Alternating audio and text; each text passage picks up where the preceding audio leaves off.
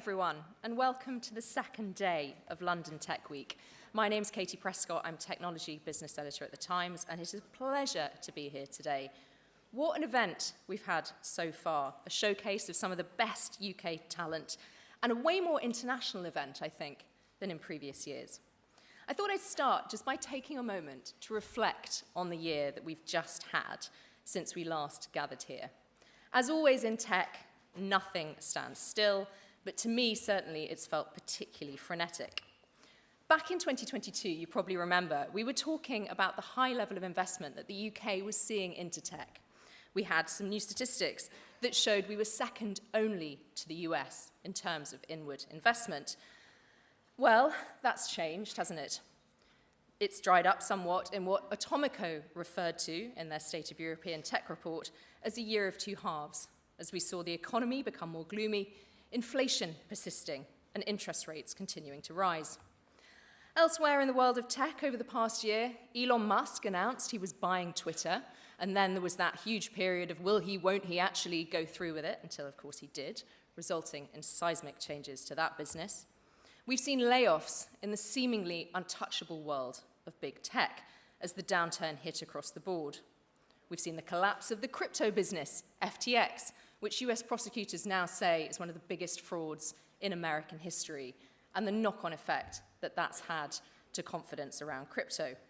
We watched as the government here forced a sale of the UK's biggest semiconductor business, Newport Wafer Fab, on national security grounds. Last year at Tech Week, Rishi Sunak was here as Chancellor. This past year, we've seen the dramatic and chaotic change in politics that has made him Prime Minister, and that upheaval has brought some very tough periods for business along the way. I don't need to remind you about the now notorious mini-budget. And who could forget the last-minute saving of Silicon Valley Bank that we heard about here on stage yesterday? I spoke to so many entrepreneurs that weekend who had their money and the future of their businesses locked away, unsure of the outcome. It did, of course, have a very happy ending, and it's certainly the first time in my career that I can remember businesses writing to government to say thank you. And of course, last year at London Tech Week, we hadn't heard of ChatGPT, and now we hear of little else. Generative AI has taken over, and I'm sure is dominating many of your conversations this week. I have to say, I did find it wonderful to hear a lot more of the characteristic optimism from the tech industry yesterday. It's wonderful because it struck me recently that the UK tech sector has been having a bit of a crisis of confidence. We've seen a slew of negative stories about the UK as a place to build and run tech businesses. And now look, we can't shy away from some of the concerns in that area about talent, capital, lack of global tech giants, tech on the public markets, all issues that we discuss a lot. But I would say that the UK tech scene is so rich and vibrant, and I see that all the time from the variety of businesses that cross my desk, still getting funding despite the crunch. And it felt to me yesterday, and I'd be interested to hear your thoughts on this, that there was a bit of punching back going on from the sector, from politicians, businesses, and investors. At an event he hosted yesterday, Saul Klein of Local Globe said the first quarter of this year will go down as the moment that the UK stepped out of Silicon Valley's shadow. Do we all subscribe to this Tiggerish view? I'm not sure, but I have sensed that the mood is quite buoyant, especially after hearing those comments from the likes of Microsoft that the EU is a better place to do business than the UK and other companies who've also piled in. So people have complained that this year's London Tech Week is a bit hot and perhaps the venue's a bit small. I take that as a sign that things are really positive. It's maybe growing pains. It's a sign that there's so much interest in this week that just gets bigger and better every year. So with that, I'd like to close just by saying have a wonderful day. We're really lucky to be here with such a spectacular lineup. Where else would you hear from the boss of Channel 4, the co-founder of Flickr, and the leader of the Labour Party all in one place? Enjoy what happens on the stage and, of course, the gossip that you have off it as well, which is also so much of the fun of London Tech Week. Just a couple of housekeeping points before we begin.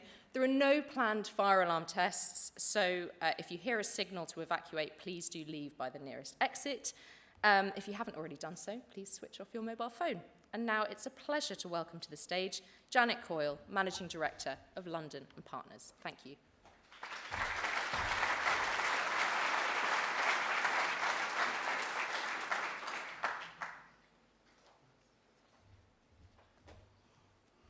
Good morning, everybody.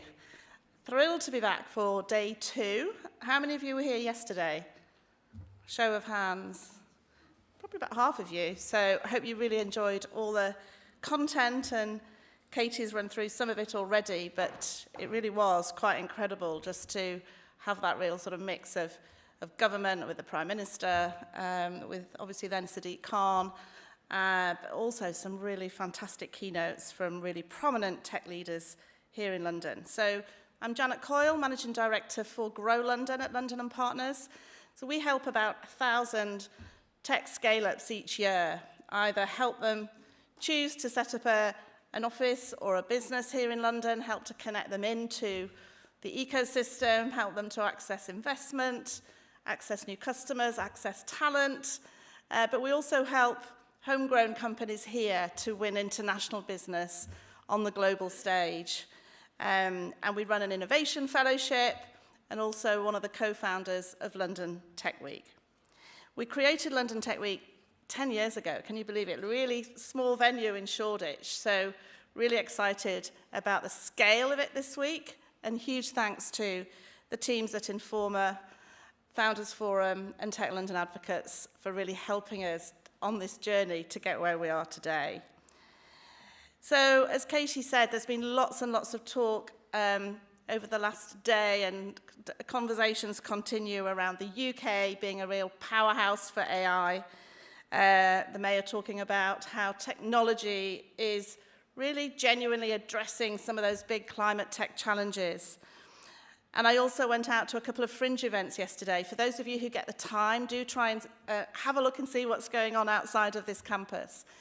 So we took over the pods of the London Eye yesterday and did some pitching with some fantastic, talented tech scale-ups with some international investors. So they literally had 2 minutes each to do a pitch while we were going round. It took elevator pitch to a new level, but it was a lot of fun to actually use some of London's iconic venues to bring the tech community together. And as Katie said, there's been some really fantastic announcements this week. Silicon Valley Bank launched their new brand. Many of you heard that yesterday, the HSBC Innovation Banking. And really fantastic to hear about Andreessen Horowitz and their new London office and their new hub for crypto. It really is testament to the talent that we have here, but also the confidence they have in our business environment. I know that's taken them many, many years to really consider where they're going to put their international presence. So there's lots to look forward to today. I'm really excited about today because I think today is a lot about hearing about some of the real tech disruptors, whether that's in health tech, whether that's in sustainability. A few little highlights. Shortly we're going to hear from Keir Starmer, the Labour leader. So really looking forward to listening to him. But we've also got our Chief Digital Officer, Theo Blackwell, in conversation with the Chief Technology Officer from New York. That's going to be up on the 3rd floor about 12:30 for those of you who are interested in that. Healthcare is a really key theme today, and there's some great fireside chats happening. Again, one on the 6th floor, similar time around lunchtime, with those who are really looking to disrupt and digitalize the NHS. Lots and lots of great climate tech events this afternoon, from the circular economy to sustainable transport, how business leaders can become climate leaders. A lot of people are grappling with that at the moment. But whatever you choose today, I just really hope you get the most out of London Tech Week, whether that's making new connections that help you scale your business or perhaps transform your business, whether that's in the networking, the fringe events. We're absolutely thrilled to have you all with us today, and enjoy day 2. Thank you very much.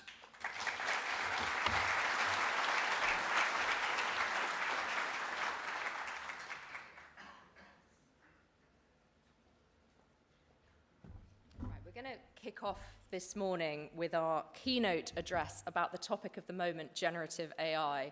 which has exploded into the public consciousness since the launch of ChatGPT last November. And businesses we know across sectors are struggling with what to do with it. Some are embracing it, like the advertising firm WPP, using it to generate ads and copy. Others are perhaps less sure-footed. So we're going to hear now from a big global business about what they are doing. And I'd like to welcome to the stage Art Hu, Global CIO from Lenovo, who's over from Seattle for us today. Please welcome him to the stage.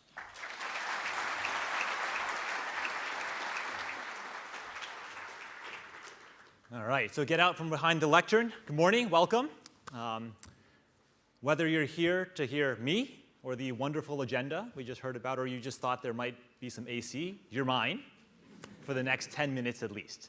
So really glad to be here. So Art Hu, I'm Lenovo's Global CIO. I'm also the Technology and Delivery Officer for one of Lenovo's best-kept secrets, which is that we do services and solutions. We've got a new business group, so I've got a couple of hats there as well.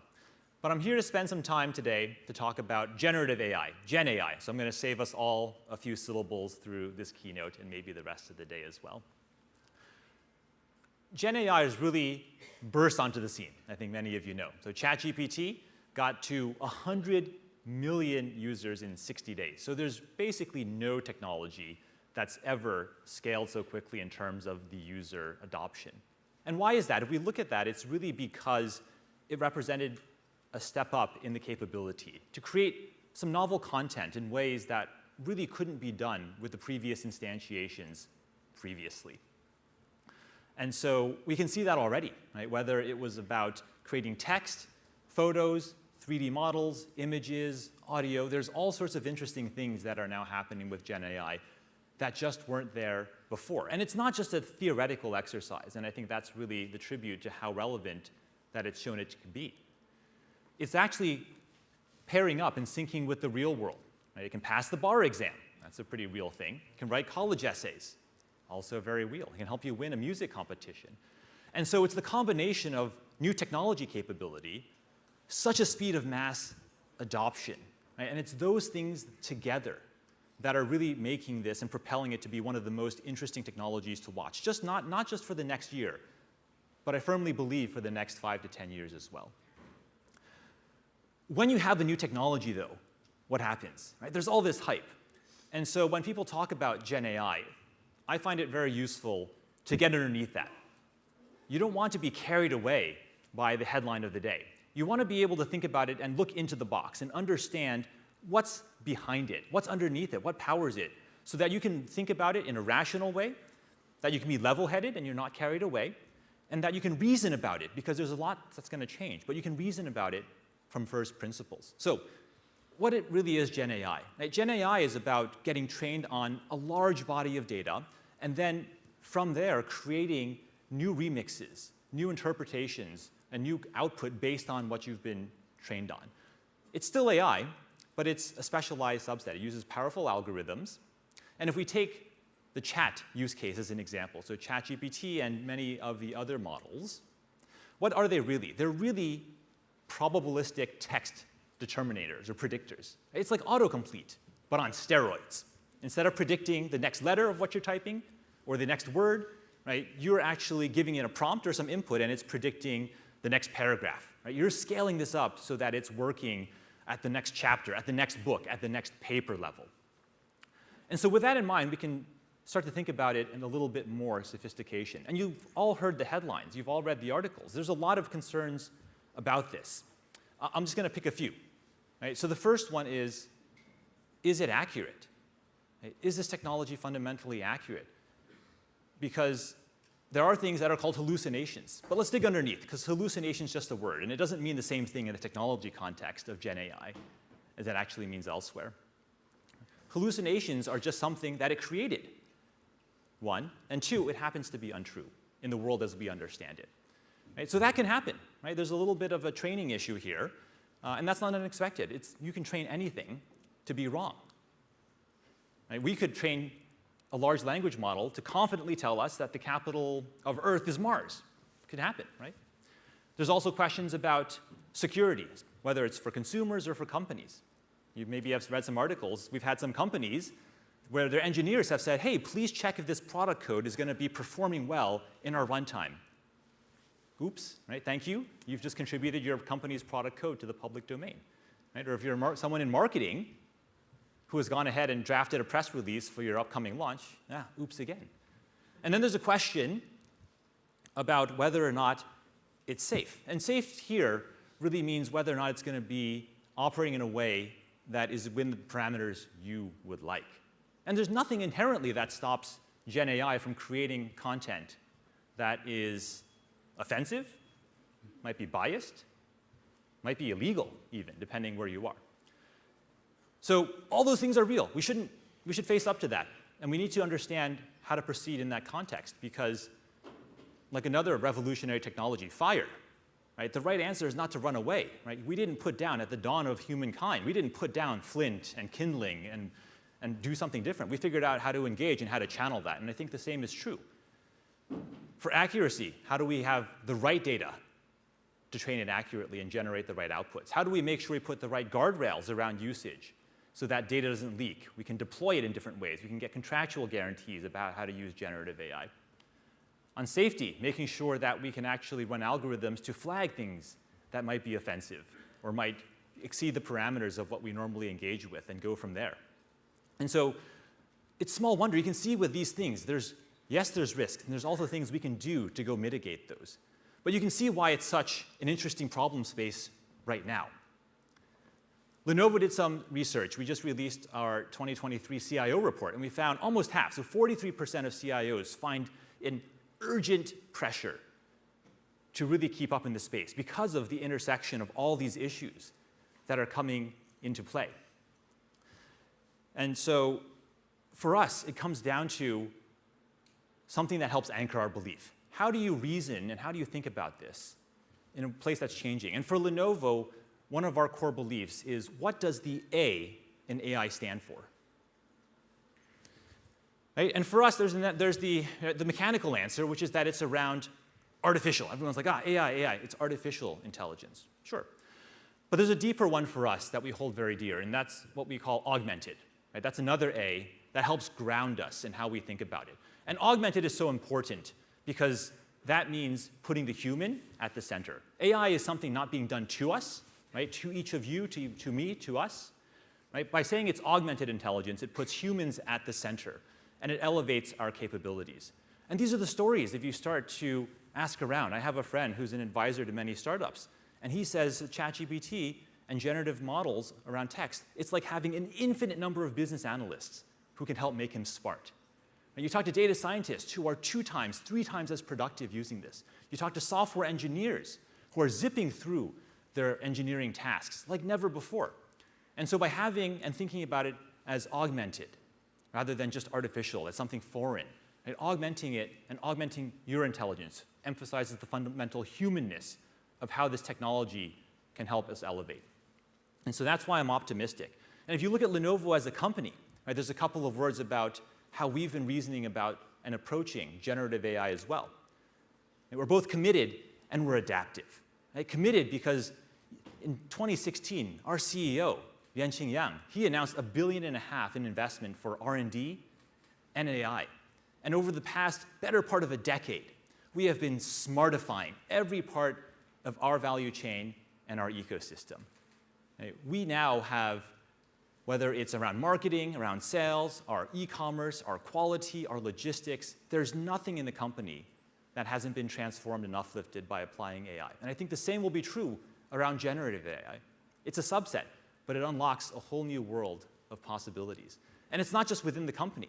No company, no person is an island. So we live in an ecosystem, and we're expanding that across as well. Our devices are AI ready, our infrastructure is AI ready, our services embrace AI as well to really bring it to life.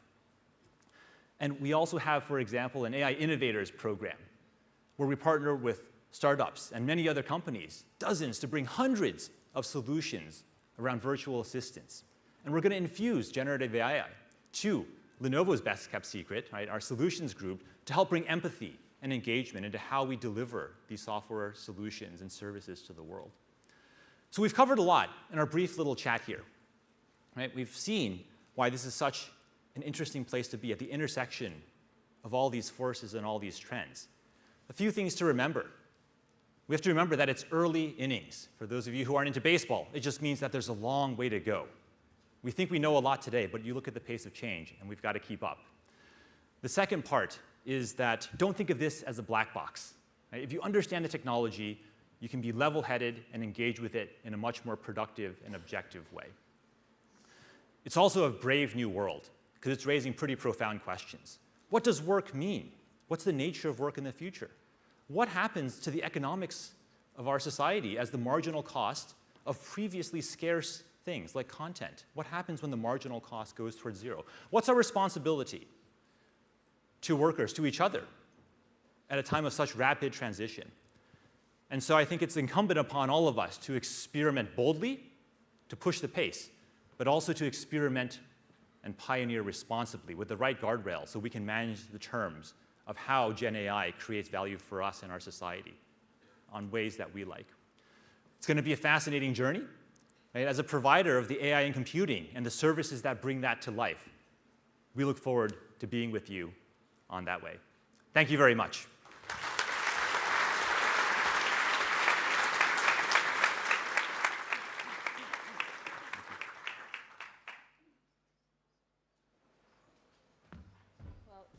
Thank you very much. I think I'm going to steal that phrase, autocomplete on steroids. It's a very good way of describing generative AI. It was great to hear so much excitement around it and such a cool-headed and informed view on something that I think has raised a lot of panic and scaremongering in some quarters.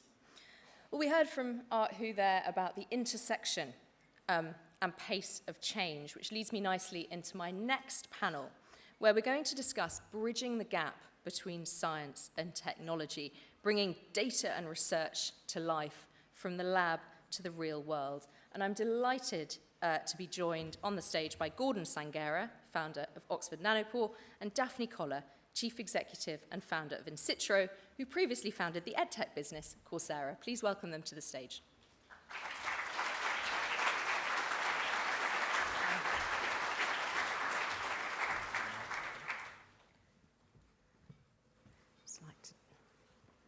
Do you want to sit in the middle there? So for the audience who might not know, Daphne, do you want to kick off by explaining a little bit about what you do at Incitro? Absolutely. Thank you, Katie, and thank you for having me here. It's a joy to be here.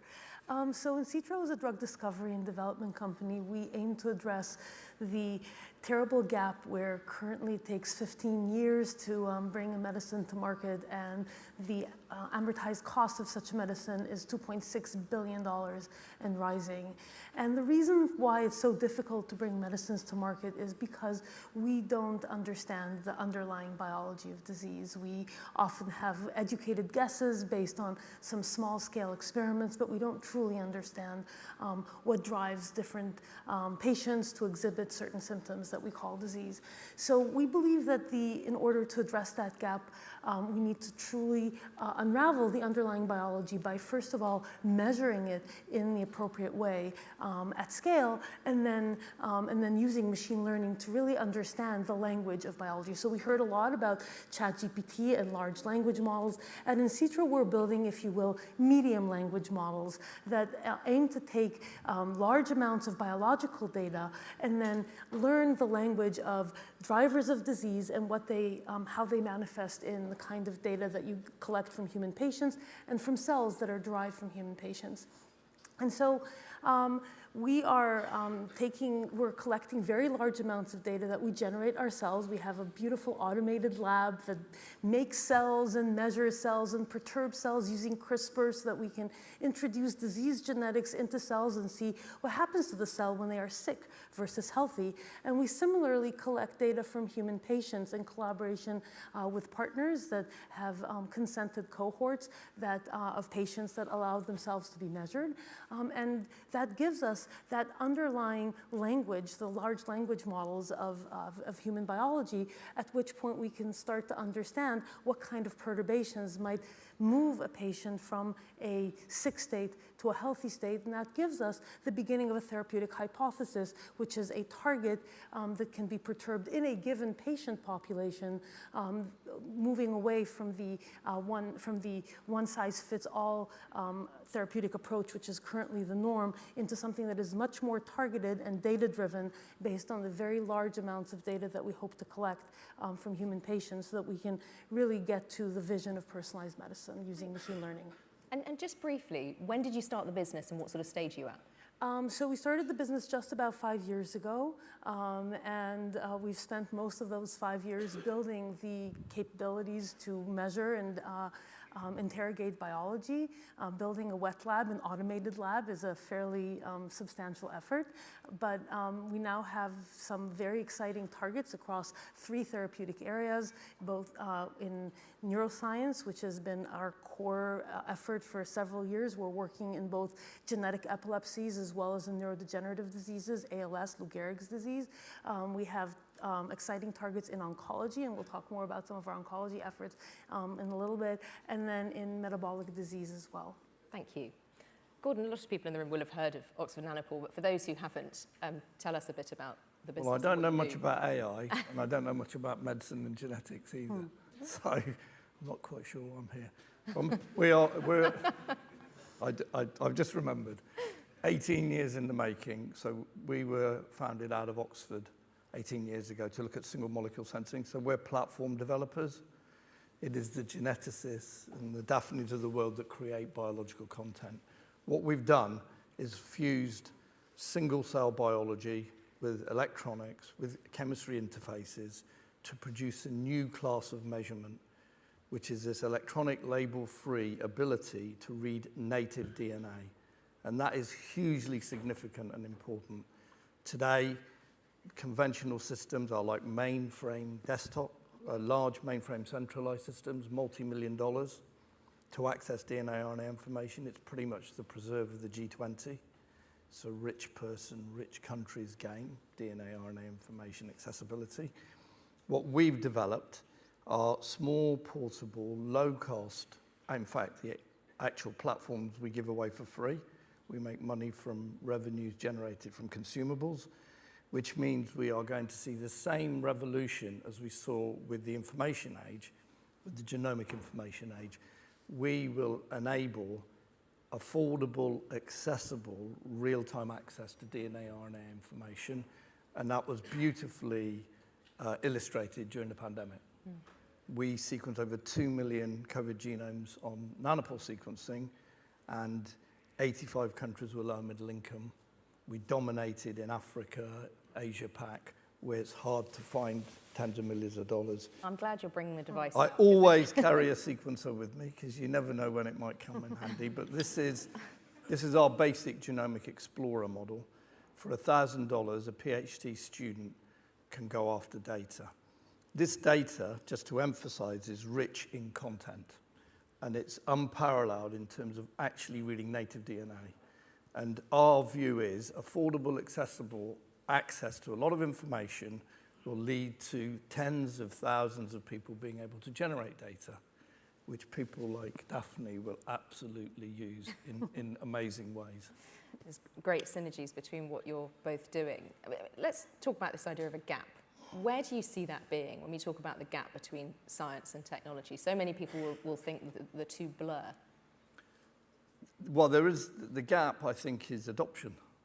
So we've been around 18 years. We launched products 7 years ago, and we're still seen as a research company, even though I could cite great examples of 4-hour turnaround time in intensive care for respiratory infections rather than 4 days in drug resistance. There are many, many applications, but the difficulty is adoption.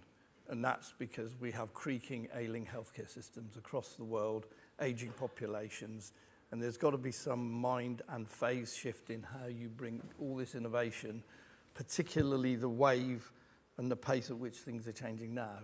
We have to introduce them quickly. Otherwise, we're just going to be having this debate about AI is really scary, because technologies get adopted when they make a big change. And when they do, people very rapidly, adopt. We've had lots of politicians at London Tech Week already. Sir Keir Starmer's about to speak. If you had to change one thing, make one point to politicians about how you would increase that adoption, what would you say? They need to earmark, and this is a global thing, and places like Singapore do this brilliantly. They need to earmark funding for innovation into healthcare separate from the front line. Otherwise, it's never going to happen. And then it has to be almost driven through. There's a lot of risk-averse, correctly, in creaking healthcare systems. And to change that, it needs to be independent, and it needs to be driven from the top down. And it really needs that technological push, which we're all going to need. Otherwise, it's going to, at some point fall over. Some people argue it already has fallen over. Daphne, where do you stand on that? Do you think it already has fallen over? I love Gordon's last point because it feeds directly into where I see the gap, which is the incredible success that we've seen of the large language models was directly driven by the availability of huge, enormous amounts of data that tell us about the human world, how people interact with each other, mostly in online resources, via text, via images, via video. The gap that I see for the adoption of these machine learning models in, for example, driving healthcare, driving agriculture, driving anything in the sciences is a lack of a commensurate data resource that will feed these machine learning models that help us understand and interrogate the world around us, which we are currently doing a very poor job of measuring and an even poorer job of collecting those data in a harmonized place, a unified resource that can then feed into the kinds of machine learning algorithms that have so revolutionized our understanding of what AI can accomplish. So the technology that Gordon is developing is an incredible way of starting to measure DNA data. That is one very important form of data for understanding human health. It is one piece of the puzzle. There are other pieces of the puzzle that need to be there in order to complement that. For example, genetics is useful primarily insofar as it ties to function or phenotypes, human traits like clinical outcomes. So we need to complement the genetics with, for example, clinical outcomes or cellular outcomes if we want to understand biology at the cellular level. So the generation of high quality data at fidelity and scale is probably the biggest rate limiting factor to the implementation of the machine learning revolution in the life sciences. And so I think that what Gordon was alluding to, which is a concerted R&D effort that would help ensure the creation, collation, harmonization of these data resources is one of the most important things that we can do as a society in order to enable us to bring better medicines to patients, in order to enable better agriculture that is sustainable in the context of global warming, climate change.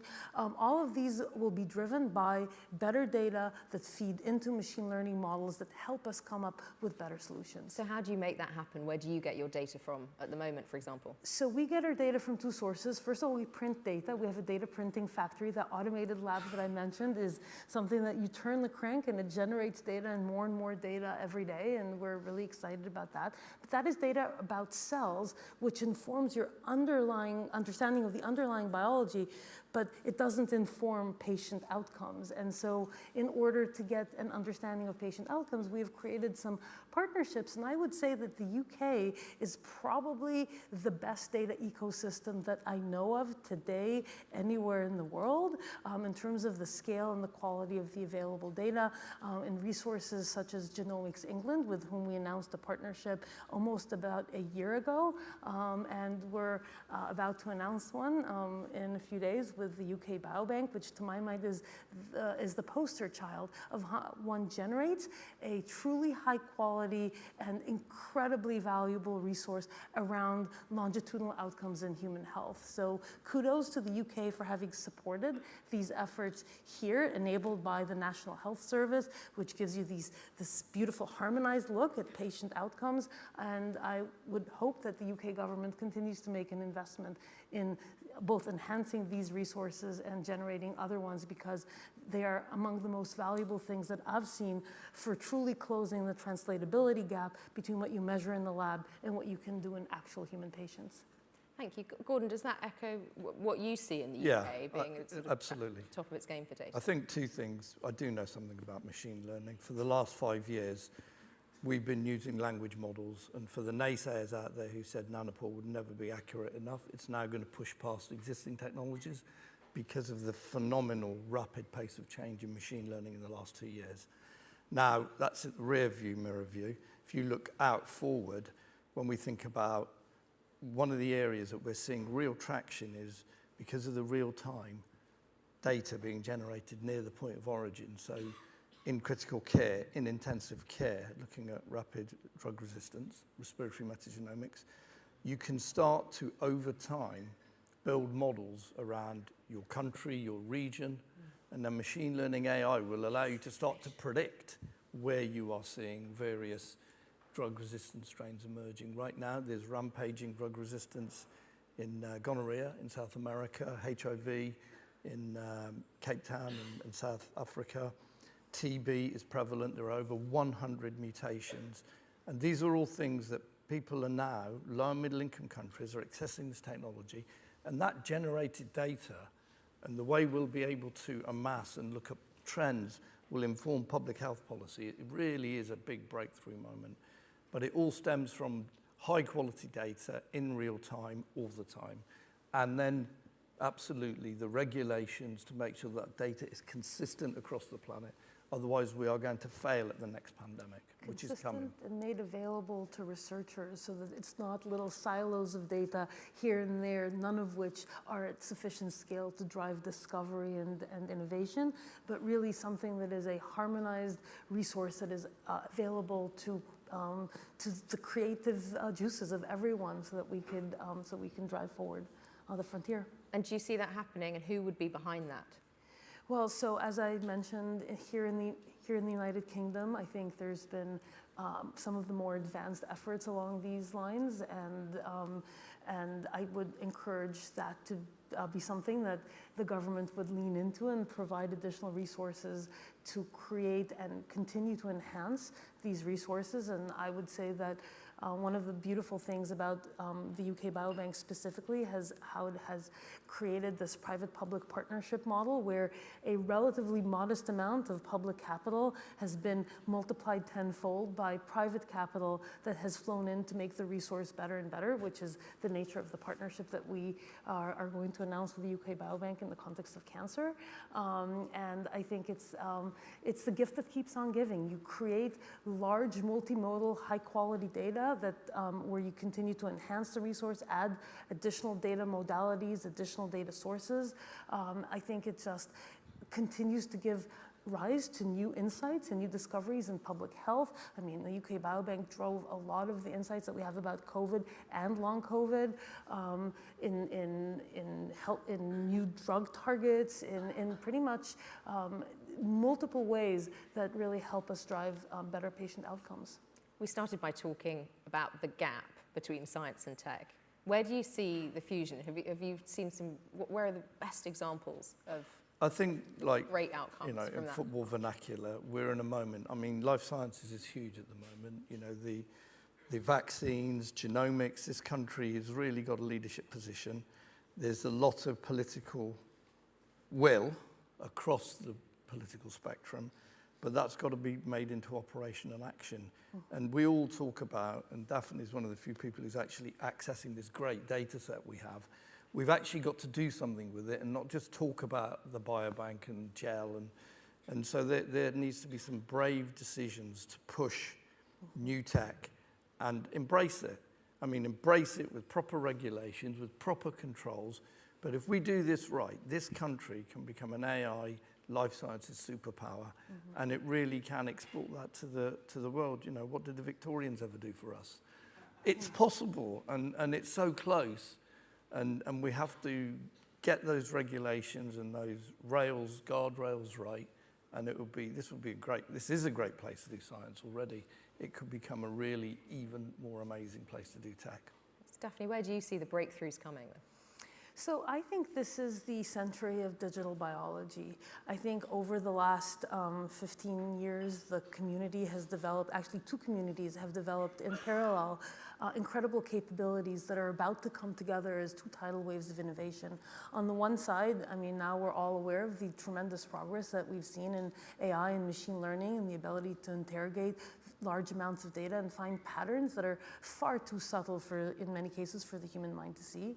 But the other half that is maybe less in the public eye but is equally impressive are the capabilities that have arisen in biotechnology, capabilities like those that Gordon and his company have been building, capabilities such as CRISPR that allows us to edit cells, the ability to measure cells using multiple ways, using imaging, using sequencing, and really understand how biology happens at the single cell level and how it happens at the macro level by very rapid and cheap MRI, ultrasound, and so on. So both of these are tidal waves of innovation, and they're going to come together in this incredible feedback loop where we get to measure biology at unprecedented fidelity and scale, interpret what the masses of really hard to understand data using the tools of machine learning and artificial intelligence, and then write biology.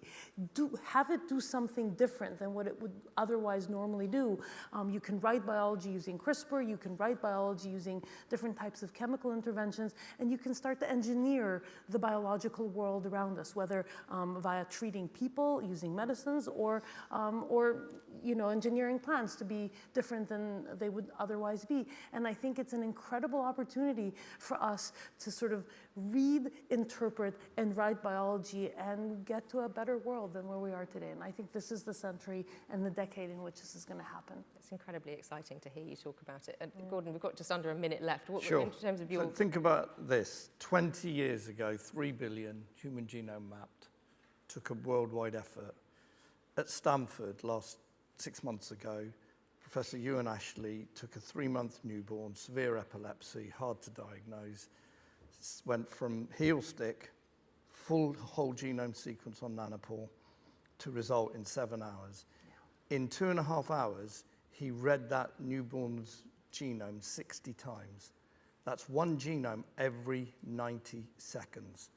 And that's really low cost, really affordable, really accessible, and that data is coming at us. Yeah. And if we get that right, we will absolutely transform healthcare, drug discovery. The whole gamut will change dramatically. Well, thank you very much to both of you for sharing that on stage with us today. It's incredibly exciting, and I can't wait to watch to see how technology propels your businesses over the next 10 years. Can I have a round of applause, please, for Gordon Sanghera and Daphne Koller? Thanks so much.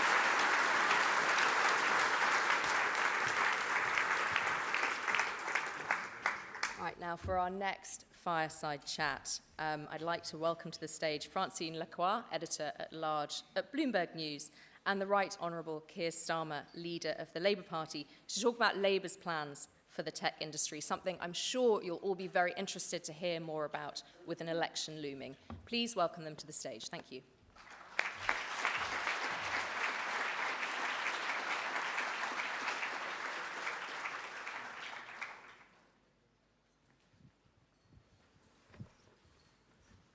Hi, everyone. Morning. Sir Keir, thank you so much for joining us. Now, there are, first of all, we need to address, because there are media reports of a major incident in Nottingham. Yeah, people here will probably be seeing the news filtering through, and I don't think we can start this session without acknowledging that there has been a serious incident in Nottingham this morning. Information is still coming through, but it's just been reported that 3 people have lost their lives. So I'm sure I speak for everybody in this room in saying that we'd like to just send our thoughts to all those affected and to the emergency services who are responding to this as we speak. So I think we will get to tech, obviously, in just a moment, but I just think when there's something that serious happening in Nottingham, we just need to acknowledge it. As I say, send our thoughts to those that are affected and thank those that are responding to it on behalf of all of us. Yeah, and Sir Keir, before we get on to tech, actually, and AI, it's been quite a weekend for UK politics. It has been quite a weekend for everybody following. So on Friday night, I was doing a speech for Margaret Beckett, who's one of our longest standing MPs. She's been an MP for 49 years. And I was in Derby with about 550 people thanking her for her service. And as I sat down, I got a note put in front of me that said, Boris Johnson has resigned with immediate effect. And then on Sunday, I went for lunch. It was my wife's birthday. Went for lunch with a number of friends. And just as we were sitting down, I saw my phone ping up that Nicola Sturgeon had been arrested. So that's quite a lot to pack in to one weekend. And obviously it comes on the back of a very turbulent 12 months or so. This time last year, Boris Johnson was Prime Minister. We've burnt through 3 Prime Ministers. We've had 4 Chancellors and 4 budgets in the last 12 months. And, you know, politically, that makes for a lot of material. It is certainly evidence of chaos. And political parties usually fight like this when they're out of office. It's very unusual to have it when they're in office. And now we've got 3 by-elections caused by just political fallout. Often you have by-elections because someone sadly dies or is very ill or there's some finding against them. To have 3 by-elections which are essentially political tantrums is really unprecedented. And, you know, politically, obviously, from our point of view, you know, we look at it and see that chaos, but there is a price to be paid. And everywhere you go across the country, most people are really worried about the cost of living. They're worried about how they're going to pay their bills. And for them to see a government squabbling with itself instead of focusing on what they need addressed, I think is, you know, a very serious situation for this government to have got itself into. And there's a deeper price because there's a reputational hit to the UK. And I think there's an economic hit as well because many investors, and this is very relevant to what we're discussing this morning, many investors say to me, we're not investing in the UK right now because we don't see the conditions of certainty and stability that we need in order to invest. And that will affect people in this room, it'll affect startups, businesses, not only in tech, but across many, many sectors. So there's a political price of this chaos as well. But with the implosion of the SNP, what kind of opportunity do you see for Labour in Scotland? Well, the implosion of the SNP has been very profound. And I think it's done 2 things. It's now allowed a proper examination of the SNP record in government. Until this point, the SNP was quite able to ensure that the only discussion in Scotland was about independence, about the referendum, constitutional issues, and not about the things that actually, in many respects, matter so much more to people. So now that torch, if you like, that light is shone on their record, and it's not a very good record.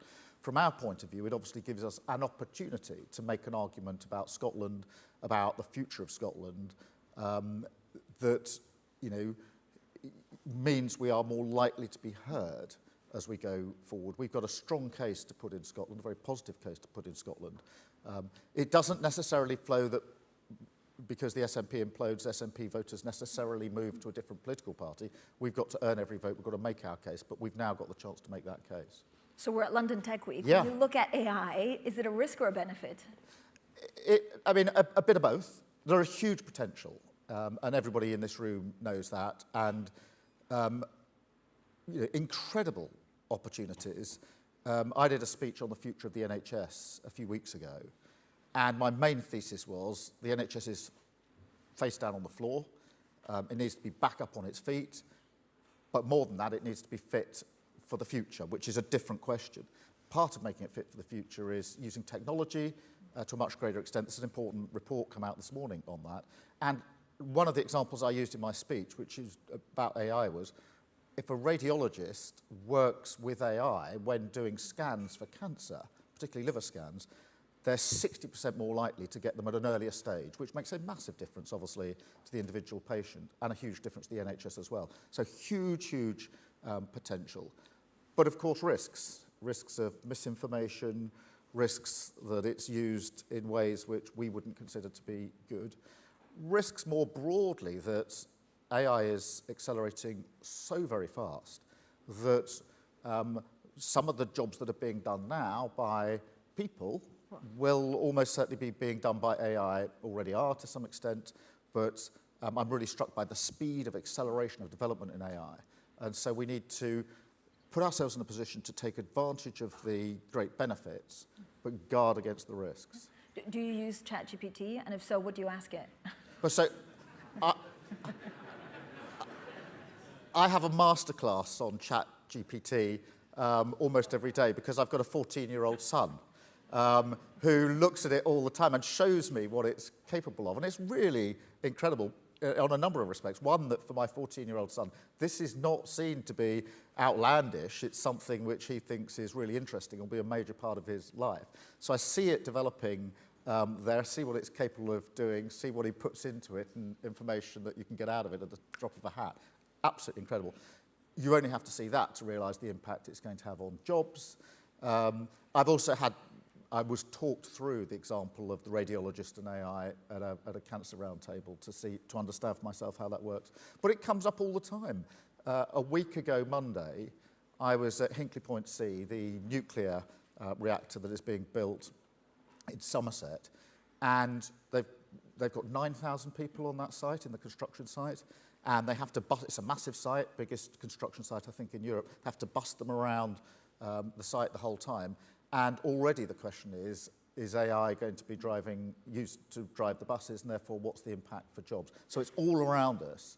I feel we're slightly behind the curve. I think the government's right to focus on AI, but there's a long way to go in terms of what we do with it. Regulation, we're just beginning to have the discussion that's needed, both here and internationally, and a much more informed discussion about jobs, I think, is vitally, vitally important, because otherwise, we will risk not addressing one of the key questions, which is who benefits from this? Who benefits? Is it just those that always benefit from advancements in technology, or is it everybody that we take with us? And it's got to be the second of those. How many jobs do you think will be lost because of AI? I mean, the UK has huge strengths in financial services and creative services, which could be fairly wiped out. So how do you protect those jobs?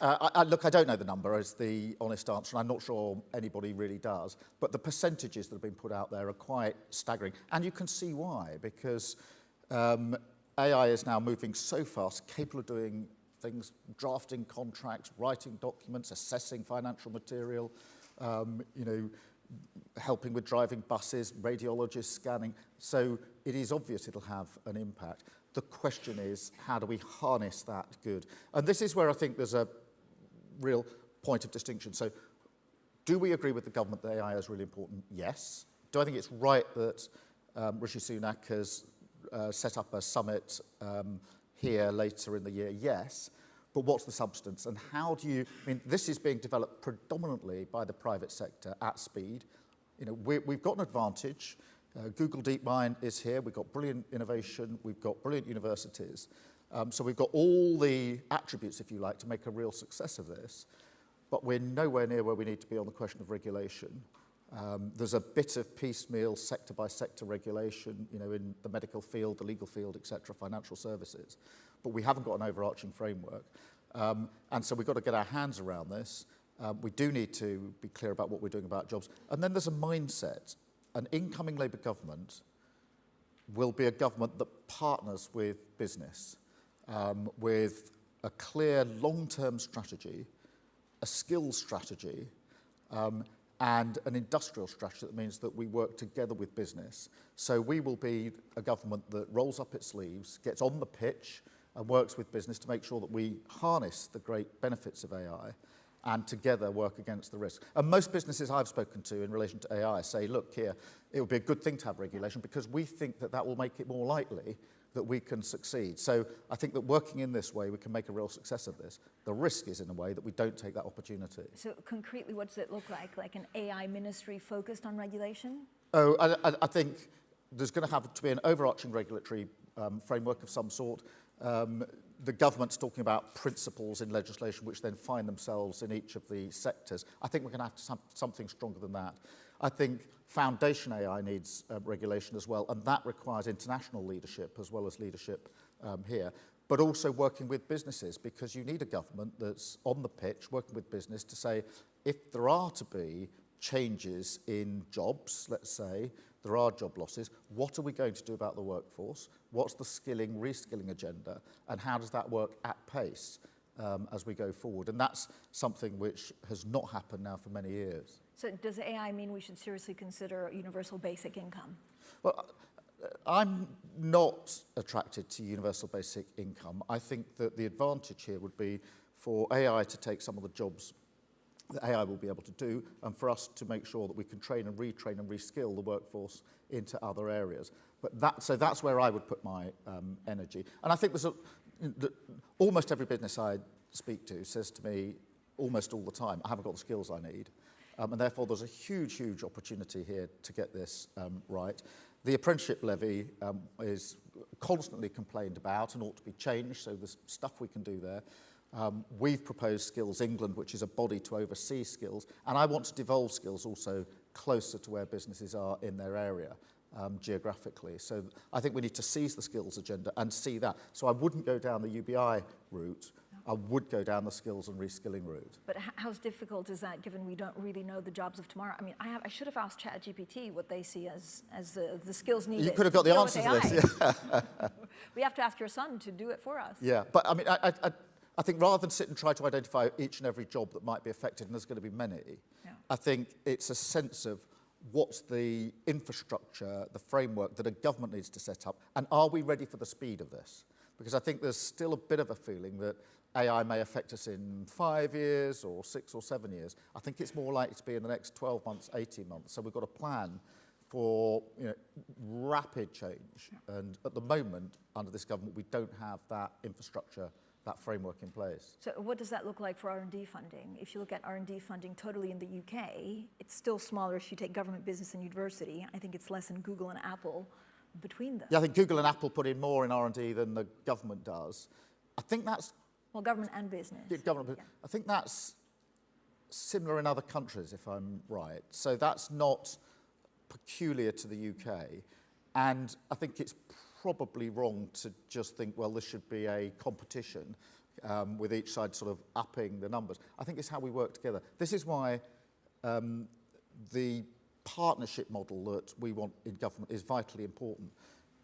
I mean, assuming we have an election next year, which obviously we will have, we get the opportunity, and it is an opportunity if we get the privilege to serve, but we're going to inherit a real mess. The economy is broken, public services are broken, the civil service has lost its sort of confidence in the light of constant attacks. So we've got to pick the country up, and our reputation isn't where it should be. We'll pick the country up, and what I've said is that requires us to be mission-driven, to be absolutely clear, what are we going to achieve in government? And we've got 5 clear missions, the first of which is economic growth, and how do we achieve that? And technology, AI, will be part of the story, whether it's on health, whether it's growing the economy. That will enhance and allow us to drive forward with those missions, and they will require us to partner with business. If you win an election, I think you can legitimately say, this is what we will achieve in government, we've set it out, but then you get the choice of saying, well, how will you do that? Will you suck it up to Westminster Whitehall and do it from the centre? No, I don't think that model works. Will you simply say, well, we've set out what we want to achieve, it's for the market now to determine how that's done? I don't think that model works, and not many businesses believe that's the model that's going to work. Or do you say we're going to have a true partnership between an active, agile Labour government and business, clear about what we're trying to achieve and working together to achieve it? And therefore, when it comes to R&D, the question is, how do we jointly make the best of R&D, which we desperately need to do? The UK does have real tech success stories like Yeah. Arm, but they've listed in New York. So how do you make it attractive for a business like that to list here? Well, look, I do think that we're third in the world, and we've got amazing tech going on in the UK. We need to recognise that, and we need to be clear about that and make sure that we don't lose that. Google DeepMind is fantastic. It's in my constituency. I've seen it a number of times, and as many people here will have done. We've got brilliant universities. We've got startups galore that are, using tech the whole time. in order to harness that, we've got to have not just the skills that I was speaking about, got to help. I mean, the problem with startups is that when they scale up, it tends to go elsewhere. So we've got to capture that problem, which is about access to capital, and create the environment where we can succeed on this. I genuinely think we can do it, but it is about creating the environment to do it. So do you think under a Labour government, a lot of entrepreneurs and investors here will want to stay in the UK and also list in the UK? Yeah, I hope so, because we want to create the environment in which it will be possible to start up, to scale up, where we can attract the sorts of innovation, technical innovation, and build on what we've got. But the single most important thing is going to be growing the economy. We've had a pretty stagnant economy for 13 years now, and we've got to kickstart that and get the growth that we need, and that requires a long-term plan for growth. It goes back to almost where we started. For growth in this country, the foundational stone is stability and certainty. And that's what we've been lacking under this government. We've been chopping and changing. It's politically amusing that we've had 3 prime ministers in a year.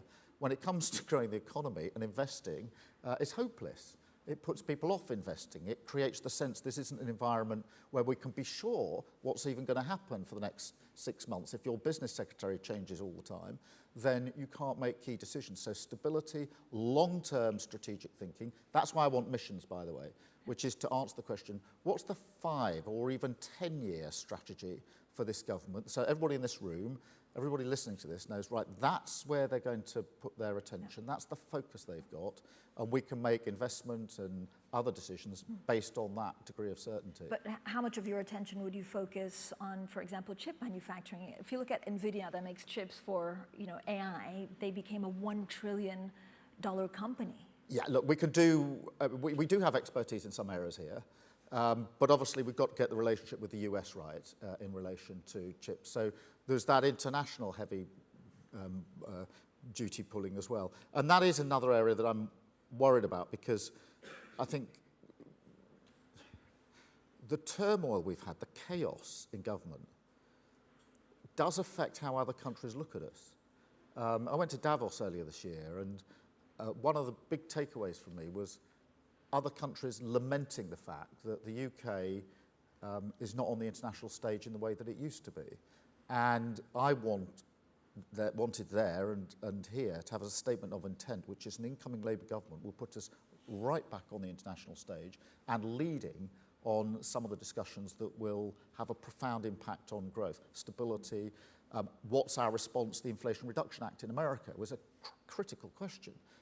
I can feel investors being drawn towards the US, and we need a response in the UK to that. We can't just sit it out saying, well, we don't really agree with what they're doing, so we'll look on and do nothing. I think that's completely wrong. So creating those conditions for businesses to thrive is absolutely vital to us. Yeah, but is that with subsidies and with what money?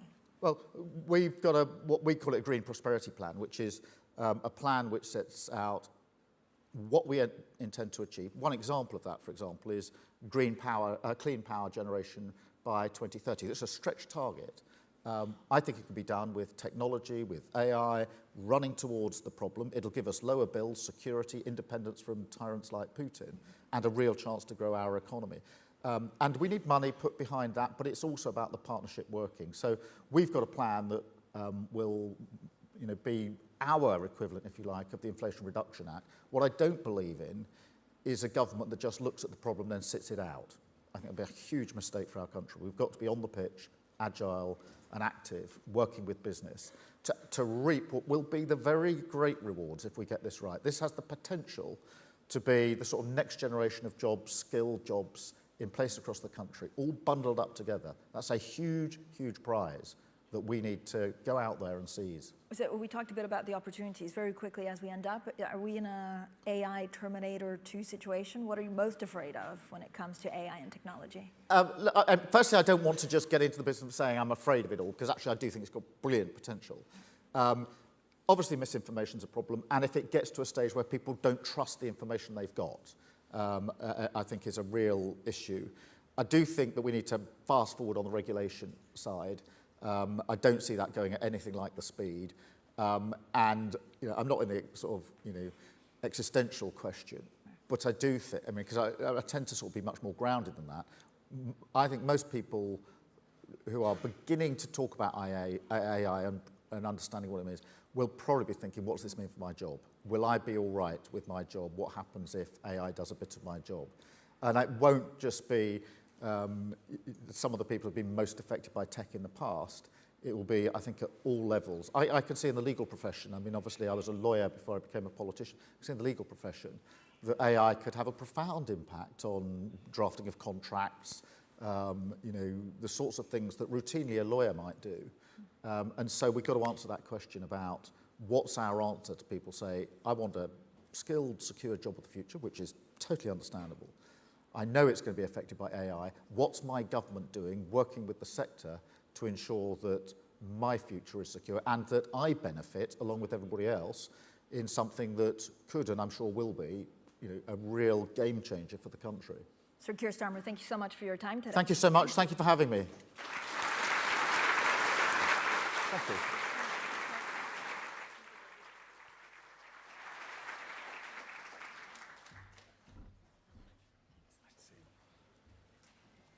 Well, thank you very much to Sir Keir Starmer. It's great to hear how policymakers are grappling with the significance of AI. Terminator 2 or not, I think it's really testament to everyone here in this room and to the tech sector that we've had so many high-profile politicians on stage this week. It really shows just how importantly and how seriously people are taking the tech sector, and not just businesses, but as a way of harnessing tech for the public sector too. Well, our next fireside chat is an IRL version of what I understand started as a virtual conversation. My guests will be looking at how you build communities online and what that looks like. And they'll be talking about the evolution of hanging out online, which will be really interesting for people like me who are old enough to remember AOL online chat rooms. Please welcome to the stage Amber Atherton and Katerina Fake.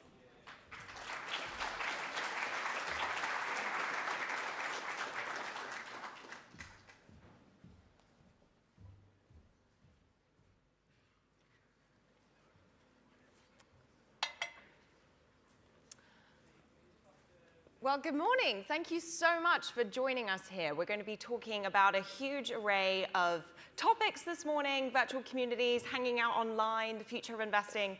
For those who don't know me, I'm Amber Atherton. I'm a partner at the Early Stage Venture Fund, patron, and I'm so delighted to be here today with Katerina Fake, who, amongst many other things, was the co-founder of Flickr and is featured in my new book about the rise of virtual communities. So thank you so much, Katerina, for being here today. We're excited to dig into the topic. So for those who don't know, could you just take us back to the founding of Flickr? What was Flickr? What was the genesis of that idea? So this was about 20 years ago, and it was actually a very miserable time in the tech world because it was the kind of massive dot-com crash. The money had vanished. There was no investment in companies, and we were unable to raise any funding. We had started off a game, and the game had failed to raise financing, and we were on fumes. We had no money left in the bank. We had had investments from friends and family, and managed to pull this out of a hat. It was kind of like a Hail Mary. That we had made this, this product, which was one of the very first, I would call, like, web native products. At the time, there was already OPhoto, Shutterfly, Snapfish, names you know, which you may or may not recognize. But it was decided that everything was all wrapped up. It was a little bit like the US Patent Office in 1899. They're like, you know, maybe we should shut this down. Everything has already been invented. And so we had this kind of like blank slate on which to work. And so this was where emerged Web 2.0. And so this was kind of the start of it, 2003, 2004. Wow. So, you know, this was photo sharing before Facebook. This was a very early community of photographer, hobbyists, and I guess, like, at the time, what's really fascinating in the book is that the internet really felt more like a village. You would see the same people around on different platforms, and in fact, you worked with Howard Rheingold. Is that right? Well, you know what's funny is that if you look at the cover of your book, it lists all of these people that I know. I know all these people. It was like the entire tech community could fit into a room like this and a half, probably.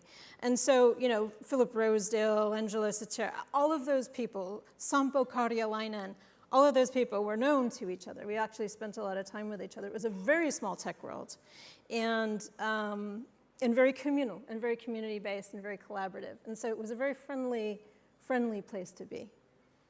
I think that there's probably a lot of founders, business leaders in the room today who've been thinking about community, how might they invest in it, should they prioritize it?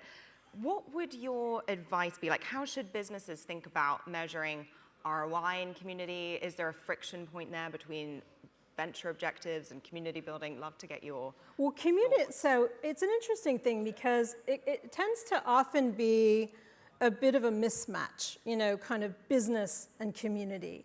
And I've just seen some disastrous implementations of community online. And I mean, if you're going to build a community, you really have to understand what it is that you're doing, what it is that you're undertaking. You know, it's very much, you know, in dreams begin responsibility.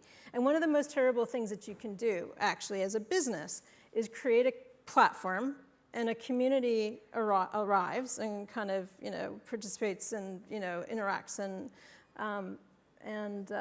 lives there, and then you can decide because of it doesn't fulfill some business objective or other, pull the plug, and that can be like a complete tragedy. This happened to me actually. The very first community that I was managing was in 1990, I want to say 95, 96. Actually, it was one of the very first Netscape communities. It was around books. My background actually, I came to California originally to study Renaissance poetry, and then the internet was happening, and I decided that Renaissance poetry could work, and I would jump into the tech world, and so I ended up hosting, because I had this background in literature, I ended up hosting a books community on Netscape, which flourished. Everybody had been dying. They didn't know it yet, right? This was super early. But everybody was dying for online community. And I totally got that because I was a young kid in suburban New Jersey, in the US with this kind of like cheerleaders and like, you know, kind of football town. And I was a bit of an oddball. I was a bit of a nerd, a bit of a geek, and I didn't have my community. And so I found it through what was then the zine world, and then basically through the internet. And so you can understand how wonderful it was for all those people who are isolated in their community. You're queer and you're living in a very Christian town and like a rural state. Like you just have a lot of pent-up need for online community. And people didn't know they needed this, but they did. And then they got online. And so, you know, this was one of the very first, I mean, book nerds, right? So this was a community that was for book nerds, Netscape. And then one day, literally, we got an email in our box saying, you know, we're really sorry, but we have shut the community down. And it was heartbreaking. There were connections, there were people falling in love, there were people, you know, it was amazing, right? And it just vanished one day. And that is a thing that I don't think people realize is how strong those connections can be online and the responsibility you have towards that community once you build it. So it was a really kind of like a lot of hard lessons along the way in the beginning. And it happens all the time, actually, these kinds of things, you know. People get blocked, people get, you know, muted, yep. Pushed out. I mean, it really affects you in a very profound way.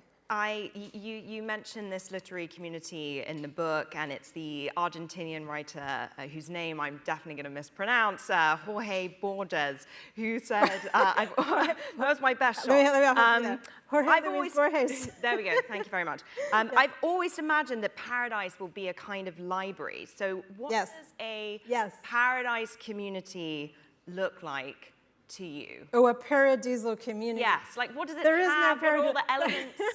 Well, I mean, the interesting thing too, I think, about the early internet, I mean, granted, we had to be, all of those people that are on the cover of your book were kind of power users, right? You had to be able to write, you know, I don't know, you had to be able to code your way into it, right?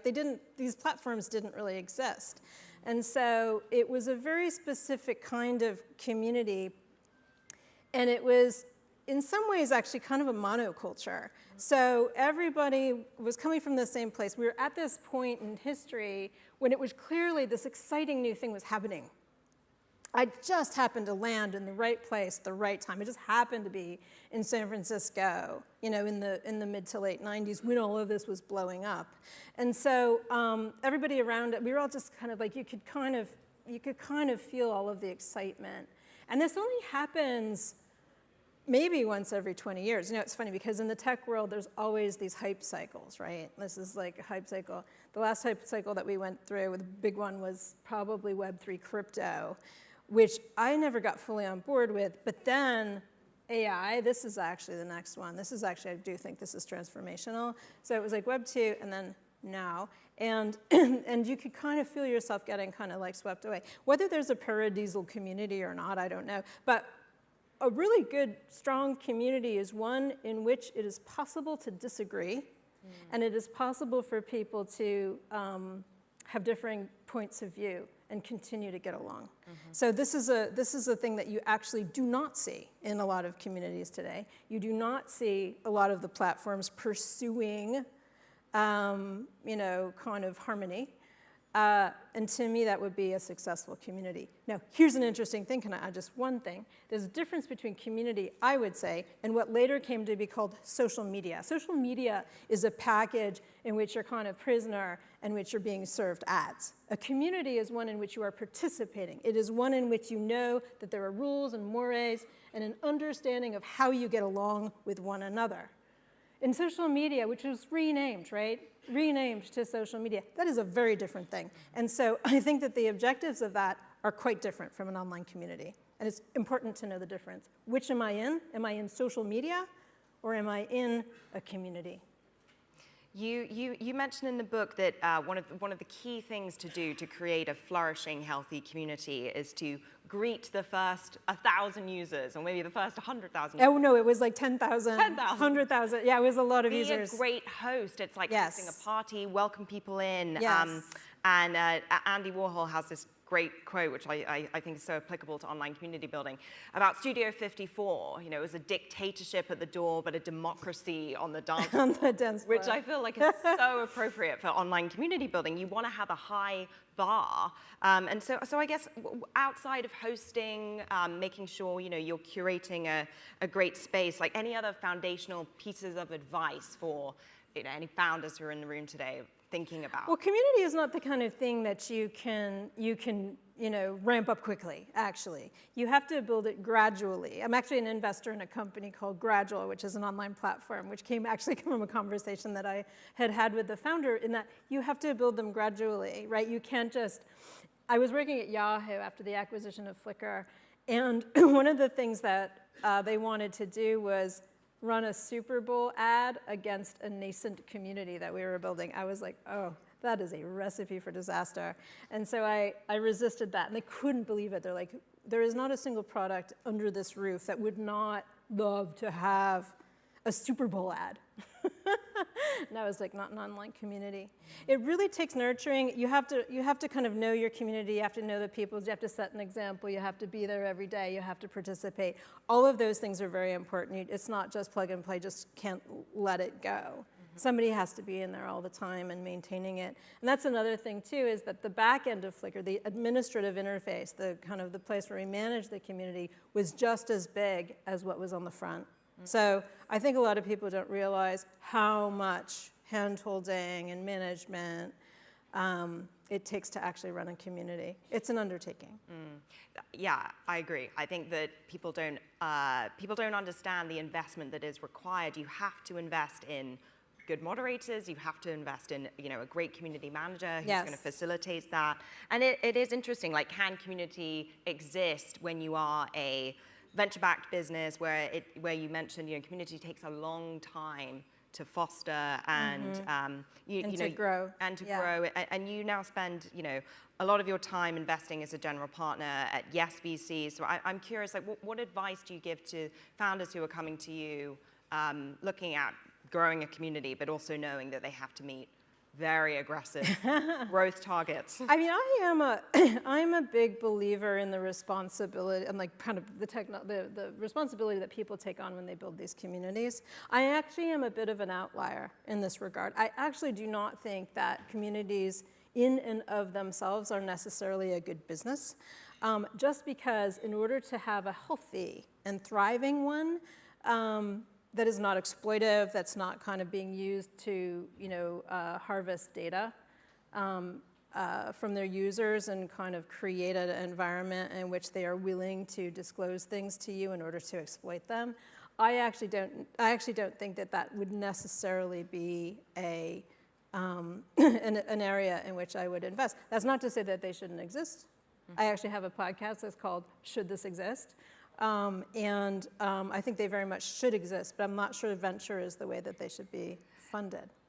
I spent some time at Discord after my startup was acquired there, and the model there is subscription, right? And so I think that is probably one of the only business models that can work. Exactly, and actually that little known fact is actually that Flickr was originally a subscription business, so.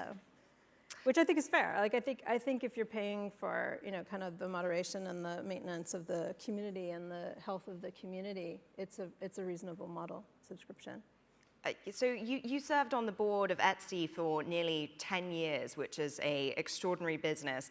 I'm curious, like, what do you think they get right in terms of community? That was wonderful to see. It was a community from the get-go, actually. It came out of a website called Craftsy. I believe it was Craftsy. And it was a bunch of knitters who had kind of formed this community online. And they were looking for an outlet and a place to share and sell the products that they had made. So it had it in its DNA from the very beginning. Community is a difficult thing to graft on, after the fact. Actually, it's a very hard thing to kind of introduce later on. Not to say that it can't be done, but it takes a lot of dedication in order to pull it off.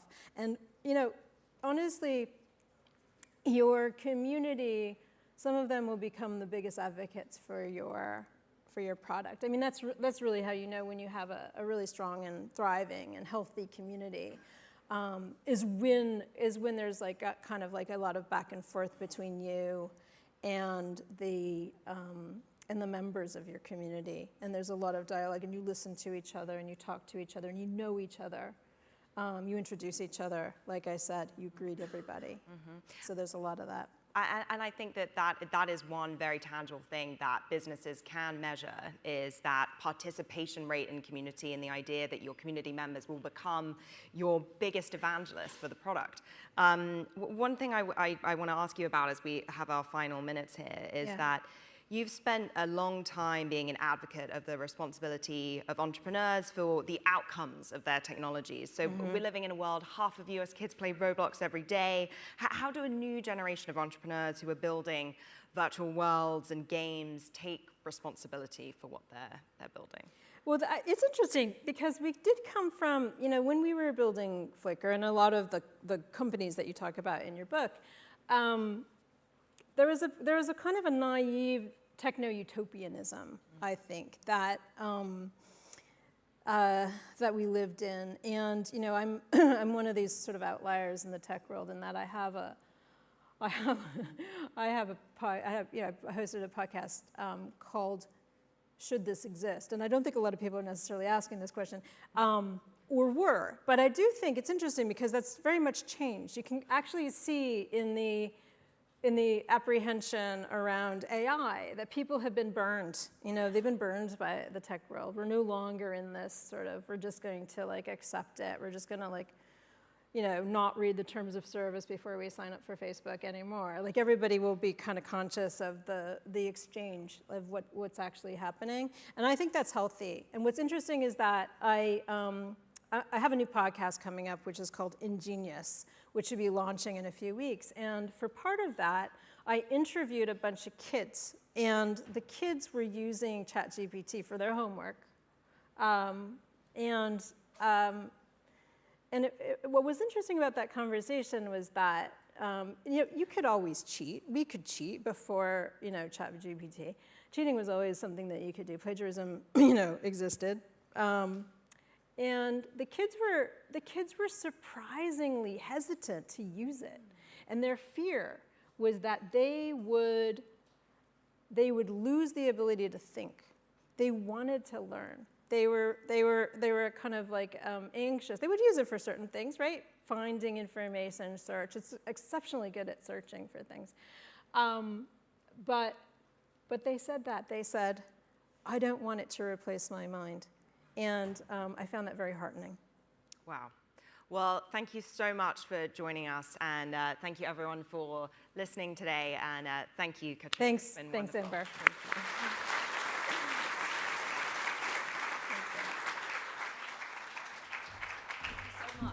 Thank you, both of you, for that fascinating conversation. It's something that I know we're all thinking about, and our readers are certainly constantly fascinated by since the pandemic lockdowns forced more of us online. Now, our next discussion is something which doesn't really have a hype cycle, and perhaps a theme that I missed in my initial introduction, but it certainly continues to dominate the business agenda in tech and beyond, and that is, of course, ESG. I'm delighted that Ben Higgin, Head of Tech and Investments at PwC, is going to host this panel. Ben, as you can imagine, is working a lot with AI at PwC, which has put huge investment behind it.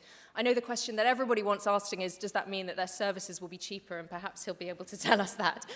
Please welcome to the stage Ben and his panel. Thank you.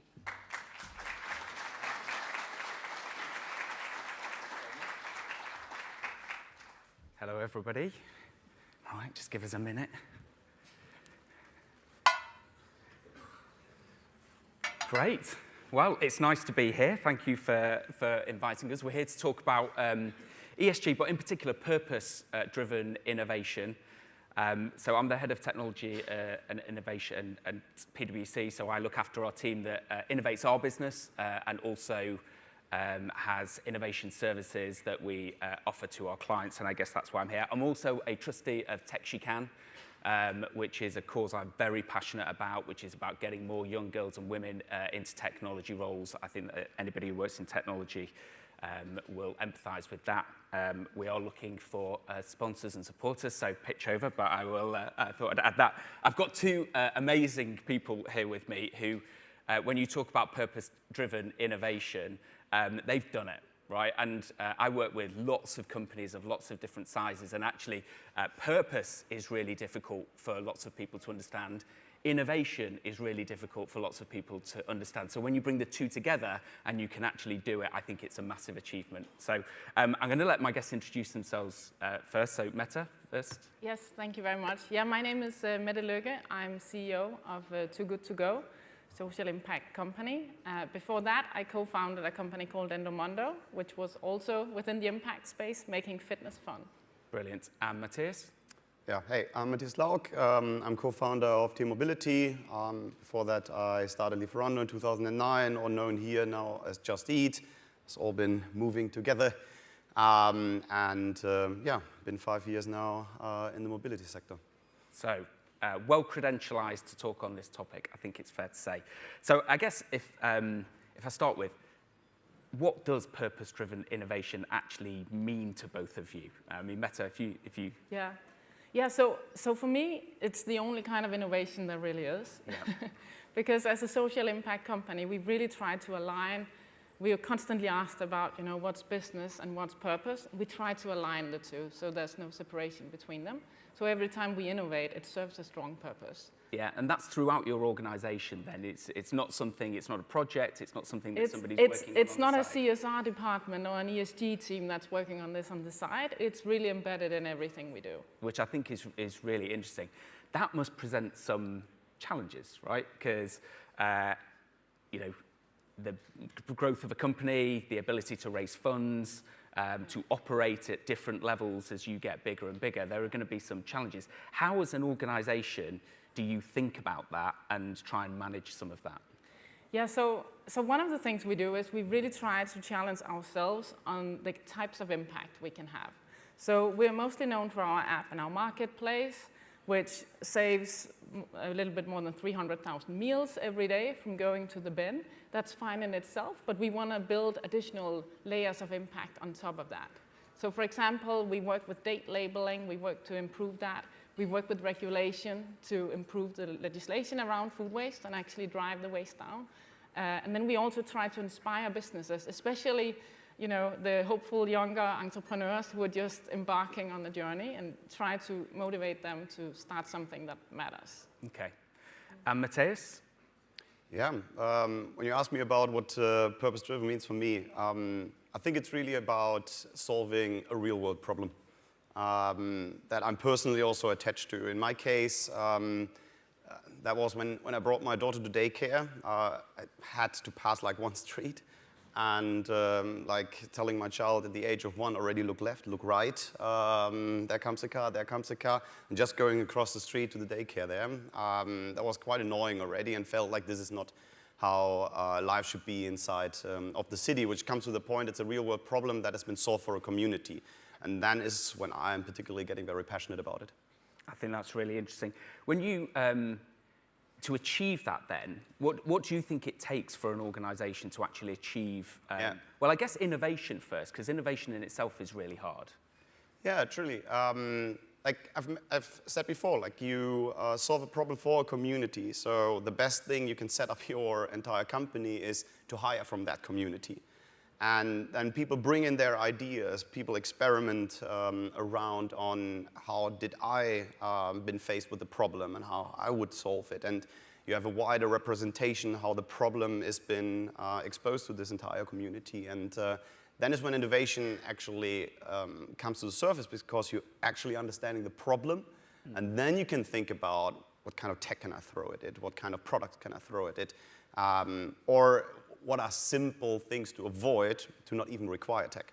Yeah, I think it's a really interesting concept. We talk a lot about being human-led and tech-powered at PwC, and I think that point around, doing something that is relevant to your community, whatever that community might be, is a big part of that, right? Because all technology is for people, it's built by people, it's run by people, it's used by people ultimately. And so I think combining that kind of human aspect of society and community into what it is that you're doing and your business purpose, I think that's a really interesting way of thinking about it. And there are challenges, right, between that business objective and that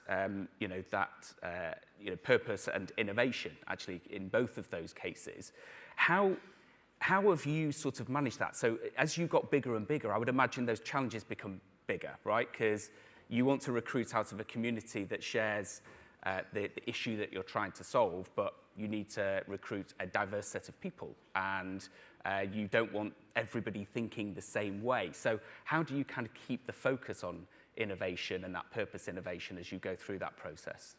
Yeah, it is really difficult, specifically if you're in a growth company, in a growth stage where like everything changes around in the company. Like the key element to it is making the purpose tangible, like putting a sentence around it. I know how many people are freaking out when you're talking about a vision workshop and all of those things, but if you actually have a purpose that you stand behind, those kind of things make a lot of sense, because you want to coin it and you want to be able to repeat it and put a mantra behind it, so that despite the situation and challenges that people are being faced with, they can always remind themselves of it. In our case, it was change mobility for good. It was like being a German speaker natively, we actually didn't figure out how weird of a sentence that is until we talked with some English native speakers, said like, hey, there's a double sense in this sentence. But it resonated with not only with us founders, it resonated with investors, it resonated with the people. So, and we saw that even in bad times, people came back to this mantra, and that kept the focus together. Am I changing mobility for good? And I have a guideline, and that really, really helps in ever-changing times to keep the people railed up behind that purpose. I think you've touched on sort of ever-changing times. I think it will be no surprise to people that there's a lot going on in the world at the moment. There's economic issues. Tech companies in particular have had quite a difficult time. Mette, how do you deal with that and keep focused on innovation?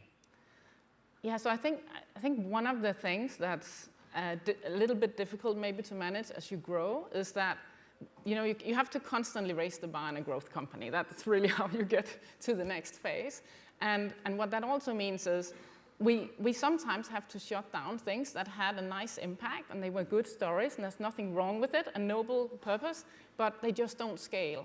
And so if, educating the team that if you want the impact, you also gotta want the scale. And sometimes I think in a social impact company, those hard decisions become even harder because it is something good that you're actually shutting down now. So that's one thing, but I completely agree also on having this North Star. We have a very clear mission. It's about fighting food waste together. And then we've also designed a KPI that really aligns with that. So for us, the KPI we all look at every day is meals saved. And the beauty of that is that it has the impact, but it's also linearly proportional with our revenue. So we kind of get the best of both worlds, and we can all align behind that. And some people will be more on the impact side, some will be more on the financial side, and that's okay. And to your point before, I mean, I think when I first joined, we had recruited most of our team out of soup kitchens. And it's just and they were very idealistic and really on to the impact. The thing is just, I mean, you need to upskill as you go. And now we're 1,150 people. It's a different organization than back when we were 10. So, I mean, we can't recruit out of those anymore. So just finding people who care enough about it and who also have the skills is a real thing. I'm interested that the piece around skills, I think, is also important. I think lots of companies have thought about skills in the sense of knowledge, understanding, but actually having empathy and creativity and all the things that actually help drive innovation can be really difficult. We see that a lot with big companies. They often have, they call them transformation projects, right, which is really about how they're changing their organization. If you think about some of the challenges that their faces, where they do multiple things, they may have defined their purpose, but what sort of advice would you give to a big company? Because you've moved and become bigger in both of your organizations. So what would you kind of say to them when they're sat there thinking, I'm part of this big thing, this big organization, but I know I've got to change? You want to say? Yeah, I can start. I think I would really challenge them on trying to create a framework around the kind of impact they can have. And some of that will be very closely aligned with their business, hopefully. But then you can also challenge yourself on, where else do we have some assets or some capabilities that make us uniquely positioned to actually do something more. You can then work that into your brand strategy after, but really challenge yourself on that. Okay. Yeah, I lost a little bit faith on that topic. The thing is that a lot of big companies, specifically if they're longer in the business, have grown to come into this equilibrium, in this state of this is how we flow, this is how we run. And that usually means control, this means balance, this means we need to check the books, we have a legal framework around everything. We double checking everything, QA process, and I can go for long on how many gatekeepers you can put inside of a process. Avoid failure specifically. And there's a set of people that like this environment. And I think it's also absolutely fine to run a company like this, no offense, but it kills innovation. And a lot of revelations and like boards and CEOs and other leaders, they recognize pretty quickly, I might have even the wrong people in the company by now. Because those that hate those kind of processes leave to other companies that, due to the absence of those processes, not necessarily intentionally, have the environment that they are longing for, while those companies have set up, it's cozy here, it's fine, there's never stress. And again, this is a good thing as well. Like, I think we need a lot of companies like this as well. But innovation is hard. Yes, we can put frameworks around it, but I can also not process myself to innovation. It's sometimes more serendipitous. It happens through a lot of wasteful experiments, and big companies hate waste. And even agile movements teach us to avoid waste, but innovation sometimes, I tried 20 different things, all of them failed, killed resources. But the 21st attempt, this one succeeded, and out of the sudden, I have something different. and it has been accepted by people and adopted, and all of a sudden goes through the roof. Yeah, I think it's a dilemma that a lot of big companies really struggle with. And I think those, where we sit, there's loads of different frameworks that you can apply when you do these things and try and set them up. I think the ones that work are the ones that really understand the existing culture of the organization, and they treat this as an ongoing cultural change program rather than a project. I think as soon as you see it as a project, actually people are looking for success and failure in a very different way to saying something about, no, this is who we want to be as an organization going forward. And there's an imperative there. We do a CEO survey, and 22% of CEOs in the UK think that their business model won't work in 10 years' time. So they see that imperative, but I think it can be quite hard to put some structure and frameworks around it that actually lead you to a very different outcome. Yet I would like to see a lot more honesty in those transitional processes. Again, to the point, not everybody wants to change. Not everybody likes this different culture. And it's assumed that I can do this entire cultural change to, again, drive innovation, to have an impact mindset with the people that joined maybe my company, because they actually don't want all of this. Yeah, and again, we see that. So. And I think you really have to, as a leader, you have to keep talking about that cultural journey. And like, this is where we came from. We came from speed. Now we're moving towards excellence. It doesn't mean we don't want to move fast, right? But the way to get to speed now is actually through excellence. But it's definitely not for everyone. Yeah.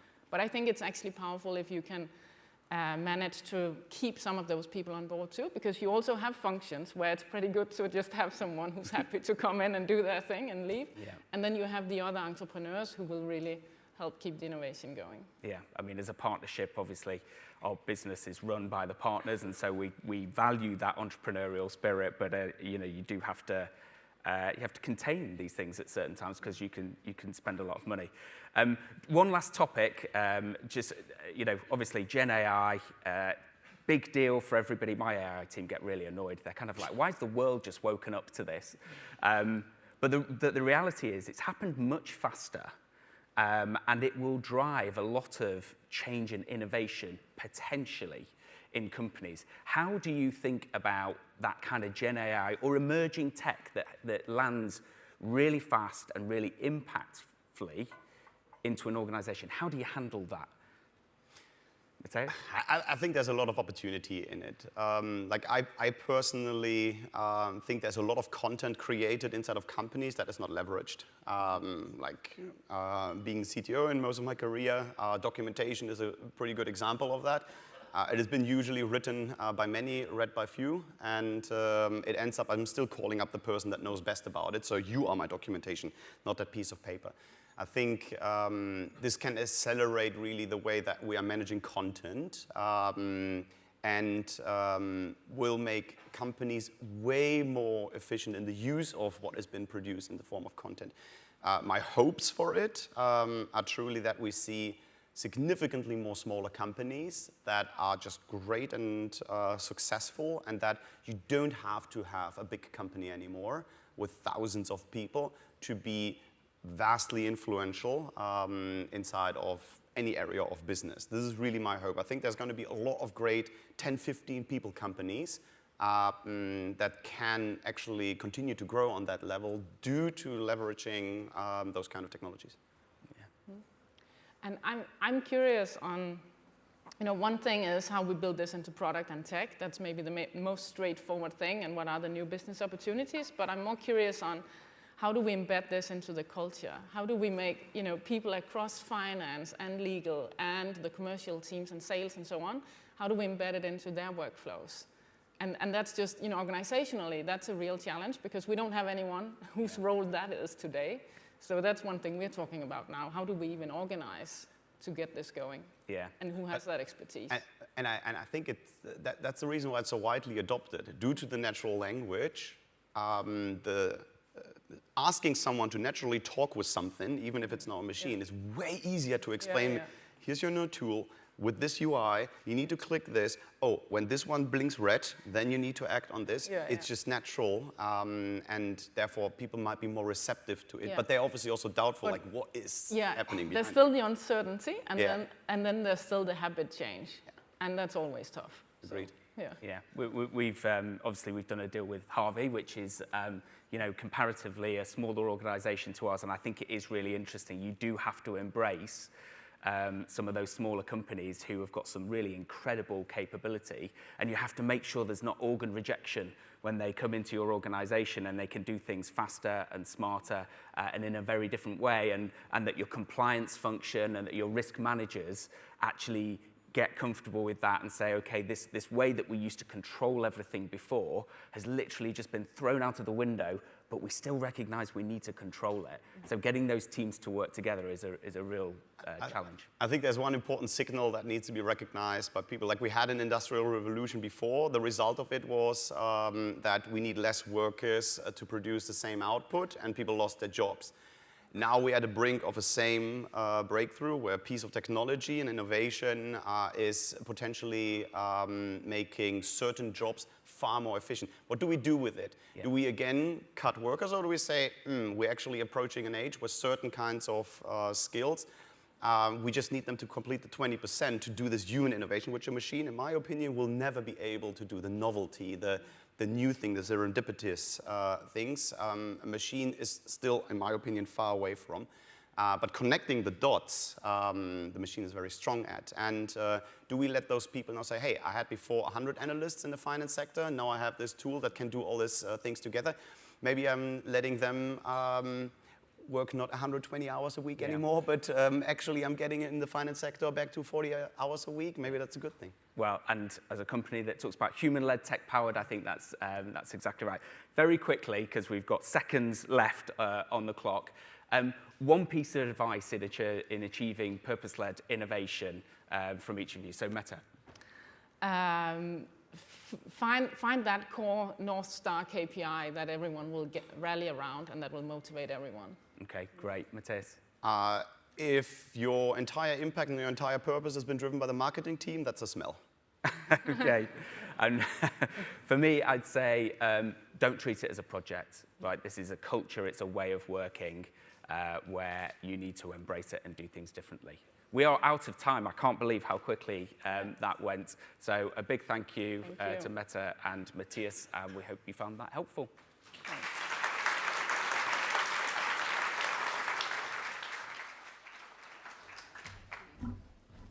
Thank you so much, all of you. Now, our next panel was brought together by Equal Her, which is a group supporting women in the tech industry. They're going to be discussing the role of companies in women's health. Certainly something that perhaps is growing awareness of, but still more needs to be done. Femtech, we know, for example, is traditionally a hugely underinvested category, although it is rising in importance. We've got a stellar panel to discuss this.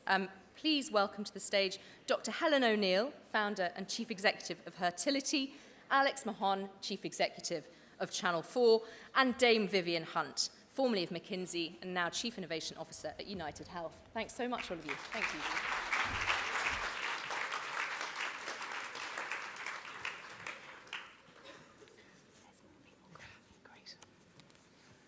Good morning. It's great to see a full audience of people who are interested in what we're about to talk about. I am delighted to be in front of such phenomenal women who really are making the step to translation of some of the things that we're doing in terms of education of reproductive health and bringing that into the workplace. For those of you who don't know me, my name is Dr. Helen O'Neill, and I'm CEO and founder of Hertility Health, which is a women's health company that aims to translate both education, screening, triage, testing, and treatments for all of women's health from menstruation through menopause. We provide education in the workplace, and we provide direct-to-consumer and direct-to-business offerings for women's health. So I'm delighted to be introducing Dr. Alex Mann, who recently told me she has a PhD in physics and does not use that title, so I thought it was very important to highlight that flex today, and Dame Vivian Hunt.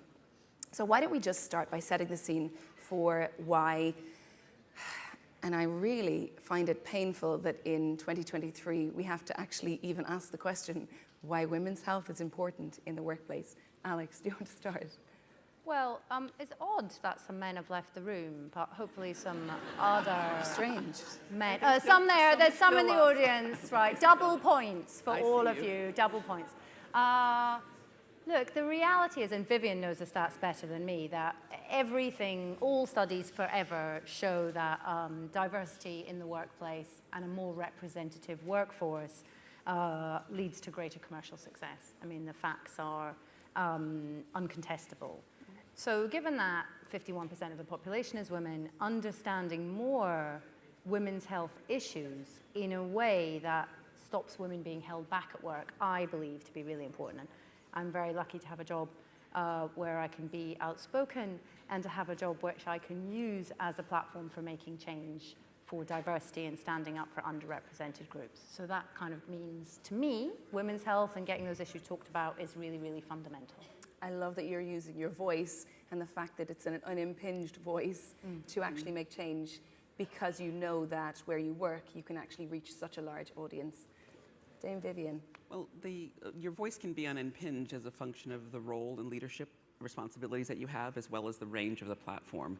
And what that points to is one of the most significant variables that's actually correlated with higher performance in businesses, which is leadership appointments, diverse leadership appointments.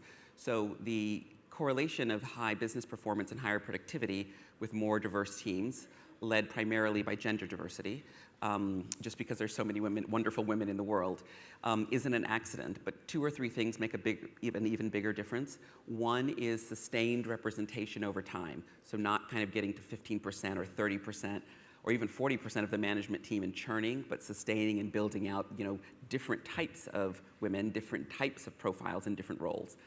The second most significant variable is very simple: leadership positions. When you're in a position to be able to problem solve, make decisions, allocate resources, break, fix, repair, scale, cognitive diversity helps. And then the final thing is a more general characteristic, but it's present in all successful companies, all industries, all countries, that the research has been able to see, which is that it's an inclusive culture. A culture where different profiles, problem solving, are comfortable speaking up, and you can sort of benefit from some of the fast fail and other techniques that are really successful in tech. So it's not an accident when the productivity things come through. The second thing I'd say about the why is, women are, in addition to being a hugely important part of the workforce, we literally won't grow as an economy if we don't figure out a way to increase women's participation. The UK, as an example, used to be 3rd amongst the top 7 or 8 developed countries in female participation, and they've fallen actually to 5th or 6th in that ranking. And they've fallen behind for a good reason. Other countries have implemented a wide range of policies that have helped women's participation in the workforce be easier. And I think even in Japan they call it womenomics, adapting Abenomics. And so there's a lot you can do to actually boost that participation and get women in the workforce. And then the final thing I'd say is that, women's health, just your wellness, your well-being, how able you are to show up physically and mentally, when you pay more attention to that, you then will get that productivity gain. If you don't, for any of us, men or women, whatever your profile is, you simply won't reach your full potential. So there's a lot we can do as employers to help drive it. In a healthcare company like UHG, and here in the UK, Optum, it's also all of our patients, of course. All of our GPs and nurses and patients are also the other reason we care about this topic. But first and foremost, our employees and productivity is reason enough to get after it. And it took a global pandemic for us to realize that actually potentially working from home might not hamper productivity, but in fact have the opposite effect and boost productivity. It seems to me we might be heading for even bigger economic crises when we look at the fact that companies cannot actually scale in terms of their economic growth without investment into women. And this has been replicated and shown across the world when we have such significant falling fertility rates. So the replacement rate, in other words, the number of babies born versus those who die, is actually reversing. So you mentioned Japan. There's going to be, last year there was more nappies sold for old people than there were for babies in Japan, and there are not enough babies being born to build into the economy. Yep. And so it seems like such an obvious statement to say, unless and until we support reproductive health, fertility, and reproductive care, we are not going to see growing economies. Do you want to talk about how we can actually start to embed a better cognizance of reproductive health and its importance within the workplace? Well, I guess like we started actually with the end of fertility, which was menopause, because we realized at Channel 4, or it became apparent how many women were leaving the workforce, frankly, just at the point of their peak performance. Like they've got a lot of experience, maybe they're 50, they've probably got rid of their kids. I mean, as an employer, like they're super efficient, right? They know a lot, it's really developed, they don't have to rush off to do the school run anymore. But because that was coinciding with menopause, people thought they were going nuts and were leaving. And that was happening because menopause was such a taboo in society to talk about. So we introduced this menopause policy. It's gone to thousands of companies now. It's really cheap to implement. A lot of it is just involving being able to use that word. Obviously, none of us can get away from that word now because we made a lot of shows with Davina about it, and now there's been a run on HRT, and we've changed the law so that HRT is covered by prescription charges. And then we started to do things around fertility. We've done a partnership with your company, Fertility, so that all the staff can get blood tests really simply and easily and without embarrassment to work out where they are in their own fertility journey. And now we're doing things around periods. And the ability, there's nothing wrong with women, right? But the point is that these are issues that affect women in their life, and they can't discuss them at work because they're so awkward and icky and taboo and it's embarrassing. I mean, the equivalent would be if like 5 or 10% of men had to phone up their boss and say, I've got a painful erection, I can't come in. We'd have probably like done something about that. But that's sort of how it is, right? You can't mention it. I mean, you're thinking about taking that call. But you know, it's a tricky thing, right? It's like so awkward. But most of what we're doing is just educating people that that's okay to discuss, and you can have a policy in place, and people can have like time, their sick time when they need their sick time, and you can have facilities in the office. It's that kind of thing to just make it more normal so that women's health, when there are issues like endometriosis or infertility, doesn't hold them back in the workplace. Absolutely. Our experience included a different starting point. It was really around fertility. There were an increased number of women who wanted to take more time. They were just simply finding a lifetime partner and or having children later. And so introducing fertility policies, including egg freezing and a number of things, were implemented. And to be honest with you, we thought the take-up was going to be narrow. It'll be sort of women on the consulting track between ages 26 or maybe the ones 30 to 35. You know, we had a stereotype in mind of who was going to uptake the policy. And what we learned was that it was an issue in many, many people's lives. You know, I always say that you are going to be a parent and role model to someone, whether that's biological, surrogacy, adopted, or accidental. You don't know the path through that, even if you decide not to have children or not to become a parent. Biologically, normally that's a process. And I started my career as a midwife, so I know that it can be a journey that everyone goes through in many different ways. And what we had was the same number of men coming forward with interests in the policy to see how it was shared. We had a wide range of our staff who wanted to take pauses in their careers, interesting issues about how do you carry over the benefit between employers. And we not only just listened to feedback from our employees, but we also looked at benchmarks and case examples from data sets that you have to try and improve the policy. But two things I'd say really simply. It's not one sort of arrow on a popular topic. You know, menopause today, infertility tomorrow, mental health and wellness, and coaching another day. It's really a suite of policies that working together can cover all of your employees over a life stage. Secondly, you don't have to have a big company, be a big company to do it. You can implement these very early on. And for a lot of the tech founders and startups, you know, to the topic of the previous panel, the culture you create when you do a startup is the culture you create. And so you're making a choice if you're excluding these things. And then last but not least, if you don't pay for it early, in healthcare, you pay for it later. Yeah. You know, so the more you can do on preventative health and wellness, particularly for women, the more likely you are to get not only healthy people, but also much higher productivity.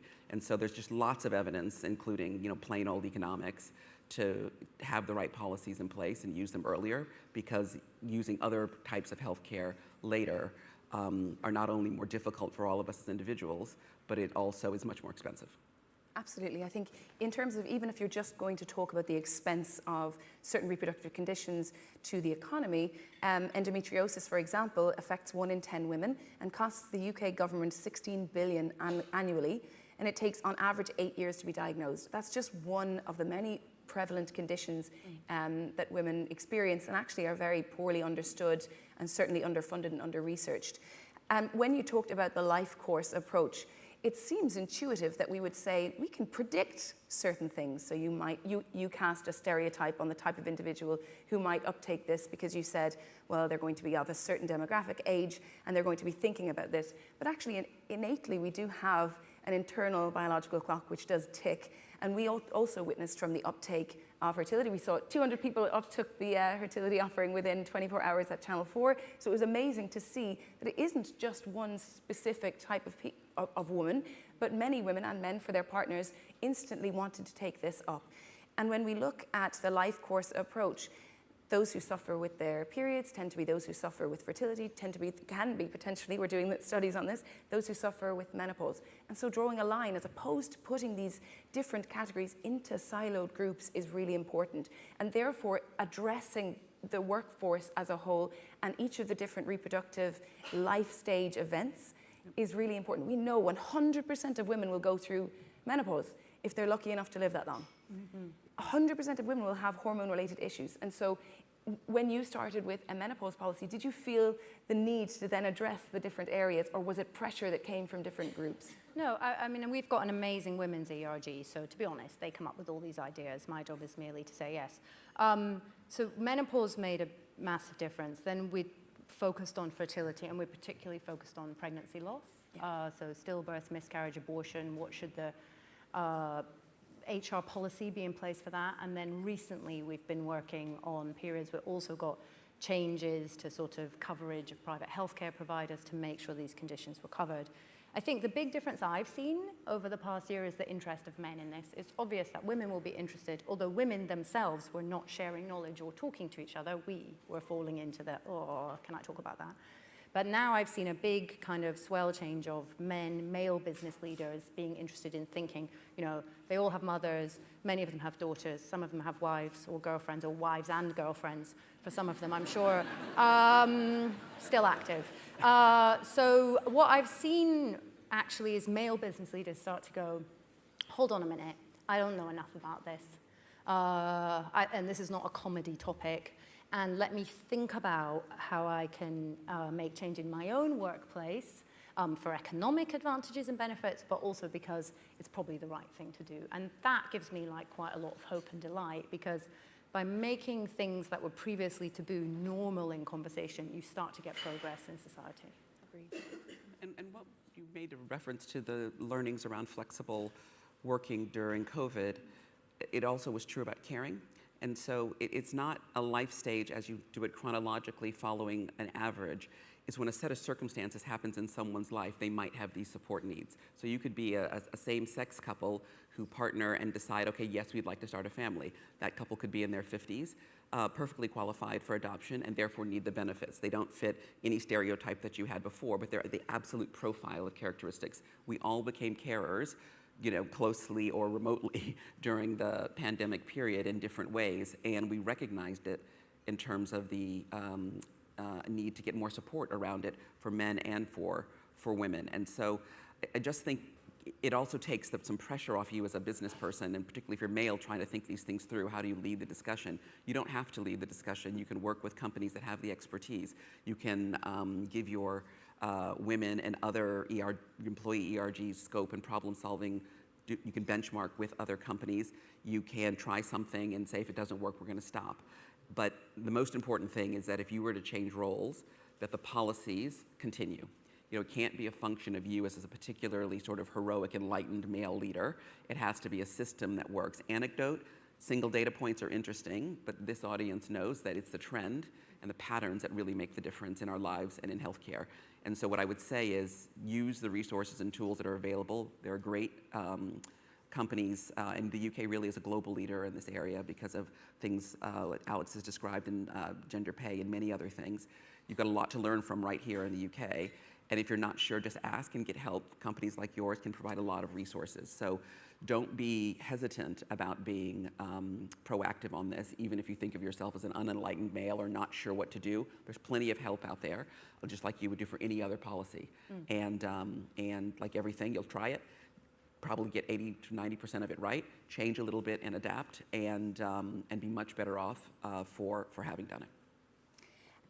It's interesting, the kind of emphasis on male participation. I gave an educational seminar to a workplace about the importance of hormone health and just better understanding our hormones. And obviously our hormones impact many stages of our lives. And a man got up, one of only 2 men in the audience, unfortunately, got up at the end and he said, I have a wife and 2 teenage daughters, and I'm way too old to be learning this for the first time. I feel like the last 5 years of my life make sense. And when we think about the impact of hormone health, you are most likely to be divorced when you're perimenopausal and menopausal. So a conversation and awareness between both parties can have a significant impact. And so when actually I said menopause affects 100% of women, it affects 100% of people. But equally, hormone health from a much younger age has such an impact on who we are as beings. We are essentially animals that are controlled by our hormones. So having these conversations is very important. But having these conversations to a room full of well-intended women, as I watch a man leave the room, tends to be where we have. How do we encourage or demand? Do we need to demand engagement from those with a Y chromosome? Oh, I don't know. I mean, I think so, but I found that difference in male leaders. You know, I found that leaders now, there's a sea change, isn't there? People want to use their position as a platform for change, generally. We found with Gen Z as employees that they demand authentic leadership, and they demand companies that have got values and purpose, and that's changing in society. Yeah. And I think if there are any recalcitrant men who aren't ready yet, they probably won't last. Because like the companies are changing and staff are changing, and most people will get with that program, right? And they'll think, how do I change my company? I need to recognize this. This is what the workforce demands. You know, so I think this commercial evolution will drive that. What do you think? So we'll weed them out. Well, I think that's a natural thing. It's like none of this stuff was in vogue 10 years ago, and now it will be, and people adopt that, like ESG, you know. Oh, okay, hold on, we need to change what we're doing. And part of the reason that it sticks and will outlast, good practice outlasts the bad manager, is because the evidence is on your side. Yeah. So before, we just didn't have the data and the analytics and the pattern recognition, you know, in fora like this to integrate it into the business agenda. So I do think you're right. Yeah, but Gen Z, and frankly, all of us shouldn't just wait it out. You know, wait for the average to rise, wait for the C to rise. You know, our lives are too important and too immediate. And frankly, the physical and mental opportunity, if you get it right, or damage if you get it wrong, is just too high for us to just be comfortable waiting for the averages to change. So I think it's terrific that we're broadening the definition of what health and healthcare are to include much more about your mental and health and well-being. We're using science to educate all of us about our hormonal patterns. If you think about prostate cancer in men or menopause, things are unique by your biological gender and physiological patterns, but not unique in the world. And frankly, be a little impatient because there are lots and lots of companies who are getting this right, and any of us can follow their example. Absolutely. So on a parting note, you mentioned about mental health benefits. I fundamentally feel that reproductive health benefits are to 2023 what mental health benefits were to 10 years ago, where you thought, is this a thing? And now we say, oh, this is a thing. There's going to be a seismic shift in the workplace where this is demanded. What are your parting thoughts on where you hope to see the next few years in terms of workplace and support for women? For me, that's all removing difficult conversations and making them the norm so that people can be well managed. I think that makes a difference for any underrepresented group, and that involves empathy and understanding of others and openness to those discussions. I'm hoping that we share good practices and get it to scale. You know, I hope all three of us have a good day, but more important is that we all collectively do. And so you cannot change the average. You can't change society until you cut through to the British front room and actually get people who aren't experiencing it immediately to still care about this as an economic, a health, a social issue. And the data's on our side. The health outcomes are on our side. The younger generation is on our side. So I'm very optimistic, but I think we've got to just share good practices. There's no excuse for not moving on better access to women's health support. I couldn't agree more. It's been a pleasure to speak to you both, and we'll remain our last point on optimism for the future. It was great to meet you. Thank you so much. Thank you.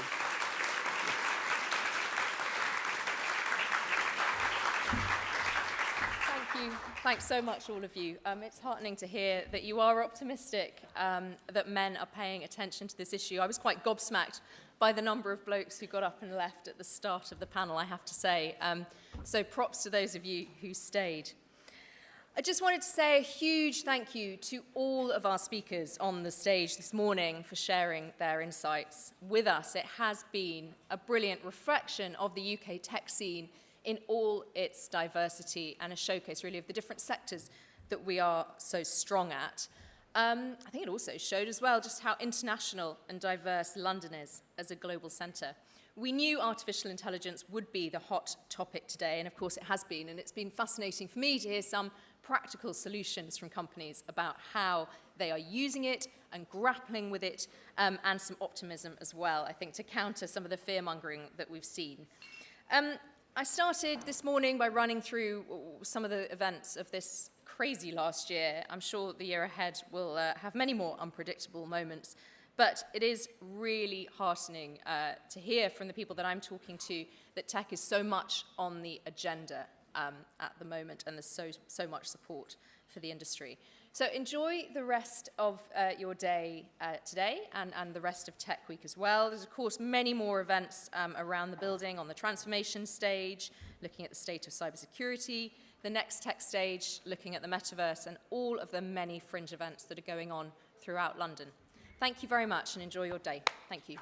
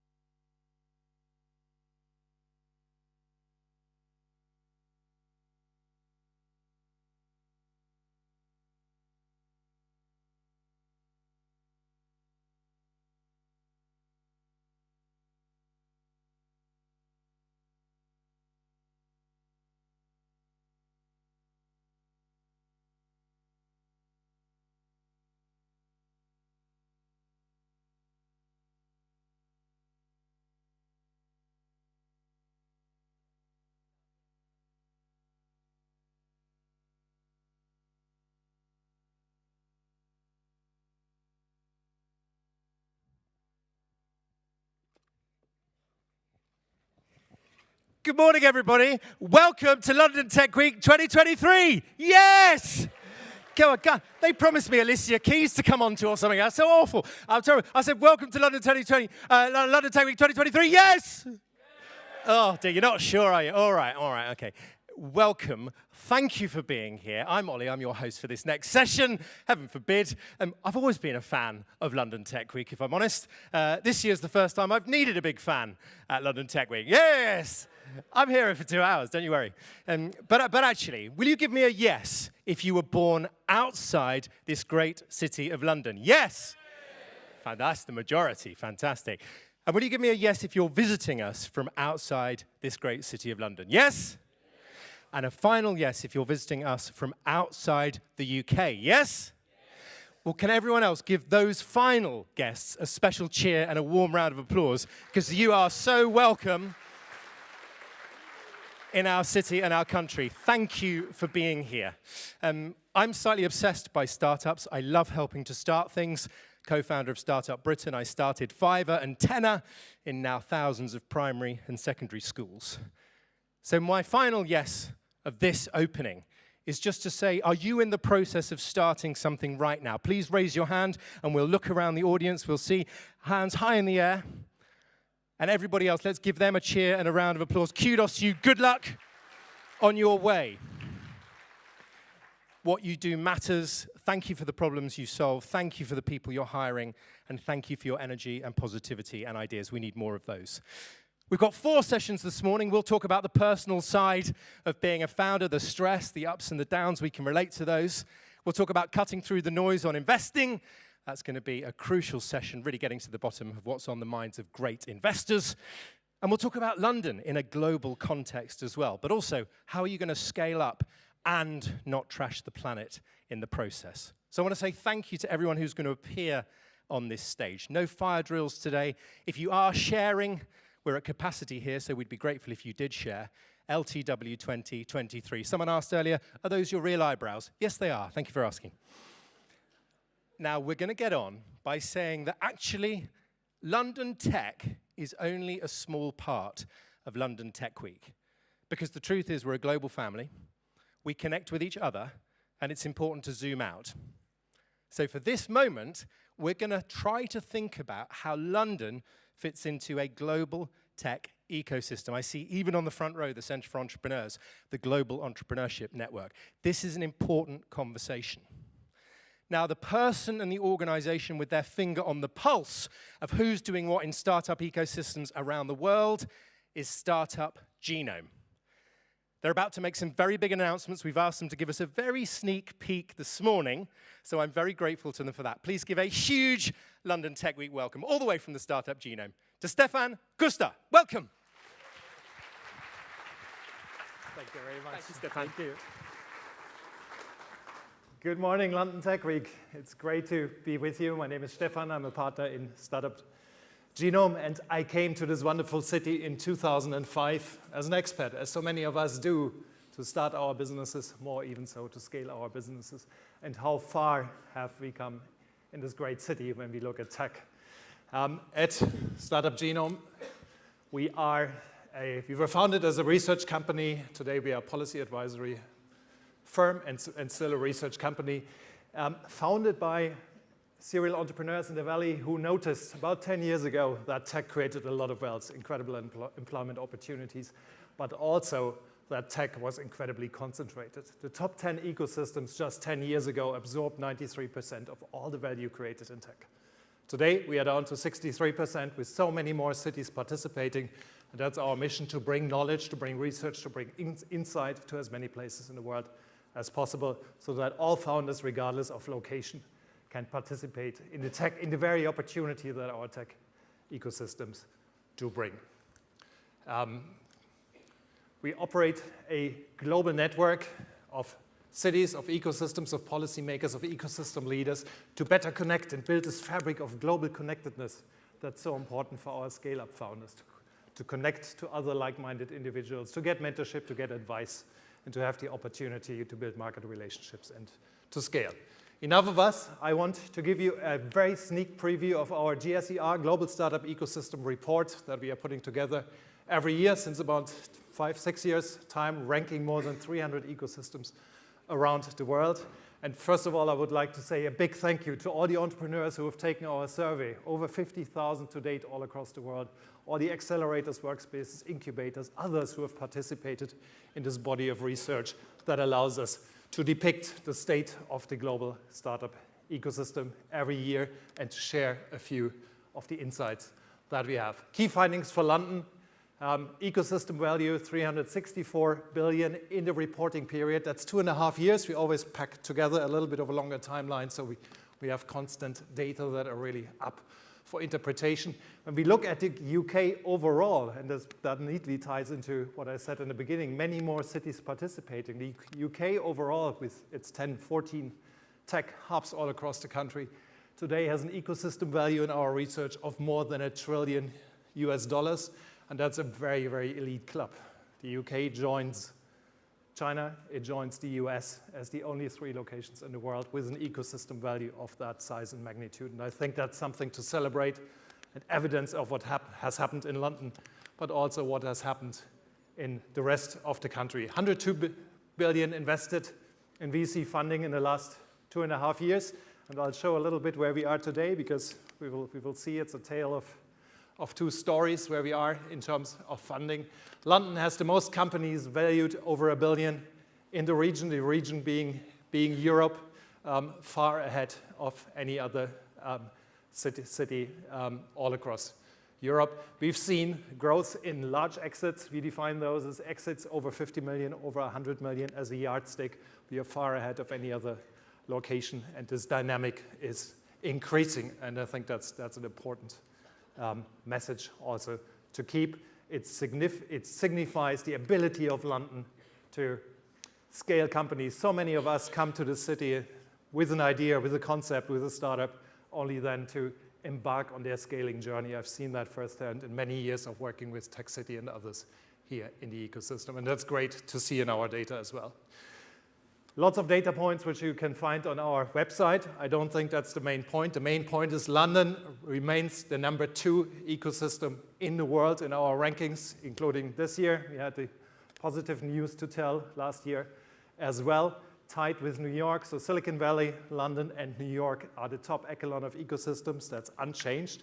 But when we unpick all these detailed data, I think we see London even pulling away a little bit in some of the sub-factors that constitute our ranking, and there might be some change in the future to come. For now, tied with New York, that's the ranking, and the overall ranking we will reveal to the end of the week. Please have a look at it if you can and if you want to. Looking at our detailed factors, what particularly stands out for London as an open city, as a city that's so connected to the world, is a factor we call global connectedness, the ability of founders to call somebody in another ecosystem, another market, founder to investor, and to get a market introduction, some help, some mentorship for free, half an hour. We measure this global fabric, and London stands out, jointly with Silicon Valley, number 1 in the world, in terms of global connectedness, the ability to connect our businesses to other markets. And that's outstanding. I think the audience here speaks for itself, being so diverse and being from all over Europe and further abroad. So much for the great and the good news for London. We also wanted to give you a very brief preview on more global data points that we can see. Global economic downturn is clear in the numbers that we are tracking. You can see here the exits over 50 million that we are tracking, lowest level compared to, or on par with what we saw during the beginning of the pandemic. So clearly the recession, or the correction as we like to call it internally, certainly has hit. That's where we are. So exits down, no surprises here. We see funding deal amounts. We see in Q4 to the end of 2022, the lowest quarter in the previous 4 years. So undoubtedly, reality has hit. It's not arguing it away and sugarcoating it. The data speaks for itself, as you will have heard in many other presentations as well. Declining number of unicorns. I was celebrating last year on a similar stage the enormous amounts of unicorns created in so many places. Over 100 ecosystems in the world had at least 1 unicorn. Today, we are down to 12 in the last reporting quarter, Q1 2023. 12 new unicorns created. the net might be negative with some of the unicorns dehorned in valuations. So that's really where we are. Funding, in terms of stages, shows a very different picture. Late stage funding, the mega rounds are gone, for now at least. Early stage funding, that's the blue line here, is also affected. It is getting harder to get new capital, to get pre-seed, seed stage funding, but it is not as affected as late stage funding. So for those amongst us who are building their business right now, there is still capital in the market. There's the ability to get to it with a competitive business model. Not everything has dried up, and that's very clearly evidenced in the numbers. Positively also, we went back a little bit and said, what happened in this terrible financial crisis, 2009-10? When you found in a recession, what happens then? Is this a period where you can found a business, where you can get to Series A? And we tracked the exit amounts and the ratio of exit amount versus Series A funding. And what you can see here, the blip up there, that's during and post financial crisis. So results are very comparable to normal periods. So founding and growing a business, even in a recession, in tech is absolutely possible, and the exit values in the end are very, very similar. Don't fear to be negatively affected. Tech is a long-term game. It's not a game that's determined by NASDAQ stock pricing. That's very clear. Global subsector life cycle. One or two highlights we wanted to mention to you.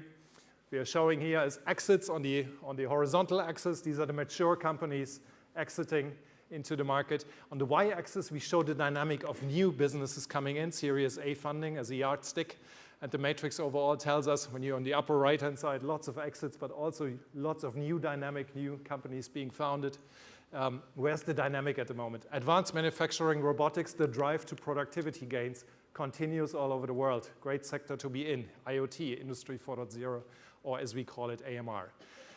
AI, big data, no surprises here. And generative AI will only push, of course, that chart further up. That's the big bubble, AI and big data shown there. What particularly pleases us as a company, is to see how far we have come in clean tech, using technology to help innovate ourselves out of the climate crisis, or at least helping to do so. Clean tech firmly established. We see the exits. We also see the dynamic all over the world going into clean tech, new clean tech ventures here shown in terms of Series A funding. So for us, great news. That's exactly what we wanted to see. And also in AgTech, that's one of the little yellow dots which you may or may not see so well, AgTech and New Food showing increasingly good signs of life. Again, one of these sectors that are so important for us as society and mankind overall, where tech can make such a marked impact. So these are the big sector trends globally that we wanted to share with you very, very briefly. Many of us come to the city not only to start a business, but to scale. Many of us come from abroad with a company that is ready to scale using the global connectivity, the great fabric that London provides in order to really conquer global markets and access the late stage funding, of course, that's so prevalent here. We are doing at the moment a scale-up study, trying to unlock the DNA of scale-up success. And I just wanted to show one or two data points with you before the study comes out later in the year. What really are decisive factors on a scale-up journey? Overall, global scale-up rate, if you bear with me, on this ladder on the left-hand side is 3.8%. 100 startups founded, 3.8 make it to scaling, scaling defined as being 100 million plus valuation. For those entrepreneurs who manage to have senior advisors on their board, and they reward them and bind them to their company with equity, or sharing some of the equity to their best mentors sitting on their very boards, they increase the chances from 3.8% to 5.6%. Marked difference, maybe the most important factor here, to get the mentorship in from experienced entrepreneurs, from investors sitting on the board that have the experience of scaling a business internationally. We are going up to 7% if we are well connected. I mentioned global connectedness overall as one of the strengths of the city. For those founders who are connected to more than 4 founders in different top ecosystems, top markets in the world, they tap the knowledge, the very fabric of tech and business development, business model development. And the scale-up rate goes up to 7%. We are nearly doubling here. For those who've already managed to sell to out-of-continent customers, more than 20% of their revenue, the scale-up rate, this chance of success, goes up to a staggering 10.4%. So in summary, I can improve my chances of scale-up success with very simple measures. Have the right advisors, have the right connections to international markets, and London is a fantastic place to build those, and really start on the journey of selling abroad and developing out of continent markets, going out of the domestic market. 25x is the lever that we have for scaling our companies. Have a look here. The details will come out later in the year, where we go deep into the DNA of scale-up success, and hopefully we'll be unlocking more that will help many of us scale their companies. Global Startup Ecosystem Report, GSER, will be launching in 2 days. Please visit our websites. Lots of details, including for London, for the other clusters in the UK and all around the world, including with a really nice benchmarking tool where you can compare the different ecosystems to different cities, see their strengths and weaknesses as you are thinking about expanding into another market. Use the tool if you want to, and the insights we can provide. With that said, thank you very much for your attention this morning. We are glad to be back at London Tech Week. Have a wonderful conference, and we shall see you hopefully next year with even better data. Thank you very much. Bye-bye, London.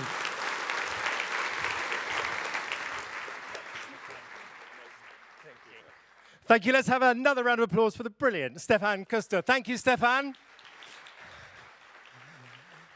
There it is, something to keep us on our toes. London at number 2 to Silicon. I didn't catch what it was. Where was it? We'll have to, if it's in the notes, I don't know. I've heard of it. It rings a bell. By the way, maybe we've had fewer exits because we're busy building our companies. It's what the investors told us to do. Hands up if you're a UK startup looking for international connections. Raise your hand, please. Looking around the Churchill here, lots and lots and lots. That's half the point of this week. We're so lucky. What happens here in the QE2 is sort of the tip of the iceberg. We've got over 500 events across the week, and lots of them in the fringes of London Tech Week. So please do take the time to explore. Joking aside, when it comes to funding, we couldn't do what we do as startups without brilliant advice and about sources of capital when we need them. But it can be complicated. It can be noisy. We need to cut through that noise. So it's an absolute pleasure to welcome up to our stage. And by the way, before I ask Louisa and her brilliant panel up to the stage, we're very, very lucky in the capital here to have London and Partners offering a Rolls-Royce connection service in Grow London for ambitious scale-ups to go global. So if you're visiting us, have a look at London and Partners. And if you're here in London, have a look at what London and Partners are doing. We're so fortunate to have them and their work here in the capital. So back to investors. Louisa Alemany is going to cut through the noise with a brilliant panel now. We're very grateful to her. She spends most of her time with the London Business School, speaking of Rolls-Royce organizations. So let's welcome up Louisa and her brilliant panel now.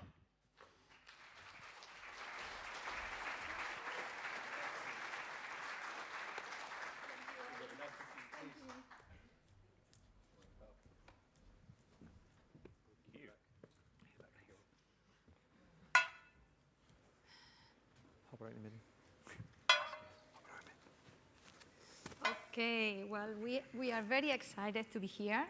And actually, I want to start by saying that this panel is very international because we don't have anybody from the UK in the panel.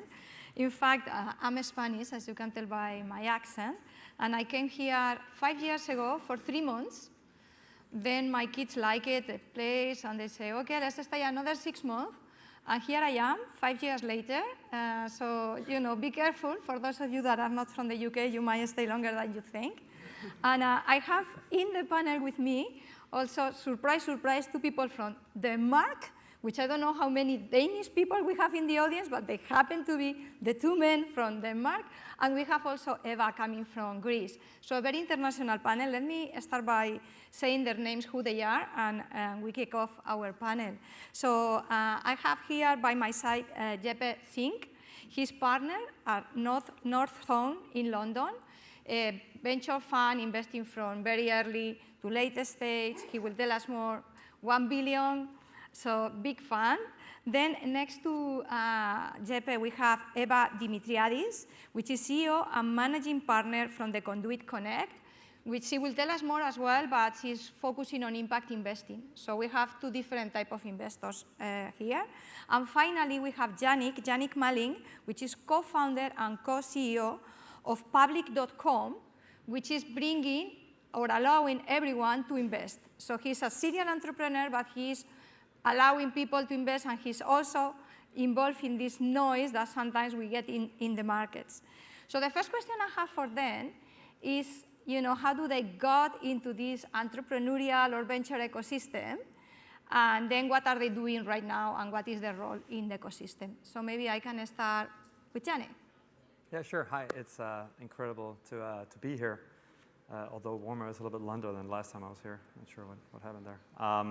I actually started, I guess, my career back in Copenhagen, worked for a couple of sort of growth stage firms. Then I started a company out of London that was eventually sold back in 2016, also a fintech company. I guess you could call it fintech 1.0 these days. Truth be told, when we started, we didn't even call it fintech. I don't think the term was ever really invented, but in hindsight, that's how it ended up getting labeled.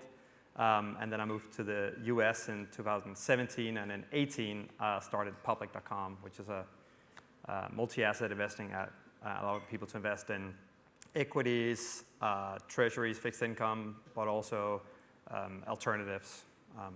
Including bags, I saw. Collectibles, bags, art. We're opening up for investing in royalty rights soon, and so we're really on this mission to take any asset class that we think is meaningful to the sort of normal private retail investor and sort of fractionalize it and make it accessible to everybody. Fantastic. Eva, tell us about your journey from Oxford, let's say, to Conduit, and what are you doing right now? Great, thank you so much, and pleasure to be here. Although I'm Greek, you probably think I sound quite British, and I do live here, and I was born here. So I guess a nice segue from what you do now to where I started my career. The first 10 years of my career, actually, I worked for an auction house, Christie's, just across the park. And it was an amazing experience. I was involved in a number of different parts of the business, all on the commercial side, and saw that industry really, really grow. And I had this moment in, I think it was around 2013, where we sold a Picasso for $179 million, which at the time was the world auction record for a work of art. And everybody was, elated. It was top news. And the next day I felt a massive calm down and suddenly thought, gosh, it's coming up to 10 years here, and I just don't know that this is what I want my legacy is a big word, but my contribution to society to be. And so that was the beginning of a little meandering journey that led me into impact investing. And I'll spare you the details, but as you said, now I run something called Conduit Connect, which is an impact investing platform, headquartered here in the UK, but it's global. And we do three things principally. Firstly, we help to educate investors who want to learn about impact investing, and sometimes that's on a personal level, sometimes that's professional investors, but people who are looking to move more capital into this space. And I'm talking about for-profit, for-purpose investing. The second thing is we have an investment platform where investors can buy shares in private businesses. It's really venture that we focus on. And then the third part is we have an EIS impact fund. And so we focus on healthcare, education, inclusion, and climate, of course. And so that's really what we do and what I live for. The road to get here was meandering, but it has definitely brought me to the right destination. Fantastic. Jeppe, maybe tell us about your journey and your role right now. I think I'm here because I'm old enough to have been part of the last few crashes. I started venture investing in '98, and I can't remember what I did before, nothing particularly exciting. So having seen, I guess, not only the .com, but the great financial crisis, as it seems to have been renamed a few years after, and then the current stuff, which I don't know has a name yet. We'll find out what it is in a few years' time, no doubt. But I think the more interesting part is actually that from a European venture capital scene, what we did in the 90s, I think there are 2-3 names of funds today that did it back then. The change has been immense. And I think that's actually the much, much bigger blip on a graph rather than whatever's going on underneath. And it's hard to explain to anybody that's been part of it the last 5 years what it was like 20 years. I saw the previous graph on clean tech. That was the big casualty a decade ago. We were all busy doing clean tech in 2007 and 8, and capital intensive stuff at that time meant 20 to 30 million into a clean tech, and it never recovered. And so it's going to be interesting to see this time. Maybe tell us a bit more about the portfolio companies, what type of investments you do. You have over 175, I think, portfolio companies or invested. Yeah, so we don't define stage. We just stick to early stage, try to be getting conviction. The earlier we get conviction, the earlier we invest. If that's a seed, we'll do seed. We're usually not smart enough to do that. We miss some great ones. So therefore, quite often we end up catching them in the subsequent round. So we really do. And then we keep sticking to certain sectors, themes, theses, perspectives that we find interesting over time. So we don't necessarily, if we're going to be somewhere, we're going to do a number of investments, not just one or two. Okay, let's talk about noise. And so, yeah, I mean, we know that it's noise when valuations go crazy up, crazy down. But actually, what is producing the noise? Maybe I'll go now this way. Jeppe, what is producing noise? I mean, noise is top down. The best entrepreneurs that we have experience with, they think bottoms up. They're just trying to solve a particular problem, and they go at it. And if you ask them what the TAM is, or how they're going to conquer the world or deliver what we started hearing the last few years, $1 billion outcome, they wouldn't answer the question, because that's not their focus. The focus is really trying to solve something particular, and they are passionate and immersive in that journey. Eventually, everything comes up. I mean, if you met a Daniel Ek when he started Spotify, he's the last guy you want to ask what it is. He's saying, I'm just trying to solve piracy for music because I love music. That's that. What it's worth, we'll find out. Does it have a business model? Don't know.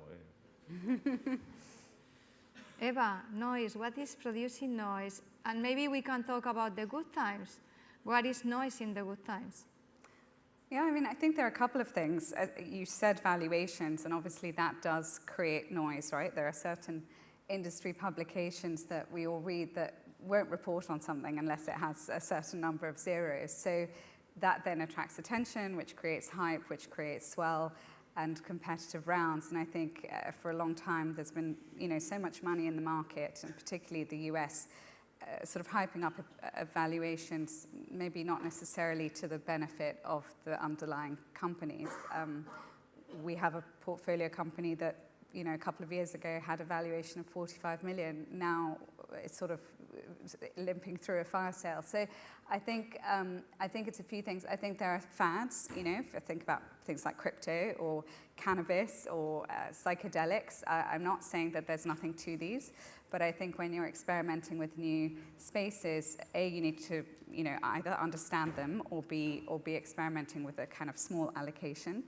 So it really depends if we're talking about it kind of from a personal private allocation perspective or as a company investment thesis. Obviously, if you are looking to change a mandate to move with noise, then that's quite a significant strategic shift.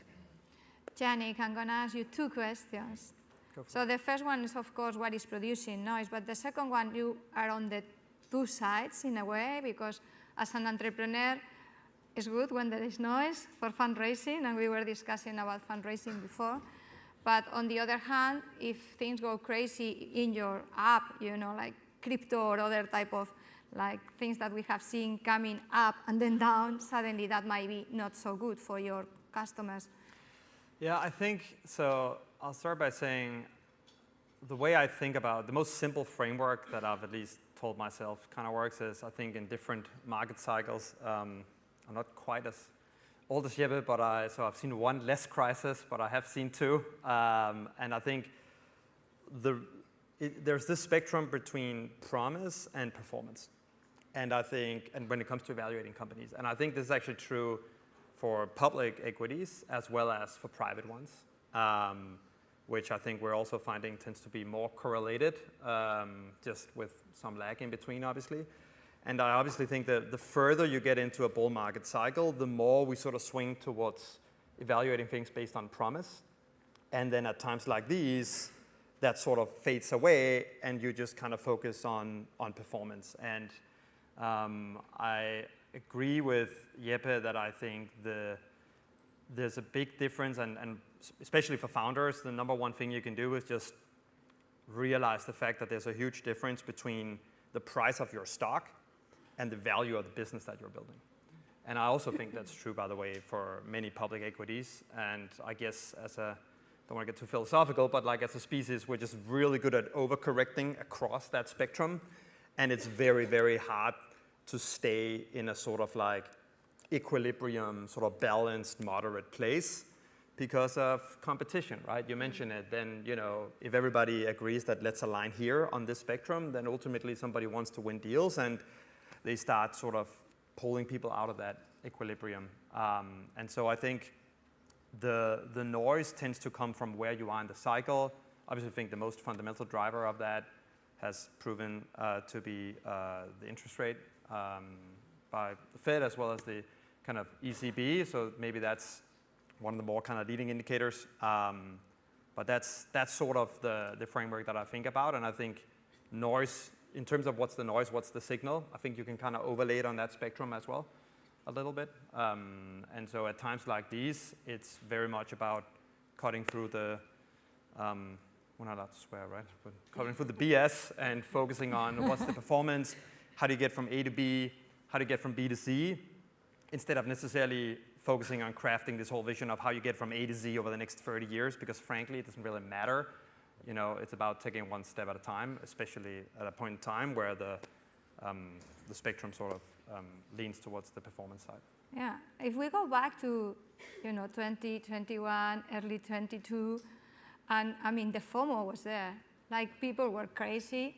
We were looking to do some research on, like how much money was allocated for follow-up rounds, and it was like increasing. Like there were funds that basically 1/3 was for new investment, 2/3 for follow-up. But if you don't know, because the rounds are so quick, you don't know which one is the good one. So you just, you don't have time to decide. So how do you do it? I mean, how do you decide if it's like 6 months after 6 months? Before I answer that question, is any of my LPs in here?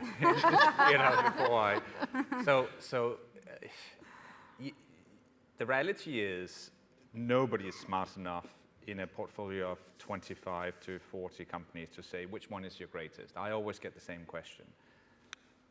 But if you were to say which ones are your top quartile or top third, give me a couple of years of working with this portfolio, and I can probably, with a very high degree, tell you where it is. So essentially, all you got to do is you got to say, put some buckets up. When can you calibrate? You can recognize, and then you follow those, and you don't follow the others. And that may be a different equation to your co-investor. So at the company, an entrepreneur is not always apparent how you're doing it. But that has always served us, right? I mean, if we sat here 11 years ago, in the last financial crisis, I wouldn't have told you that we sat on Spotify, Klarna, I sat on a number of others. I didn't know that it was going to be our top companies, but I knew I was in the quality end. So as soon as you recognize that, you just act. And you always end up discussing the company that has hope value. And as a venture capitalist, that's never the right thing to do in a portfolio management perspective. Every single company you invest in, you do because of hope value, but as a portfolio manager, you abstract. Yeah, you were saying, give me a couple of years. The problem is when they don't give you the couple of years and it's every 6 months, when you have this almost whack-a-mole type of, gaming, which one is my unicorn?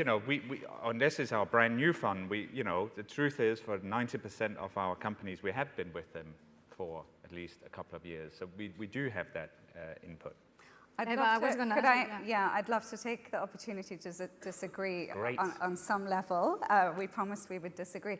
So I think we're now leaning into the next question, if that's all right, which is investing in a down market. And I think what we've experienced, we've got 125 portfolio companies on our platform and 15 in our fund, and I'm sure that entrepreneurs in this room will empathize with this. There have been a number of really fantastic businesses that, frankly, for so many diverse reasons over the last year have struggled, whether that's supply chains, whether that's slower contract winning, whatever that may be, and it's all market driven, right? If we move into the noise of down cycle, what's been our noise in the last 2 years is Ukraine, it's SVB, it's Credit Suisse. I mean, there hasn't been a week without noise.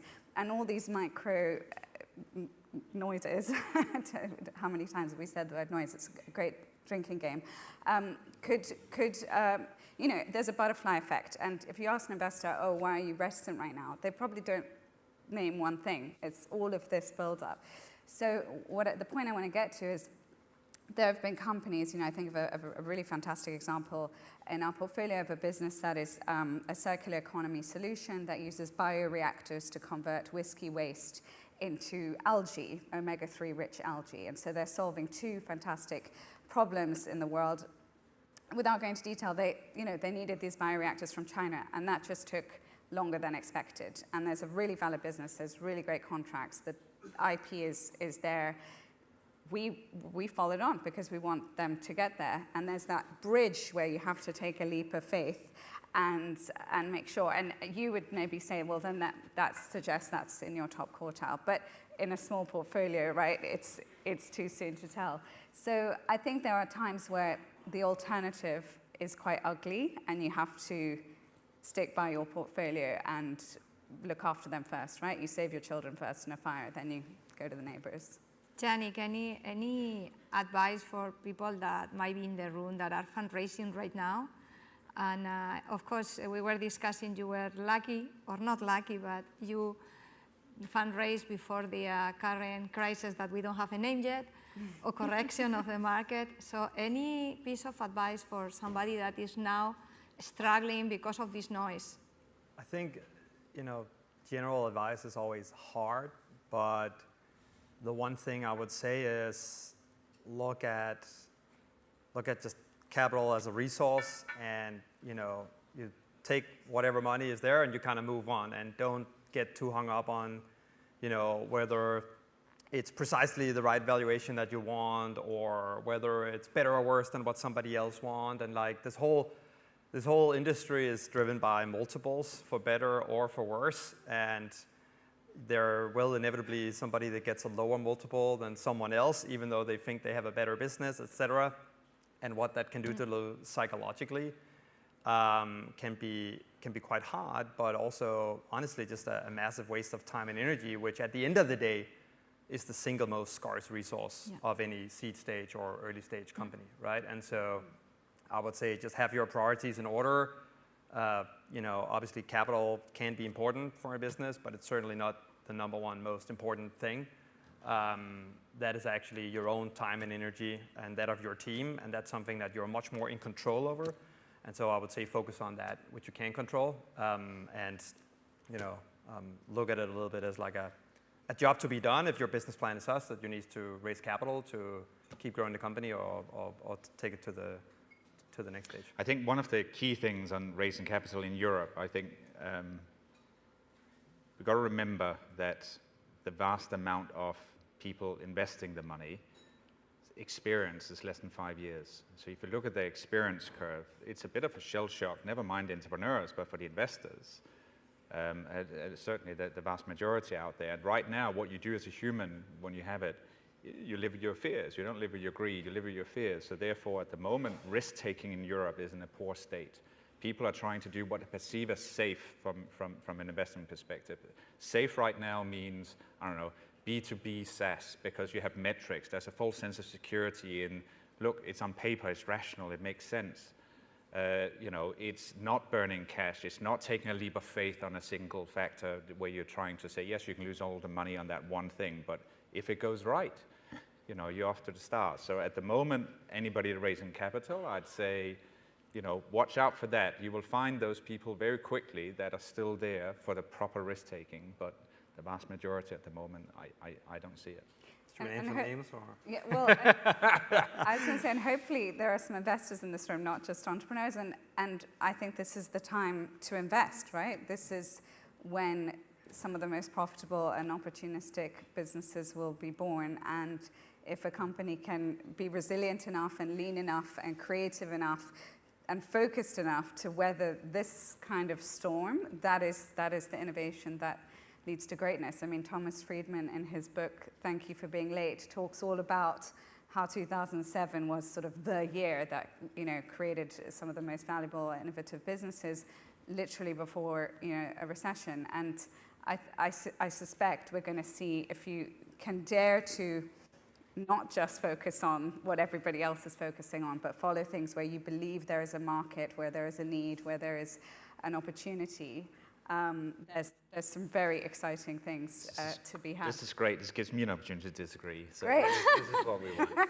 I don't think we're smart enough to call whether this is a good vintage or not. I think it's the age-old. You're just going to invest through the cycle, same investment every year. You put the same amount of money out. But you do need to take money off the table and recognize the cycle when it's good. And if you didn't, sitting in an investing job, take a lot of money off the table in the last few years, you ought to find another job. And therefore, right now, I don't know whether it's a good time to invest or not. I'm certainly not going to allow Nordzone to suddenly say, this is a great year to AI has come. Damn, I promised somebody not to mention that word. But, I got caught out. But I don't know. I do know the innovation cycle goes faster and faster. I was obsessed 20 years ago about Moore's law, etc. And, I'm sure there are other laws coming in, but it is just going faster. And therefore, it's certainly not slowing down.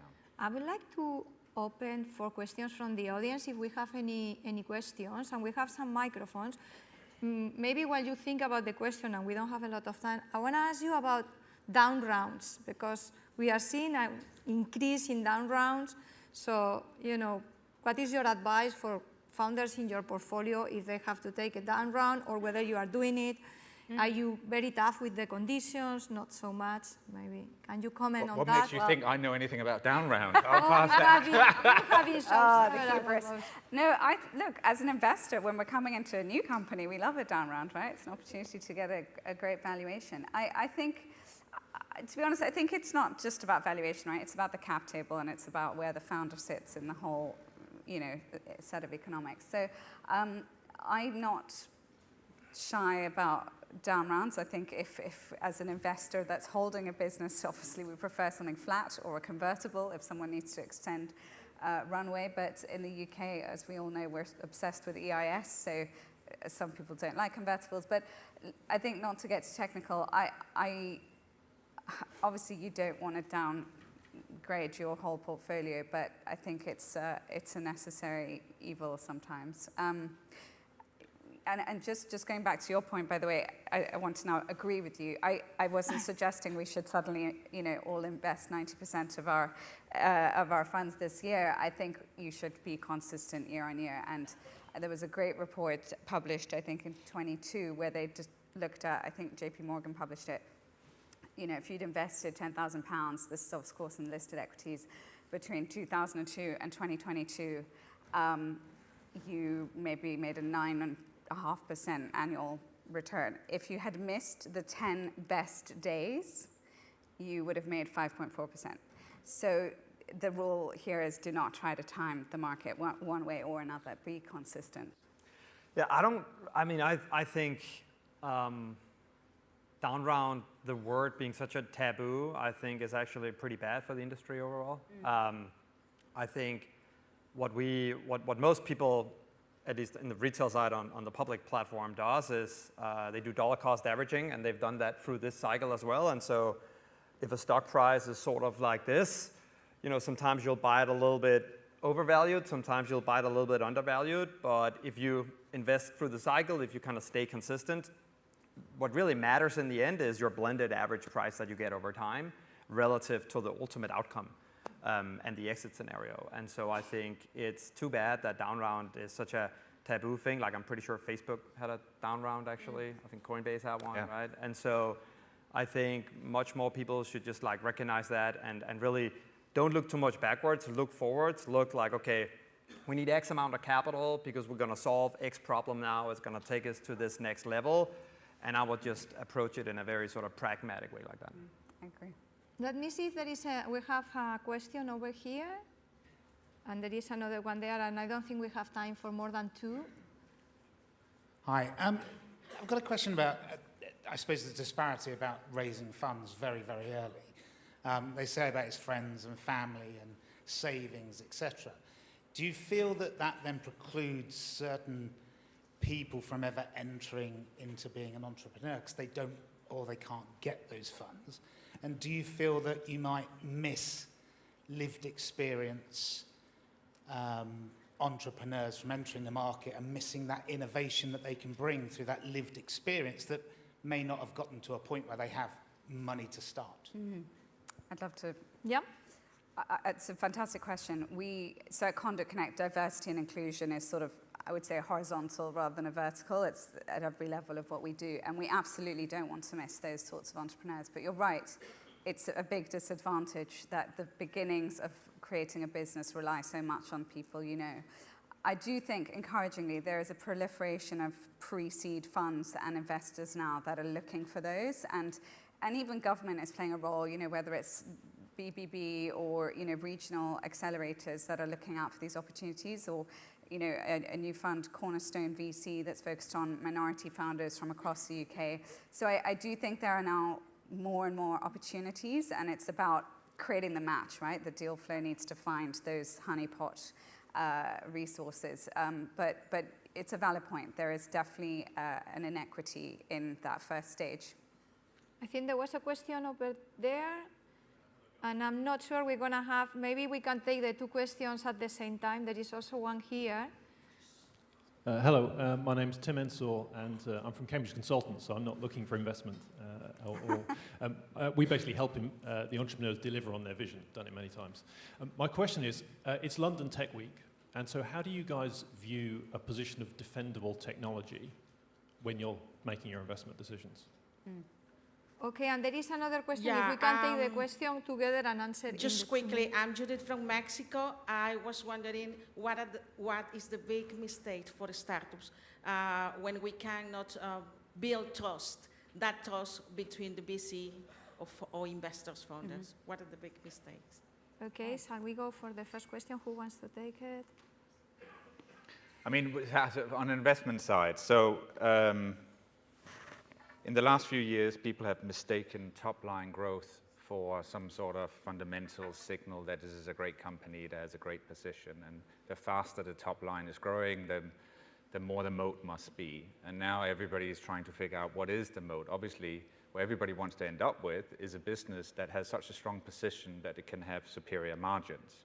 But you should never look at that because that's an output. So it's all about trying to say, you know, what is this particular proposition and what is the sector and market. And the truth is, so our deal flow per year is around 8,000 deals that we process, never mind all the stuff that comes in cold we don't process. So I don't care whether it was Spotify or Klarna or anything else that we've done, there was always at the same time another 20, 30, because great stuff never comes, it comes in buses, as we say.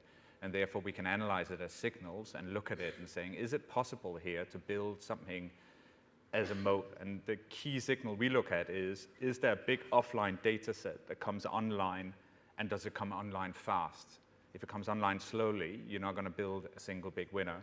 If you think cloud computing, I think AI has some similarities with what happened there. I mean, it's not that at this stage it's played out. The biggest winners in those are the existing incumbents. And by the way, they have only 50% of the market, and we will probably see them being diluted. So in that sense, we really, really, really care about that. Maybe can we move, because we're running out of time, to the second question. So some big mistake that maybe a founder does, and then the trust with the investors is gone. Who wants to take it? Yannick, you want to go?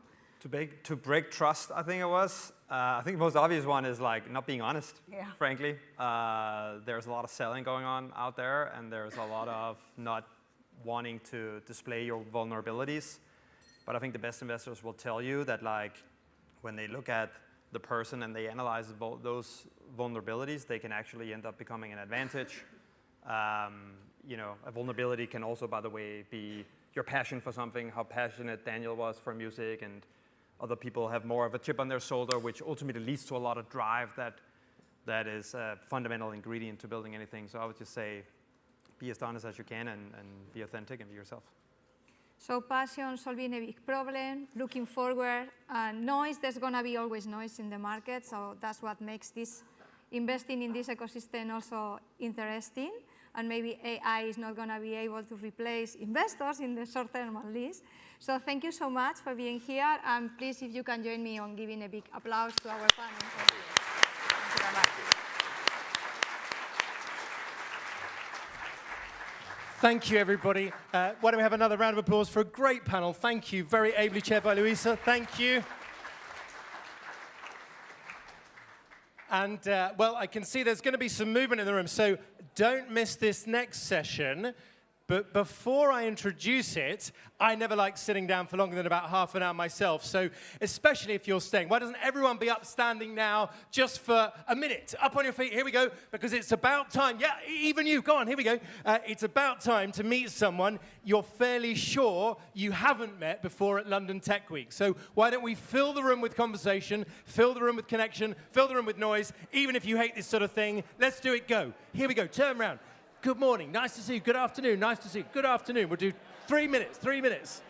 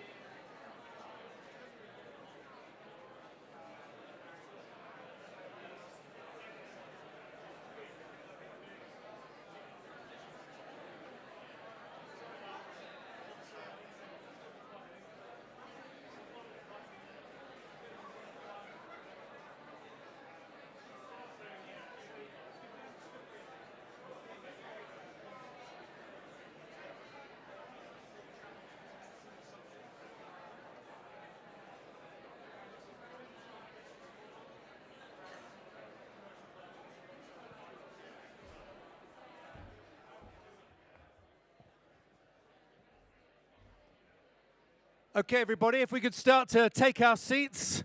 I'm interrupting the networking break. I know it was impromptu. Thank you, everybody.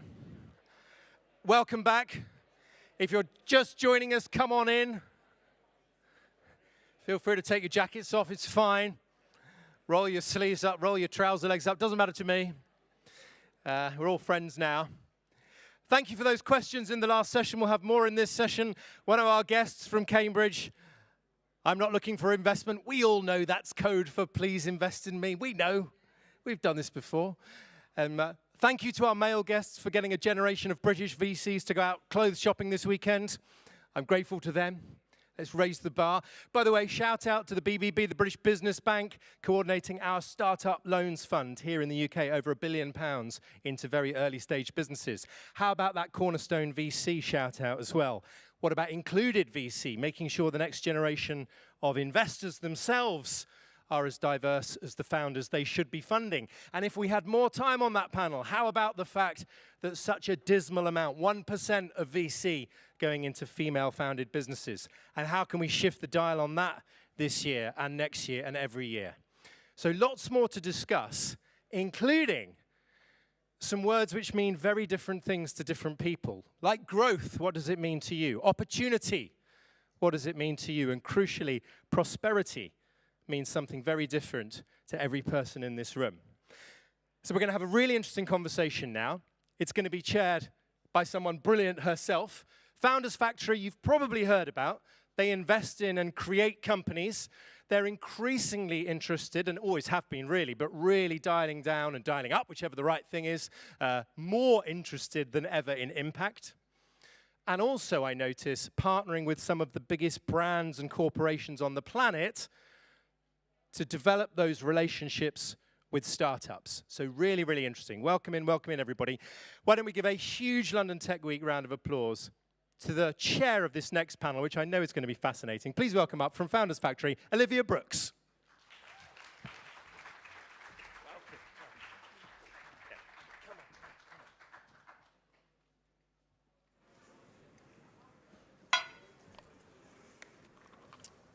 Hello. I think we are just filing in a little bit, but we'll kick off.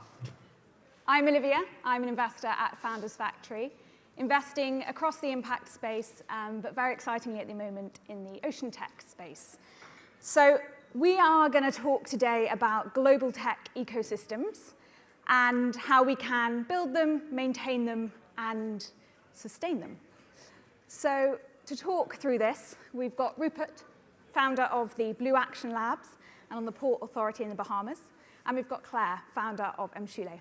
So I'll let you just say a couple of words about yourselves, and we'll go from there. Great.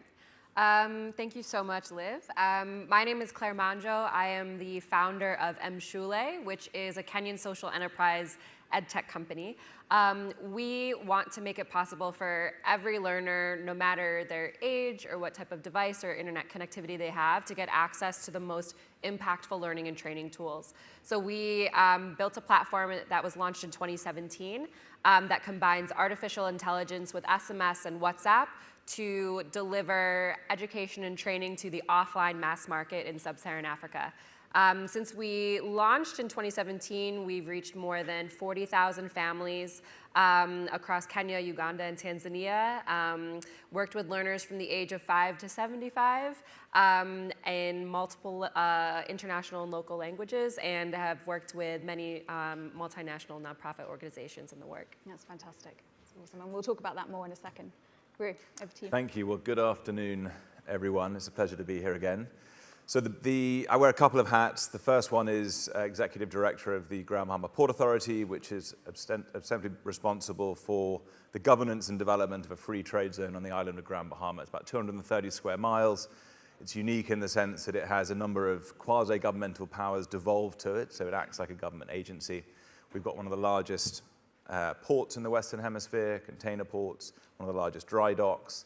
About $12.5 billion worth of capital invested over the course of the last 70 years to create the second city of the Bahamas. And the second hat that I wear is the Blue Action Lab hat, which was set up really in response to the hurricanes that we had in 2016 and 2019. The latter was Hurricane Dorian. It covered 70% of our island with water, caused a huge amount of damage to buildings, but also loss of life. And we sort of woke up with a realization that we needed to do our bit to try and solve the climate crisis and to create resilience for low-lying coastal communities. So the Blue Action Lab is set up to do that.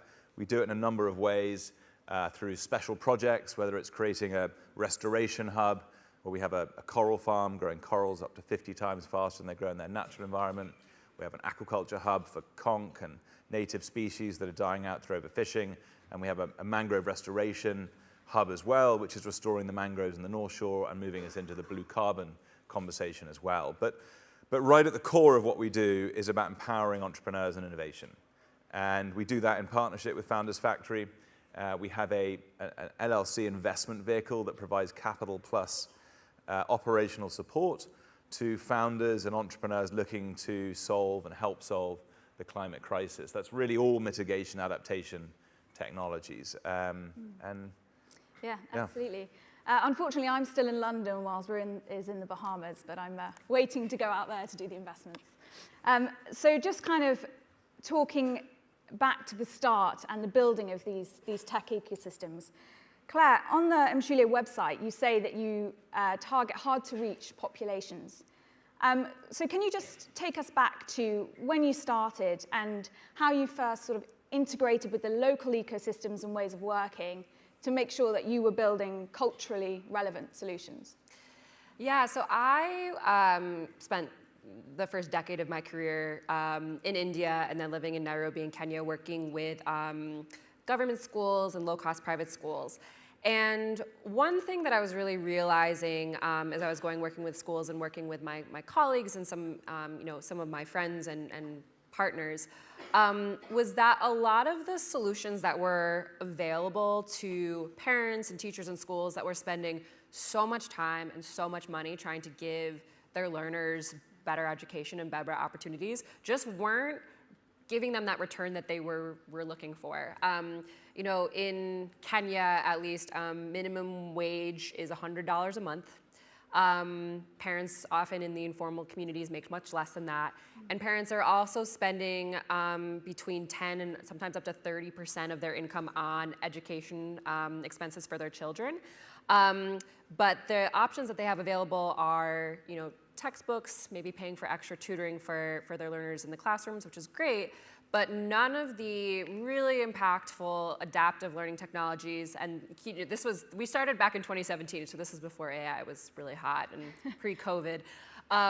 So none of these technologies were actually available to them because 70 to 80% of the population doesn't have regular access to the smartphones or internet, and schools are often unelectrified. So parents are spending so much money on things that really aren't giving them the right returns. And then all of these kind of online platforms that were available were just saying, okay, we're waiting for parents and families to be able to come online. But that left a huge gap in the market. So what I and my co-founder looked at was, what are people actually using now? What's the technology they actually have? And what they're using were those basic brick phones, the Nokia phones. I'm sure we all hopefully remember them. Snake was great. And they were using those phones for messaging for their businesses, for mobile money, for mobile loans, for mobile health. And so we said, okay, why can't we use this for mobile personalized learning and turn this one little device into an information center for the family? And so that approach really allowed us, I think, to succeed because we were designing around the actual environment of the users. Yeah, absolutely. It's so important. And Ru, on the Bahamas side, a massive side of what you've done is building up really crucial partnerships across the Bahamas. Obviously, there are a lot of natural assets in the Bahamas and a lot of natural expertise. But how did you first go about building up these partnerships, and what's it done to sort of booster the Blue Action Lab? So I think when we looked at the problem, the climate problem, and looked at how technology and innovation was looking to solve that issue, one of the bottlenecks was testing grounds. All this amazing technology in labs or in co-working spaces that needs to be applied in the real world to see if it both works, but also if it doesn't have any negative externalities for the environment, as an example. And we thought that we had this unique opportunity in Grand Bahama to create this world testing ground where you can test, scale, finance, and then to amplify impact, send out these technologies to other parts of the world. And to do that, you need to make sure that you have the stakeholders, the ecosystem, within this real living laboratory. That's what we like to say about Grand Bahama and the free trade zone. We have this living laboratory. We have utilities, waste management businesses, water companies, large maritime sector, 80,000 acres of land, miles of beach. As Liv said, this unique sort of natural capital, reefs, deep water drop-offs, mangroves, 30 miles of bulkheaded canal systems, all of which lend themselves to testing the technologies that we need for a resilient future, both on land and in the ocean. But the relationships are key. And obviously the relationships that you need change depending on which jurisdiction you're operating in. But there are some universal relationships. So government, licensing agencies, local government, the utilities, if we're decarbonizing low-lying coastal communities, you've got to work with the transportation sector, you've got to work with the power generating companies, you've got to work with the utilities, the waste companies for the circular economy piece. So we brought all of those together, and it was interesting because it wasn't a difficult conversation. Quite frankly, they need the solutions that we had. Government wants to grow the blue and the green economy. They want to diversify away from this monolithic over-reliance on tourism, which was hugely exposed during COVID, where the primary source of revenue and employment in the Caribbean was literally ground to a halt within the matter of weeks. So they recognize diversifying economies are important. Blue and green economies, orange economies are extremely important in doing that. And actually some of these island nations and coastal communities are uniquely positioned to take advantage of it. So you've got to do your stakeholder mapping. You've got to sell the benefits to the different stakeholders. And I think we're going to come on to how you don't get anything done unless you actually work with the grassroots as well.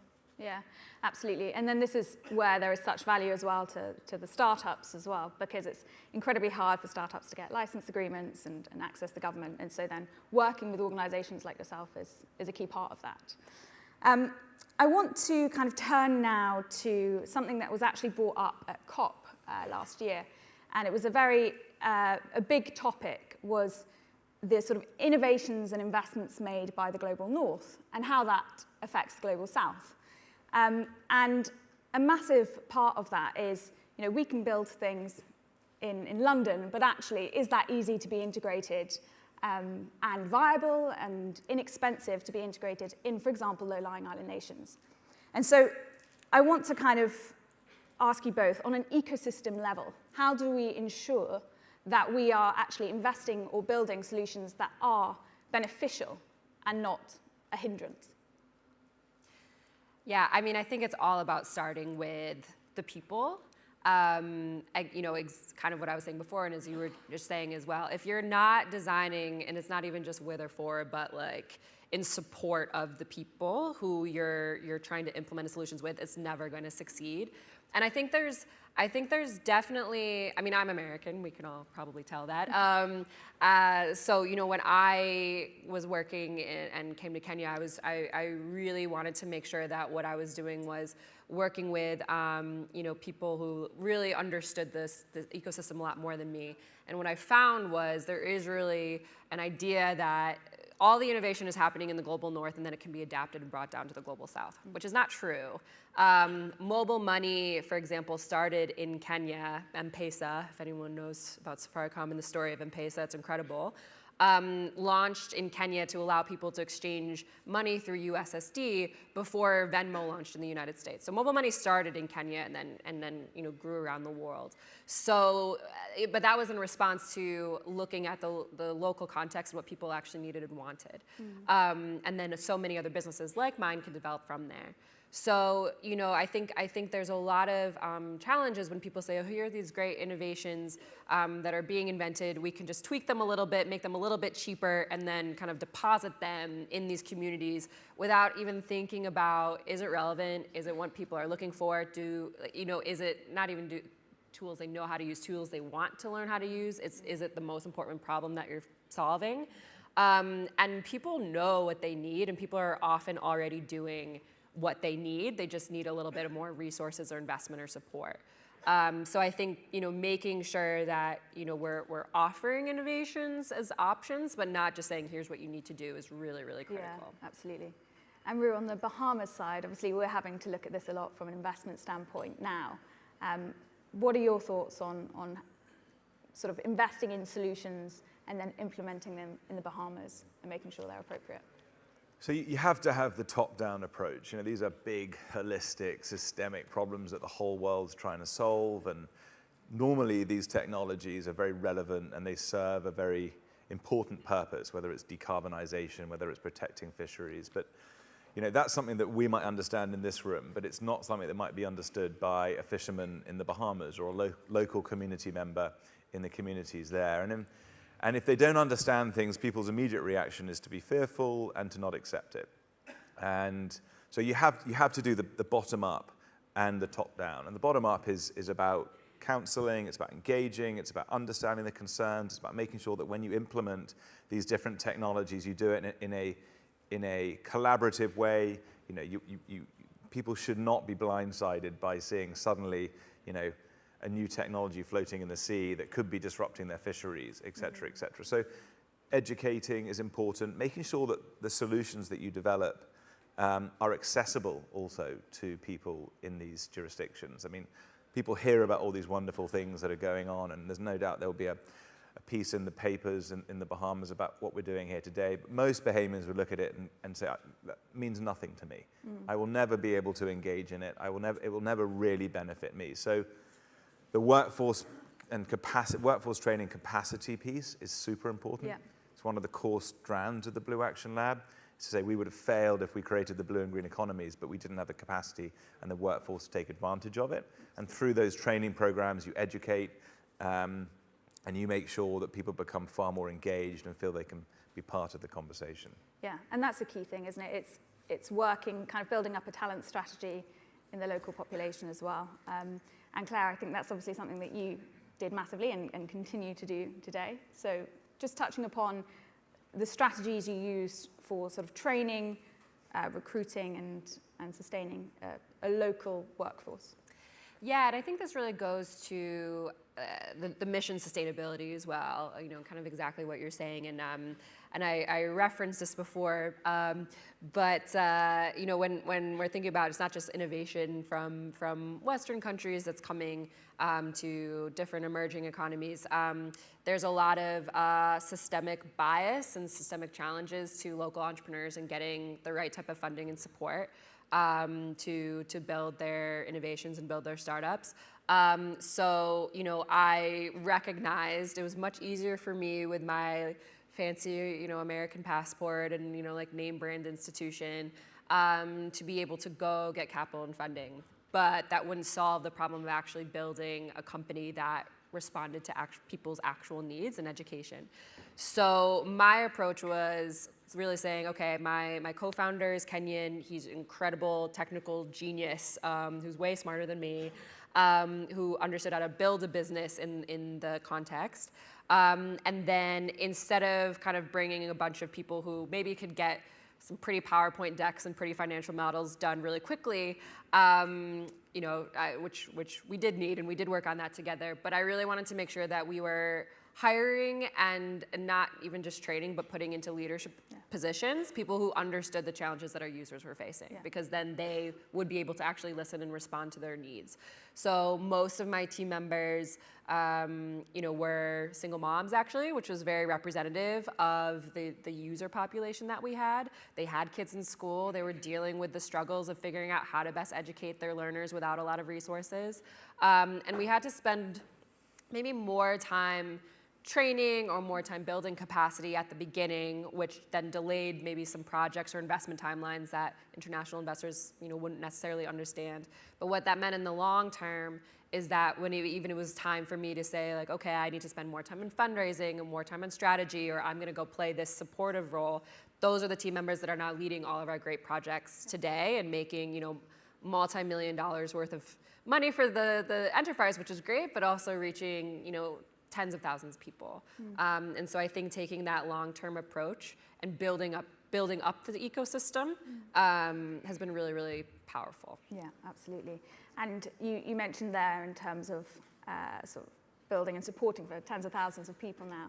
And I think in a sustainability and longevity perspective, assessing the impact is a really crucial part of that. And I think something that we as investors are constantly having to think about, specifically on impact investing, but also on the founder side. And so perhaps just over to you quickly, Rue, on a assessing impact level. There's so much that we could do in the short term that might have sort of a quick impact on the environment and perhaps not require as much capital, versus those that require a lot more capital but actually could have a massive impact on the environment. When we look at our investing approach, what are you thinking about in terms of that short-term versus long-term impact? I think we need both. And I think, a lot of the climate investing space and the universe of investments require a very different risk-return profile to traditional tech investing. It requires patient capital, catalytic capital as well. A lot of the times you're requiring large amounts of CapEx before the technology is proven, which distorts the risk-return profile. But that said, if you can carry a business through those difficult times, provide them with the capital, you see where the unbelievable impact lies, and also the profitability as well. So I think from our perspective, having a blended portfolio We take impact very seriously. It's an existential problem for us as low-lying coastal communities. We really do need to solve the carbon crisis. And we take a different view to traditional tech investors around risk and reward. But we recognize they have a balanced portfolio. There's great companies delivering huge amounts of impact day one with smaller amounts of capital provided up front before the technology is proven. So we would have both. Yeah, it is a mix of both. But it's also our role as investors as well to make sure that we are diligencing and assessing impact, having our own impact frameworks. And then on the founder side, Claire, I guess from those founders in the room, how do you assess the impact that you are making? Not just to kind of then show your investors the impact, but then also to know actually concretely how much impact you're having. Oh yeah, and it's so hard at the beginning, especially as a social enterprise when you're looking at how much money you have, which is usually very little, and the level of impact that you want to show, which usually requires, again, like tens of thousands of dollars to run a full randomized control trial. So what we did was we built our, kind of our theory of change, and we looked at how each demonstration of impact could build on each other. So, we knew from the very beginning we want to do an RCT at some point, which we ended up doing about 4.5 years after we launched, and which showed statistically significant results, which was great, positive ones.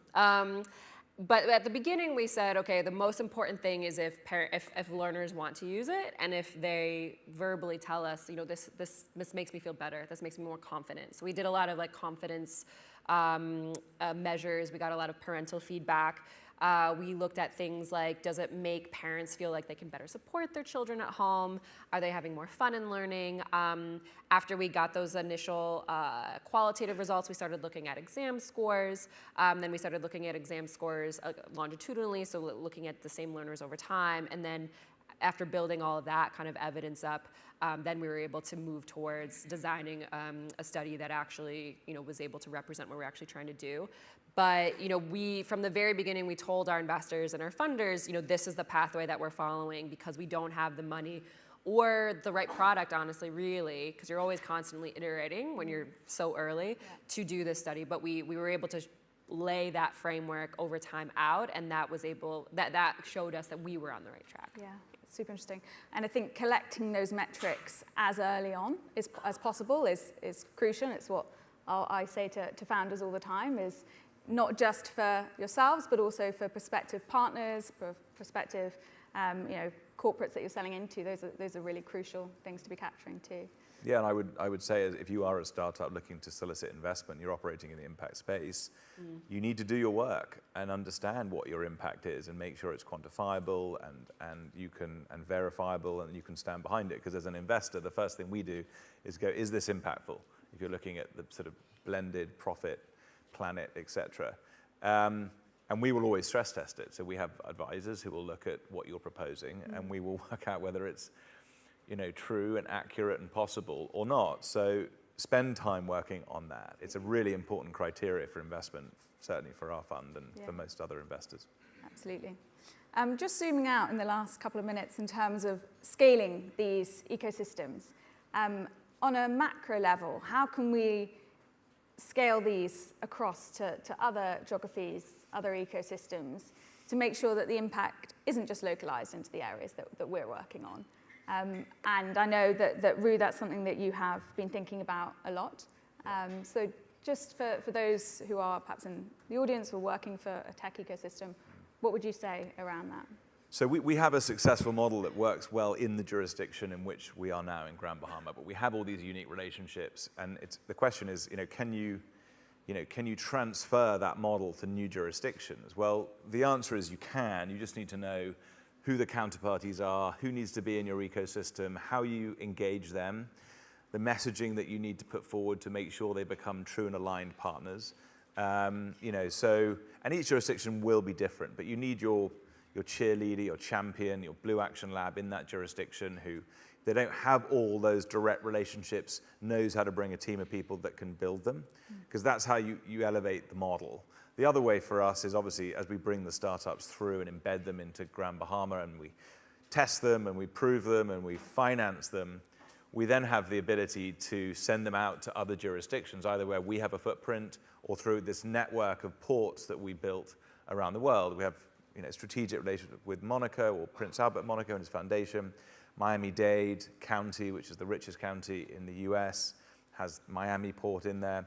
San Diego, we're in the process of signing an NDA with.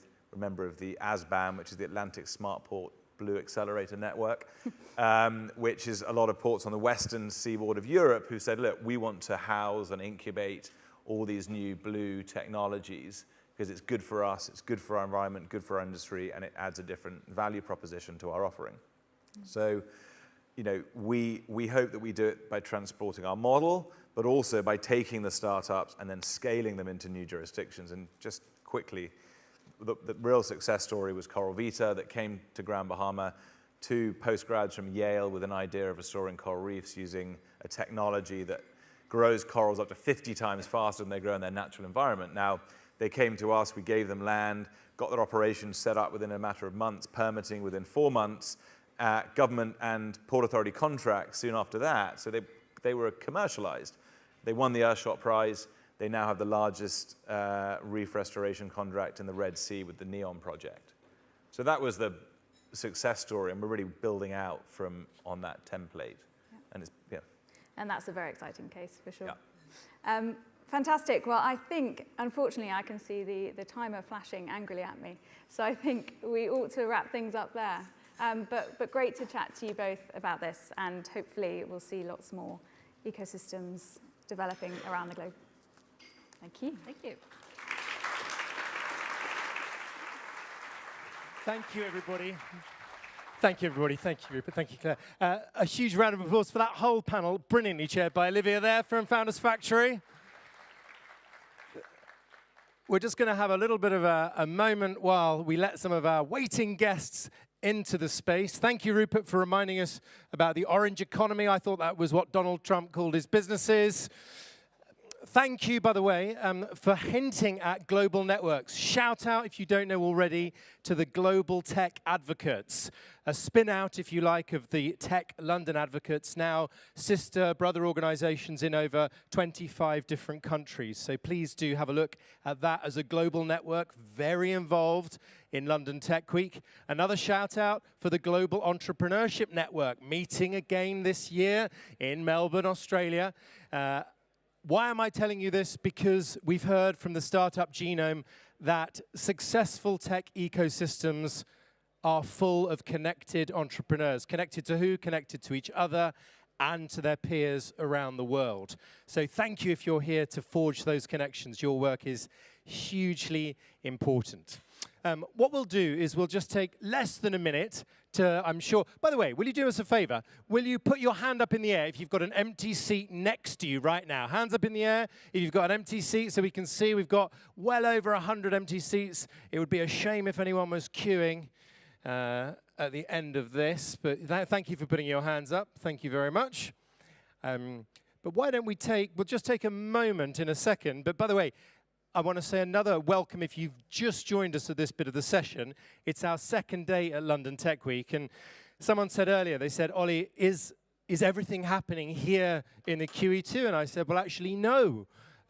Much of the action this week is on the fringes, out and about across London's many boroughs. So if you want to tune in, go and have a look on the main London Tech Week site, or follow the hashtag LTW2023, or just hashtag LTW if you're feeling lazy, and pick up on lots of those other fringe activities, because there are many, many, many of them around the capital. So thank you for tuning into those as we go. I think I wanted to say what's happening a little bit this afternoon, because we've got 2 big themes happening across London Tech Week. One around climate tech, some of those speakers on the main stage, and our Climate Tech Summit, and also health and health tech, another huge theme back on the main stage, but running through this afternoon. So if you connect either of those 2 worlds, then today is absolutely a day, if you can afford it, to stay an extra bit of time later on this afternoon. So thank you in advance if you're going to do that. By show of hands, Hands up if this is your very first London Tech Week. Hands up, welcome, welcome, welcome. Amazing. This is at least half the room. And hands up if you're returning to London Tech Week. Hands up, hands up, hands up. Welcome back. Thank you very much. Since 2014, we've been going strong. How many companies were founded in the UK in 2014? I told you. I'll tell you. 580,000. 580,000 companies in 2014. Last year, that number was 784,000. So we're on the move. We are absolutely on the move, but there's more to do, because the question is, who are these founders? Have they got the support they need? Well, we're going to have a conversation which is deeply personal now. So welcome if you've just joined us. Please have a seat. We shouldn't have anyone else waiting, I don't think. But welcome if you've just joined us. This is the second day of London Tech Week, and now we're going to have a very personal conversation featuring one of my favorite scale-ups in the world, Olio, the food-sharing app that's been encouraging me to recycle my jokes for years now. So thank you very much indeed. Sasha is here, but we're going to talk personal. I've got some words and the strap line for this panel, which just made me smile. The personal side of being a founder. Surprises. That's what founders call cock-ups.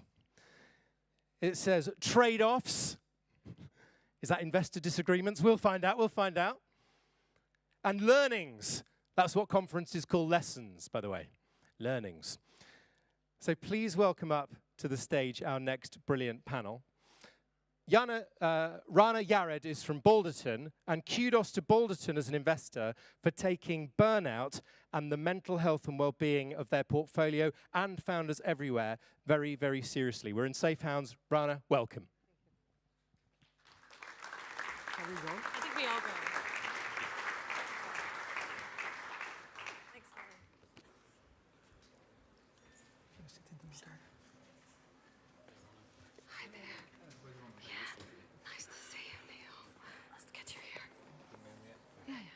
Hi, Nick. Nice to see you properly.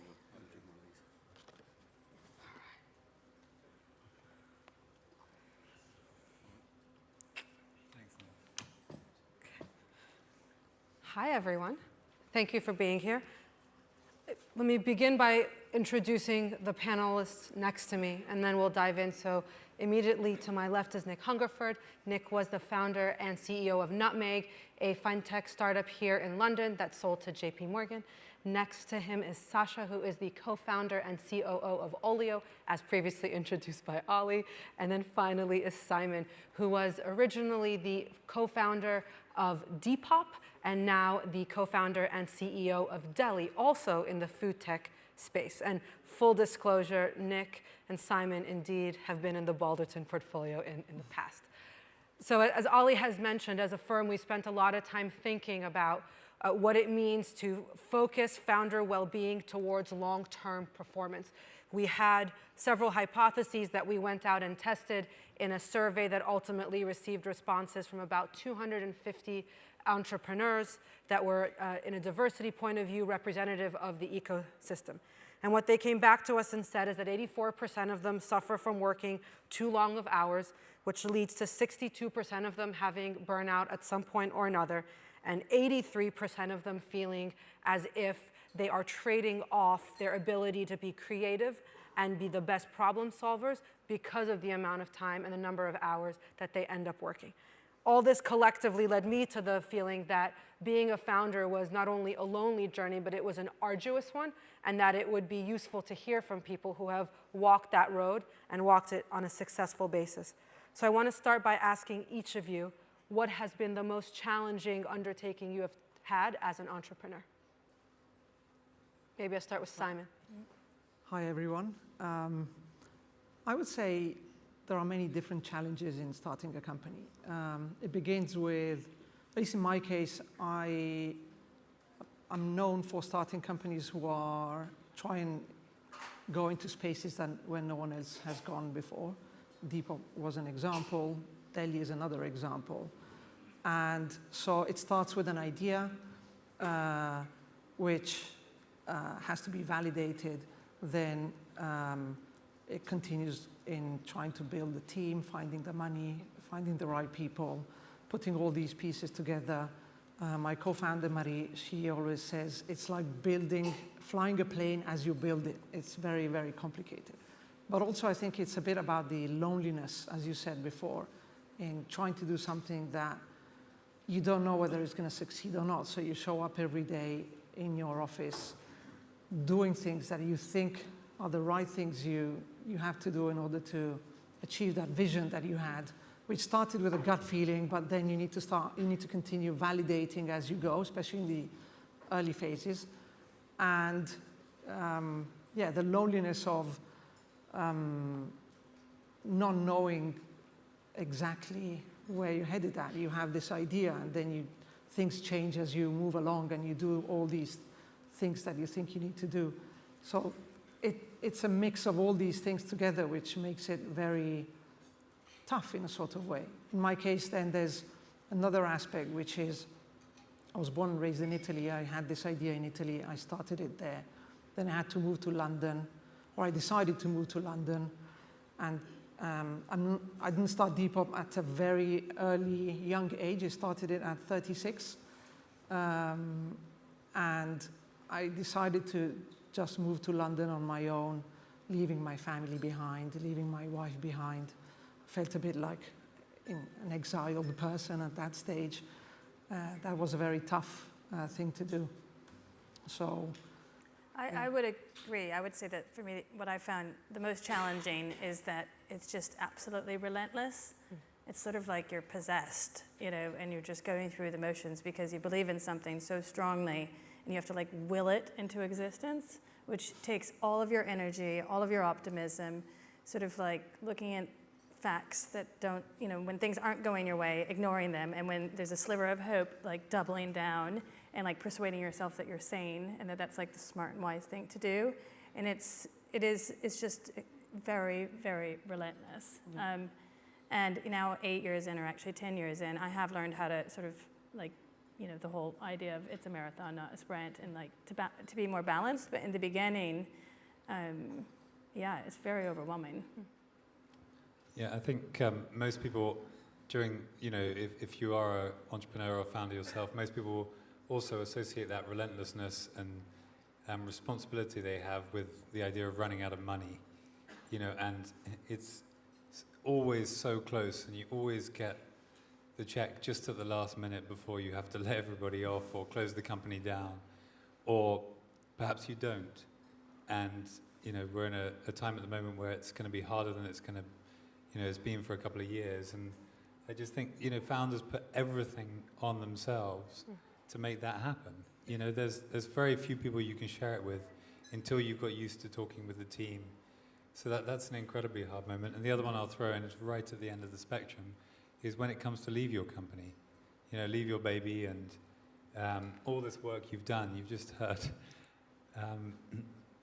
how much you put into it, and everybody here knows how much you put into starting a company once you've done it. It's the most exhilarating, brilliant, wonderful, painful experience, in work. But then you have to leave, and it's like, well, hang on a minute, I don't want to go. So yeah, there's some pretty tough times out there for being an entrepreneur, and now we've said it, I kind of wonder why we all do it. For the chance to do better the next time. So Simon, I'm going to go to you. You are a second-time founder. What did you learn in the Depop experience that you have changed now that you have started Deli? I'd like to say that I always say to my team that you learn a lot with your first company, a lot of mistakes you've done that you don't repeat the next time, but I'm also learning that there are new mistakes that one can do and will always do. But I'm not sure there's going to be a third company that I'm going to apply my new learnings towards. I would say one of the first things I did when I started the new company was I told myself I'm not going to do it alone anymore. So I found a co-founder. I was lucky enough to find someone who worked with me for many years at Depop and had left and was willing to jump into a new challenge. She, talking about being a relentless adventure, she is very, very driven and biased to action. She left the company on Friday, Depop, and she started Delhi on Monday. She didn't even take a break, and she had a young child. So that's great. But also a lot of obvious learnings, like how to build a tech platform, what kind of investors you want to bring on board. I was lucky again that two of the main Depop investors, one is you, the other one is HV Capital, wanted to invest again.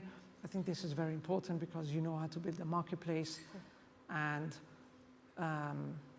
getting the right investors in who know profoundly how to build something like this is very, very important. So these are some of the mistakes I didn't repeat. And they are, the results are really good because now I have every day really good people that challenge me very hard.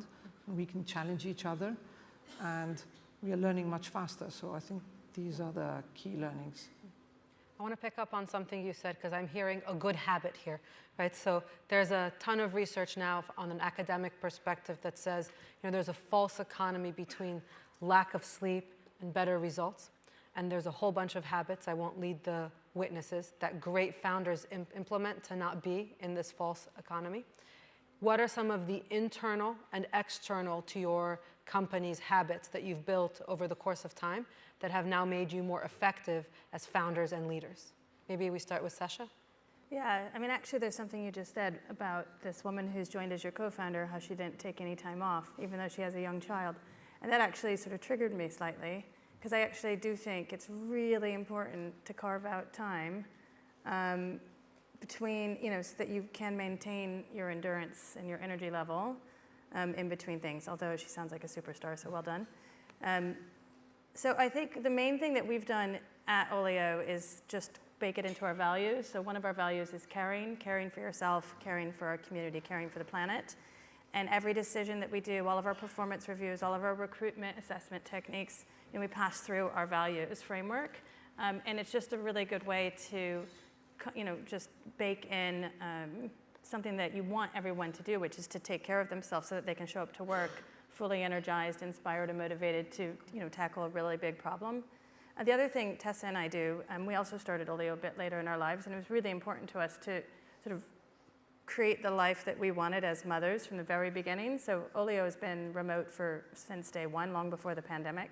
So, and that meant we could take our kids to and from school and sort of have a more sort of integrated child, you know, being a parent, being an entrepreneur, which has worked out really well. I mean, you're always on, but we have had the best of both worlds. And I think we are really, from the beginning, we've been really clear about role modeling, like what being a parent looks like, what taking time out to exercise looks like.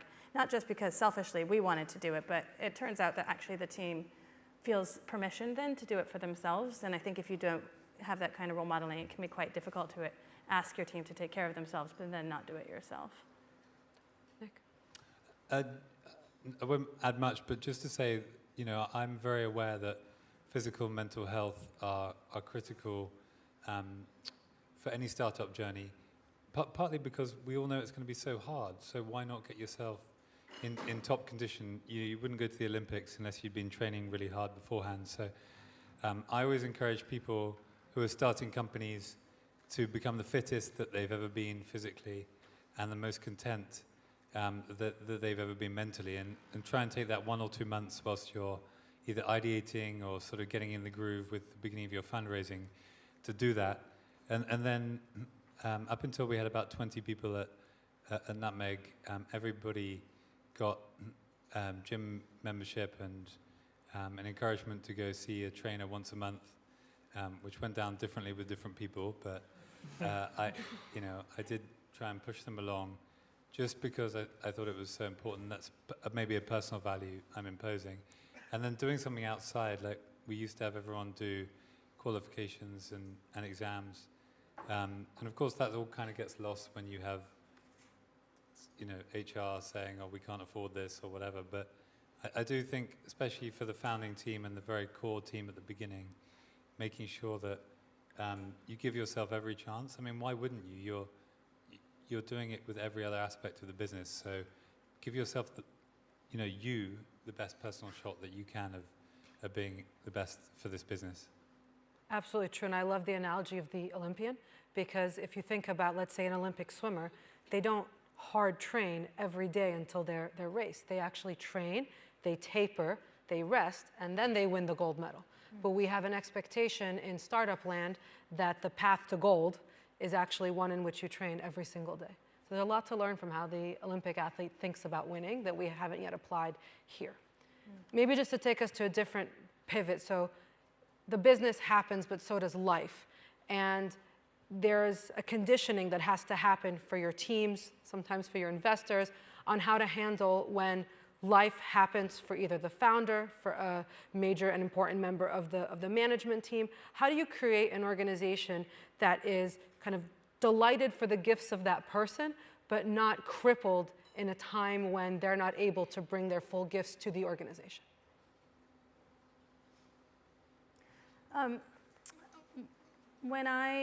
At the sort of first couple of years of Olio, when we were sort of a team of 10, basically my marriage started to implode, and I was really ashamed of that. And it was also a multi-year experience, and it absolutely sucked. And I was heartbroken and terrified and embarrassed, and I kept it from everyone on my team. Only person who knew was my co-founder, who was my rock and gave me the sort of flexibility and support that I needed. But I was really, I don't know, I couldn't tell my team, and I thought they sort of could tell that I was off, because I felt not just off, but like I was not bringing my best self to work every day. And when I eventually told them, none of them had any idea, and they hadn't even picked up on it, even though I was working with them day in and day out, which meant I did a really good job of hiding something that was a really big secret. And it made me realize that that was a completely wasted effort, trying to hide and not like let myself bring that part of my life to my work. And it wasn't good for the team, it wasn't good for me. And I've adopted a very different policy since, which is oversharing, which actually I think works really well. And it comes back to the role modeling, where if you can bring your whole self to work, the good, the bad, and the ugly, the parts that are personal, that aren't so nice, the parts you're embarrassed about, but you can do it in a safe and supported way, then people are going to enjoy, they're going to just feel more, sort of loved, more looked after, and that freedom to be vulnerable in a place where you're bringing you're spending, all your time and energy. I don't know. I think it creates an environment where people want to work there and they want to stay there, and so that was a learning, I guess, for me. Yeah. Simon or Nick? In 2015, Depop was already going quite well, in the sense that we had found what we can call product market fit in a sort of way. The community was growing, but there were a lot of pains from the tech, the scalability, how to handle and manage the community. First problems came up with listings that weren't compliant and all these kind of things. And then we went through many fundraisings to make the company continue. With Depop, we've done 12 fundraisings in 10 years, which was maybe not as much as some other successful companies, but it was quite stressful. To a point that towards 2015, I was starting to become quite sick. And I remember one day I woke up, I was so sick, I thought, I'm not going to make it. This is not going to happen anymore. And so I literally I felt so bad. My stomach I thought I was going to die in a sort of way. So that same day, I called my wife and I told her, I'm done. It's not happening anymore.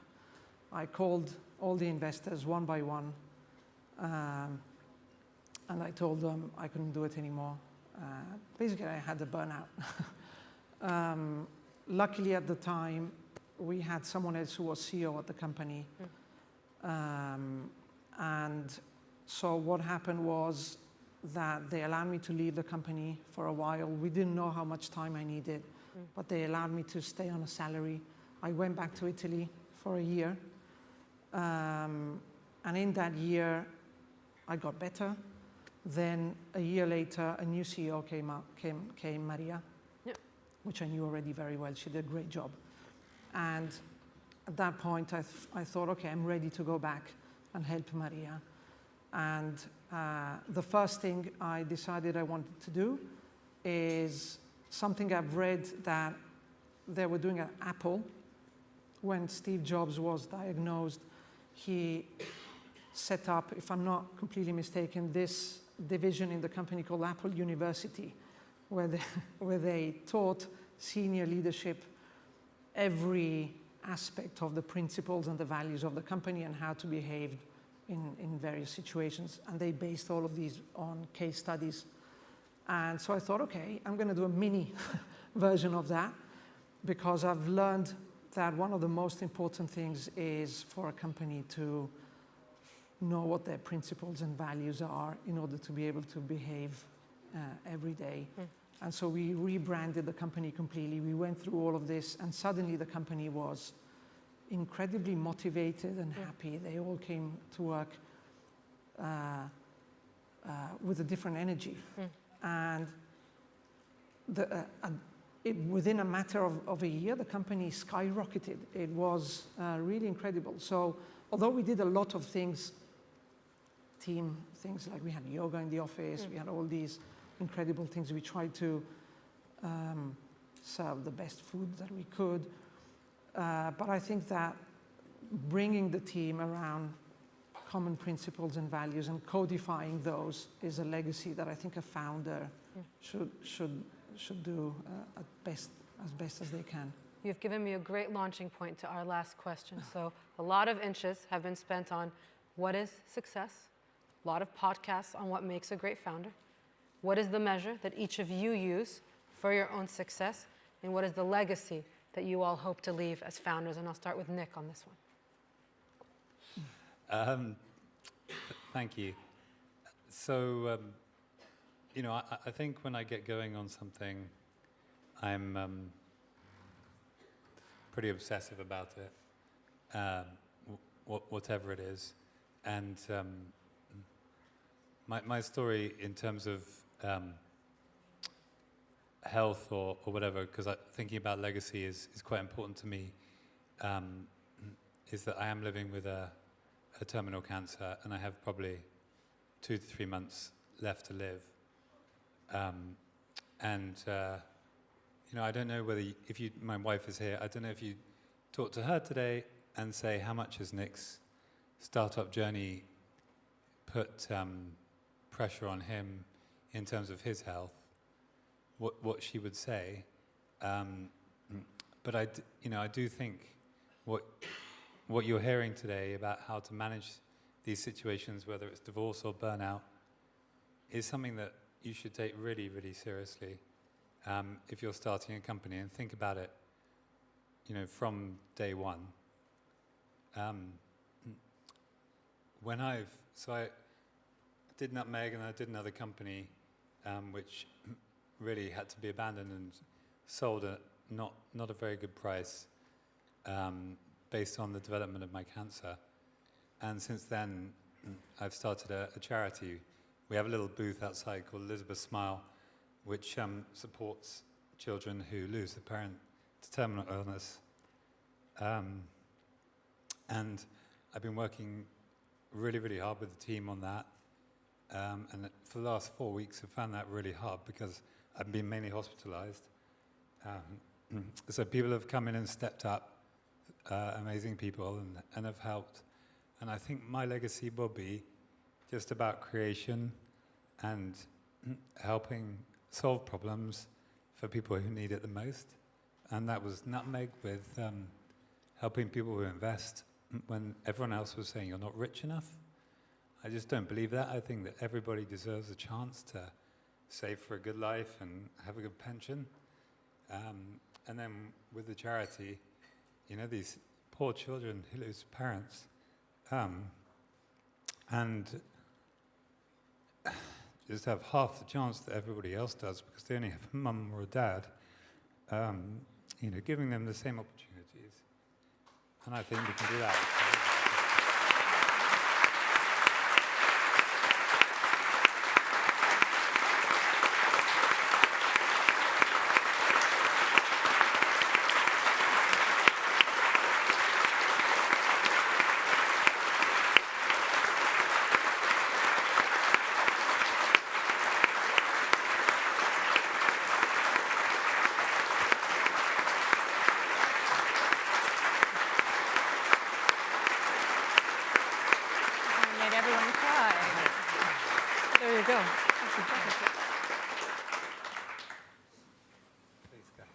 I don't know if anyone dares, a word after.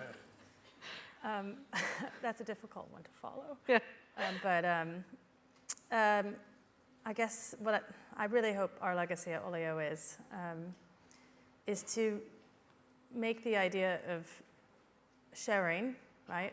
The things that we have in our communities, in our homes, things that are going unused or uneaten because we have food and household item sharing, instead of throwing things away, to make the idea of sharing the new normal, and the default mode of, I guess, quote unquote, consumption in our communities, because we're just throwing away half of all of our resources in any given sort of time period, and that's all of the time and energy and environmental drainage that went into producing those resources, and then not fully valuing or realizing the utility of those resources is just like one of the stupidest things, and it's all within our control. And I'm just hoping that through Olio, just like with Airbnb, I hardly ever book a hotel room anymore. My default is to want to stay in someone's house. I hope that we can create a new normal where sharing instead of throwing is the default. The common, how do you say in English, fil rouge of my life has been doing things, discovering young talents, creative people, and trying to build something to give them a space to be seen, to become independent with. I started before Depop with a magazine where we scoured the world for the youngest and most talented creatives in music and fashion. With Depop, it was about giving them a space to make their own things or create their own business and become independent at the earliest age they could. And with Deli, that's the same.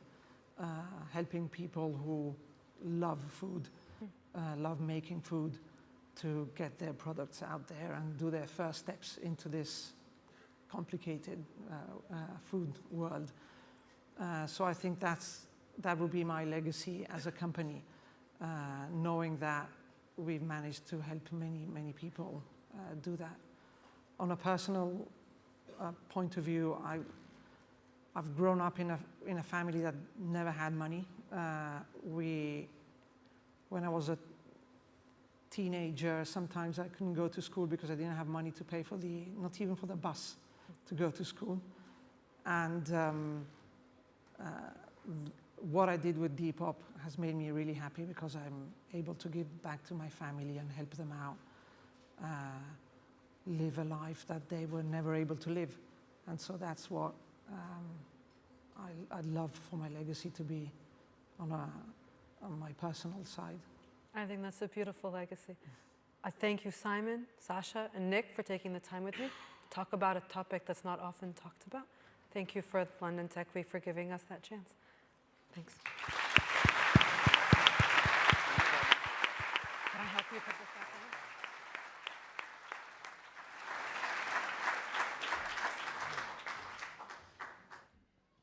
Thank you, Rana.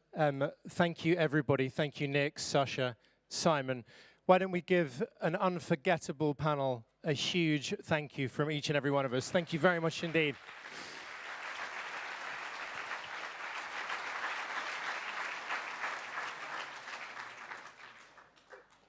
In case you were wondering, this would have happened already, but Nick mentioned Elizabeth's smile, and if you go to elizabeth.org, you can read more about it. I know we will want to do that. London Tech Week's been going for 10 years, and I can't remember a more powerful session than that. And we look forward to the conversations and connections that are now going to follow. This afternoon has lots to look forward to. And what chairs are supposed to do when they wrap up a session, be it about startups or investment, is share their own reflections and their own words. But I'm not going to do that. What I am going to do is I'm going to share someone else's words, because this is a panel about startups. I'm going to share the words of T.S. Eliot, who said, "What we call the beginning is often the end. And to make an end is to make a beginning. The end is where we start from. So whatever we're starting this week, good luck to you, Let's keep connected to each other, and let us continue to be hugely grateful for those who have shared their story to inspire us and drive us forward. Thank you very much indeed.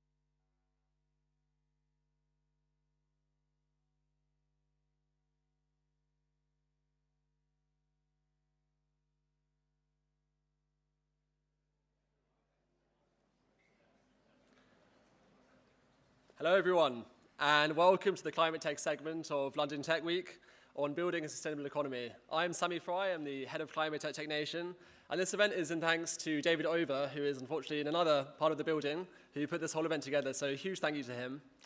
Just one piece of housekeeping, if you can please put your phones on silent, that would be hugely appreciated.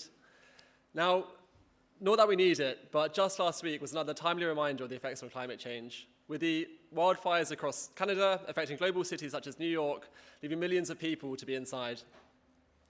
Today, fortunately, we're going to steer away from that narrative and focus on the solutions from the scientists, the entrepreneurs, the innovators. And we'll be hearing from global leaders across sustainability and climate tech, from the VCs, the startups, the multinationals, the government, and the NGOs. After a keynote by the one and only Paul Pullman, we'll be diving into panels from the world of impact investing, through to biodiversity and the role tech plays, through to the transition to a circular economy from waste to wealth, and through to a sustainable transport system. We'll be hearing from EV bikes all the way through to autonomous electric lorries. And we're finishing off today with looking at how business leaders can and are becoming climate leaders. The focus of today is really to look at the innovations that are driving down global emissions. And I know many of you in this room are working towards that goal. So, without further ado, I'd like to welcome to the stage our first speaker, the Right Honourable Grant Shapps, Secretary of State for Energy Security and Net Zero.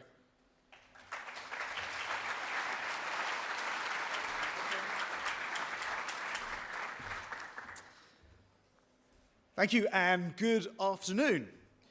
Well, the sun may be 109 times wider than the Earth and burn around 5 million tons of hydrogen fuel every single second. It contains 99.8% of all mass in the solar system. But I have to tell you, conference this afternoon, that compared with other stars in the Milky Way galaxy, the sun is actually rather dull. It's not particularly hot, it's not particularly cold by stellar standards. It's not a brown dwarf or a red giant or a blue supergiant like some of its more glamorous galactic cousins. It's not especially large, it's not especially small, even where solar activity really ramps up, the exciting moment in the sun when the sunspots increase. It does so at precise 11-year cycles, as predictable as a metronome.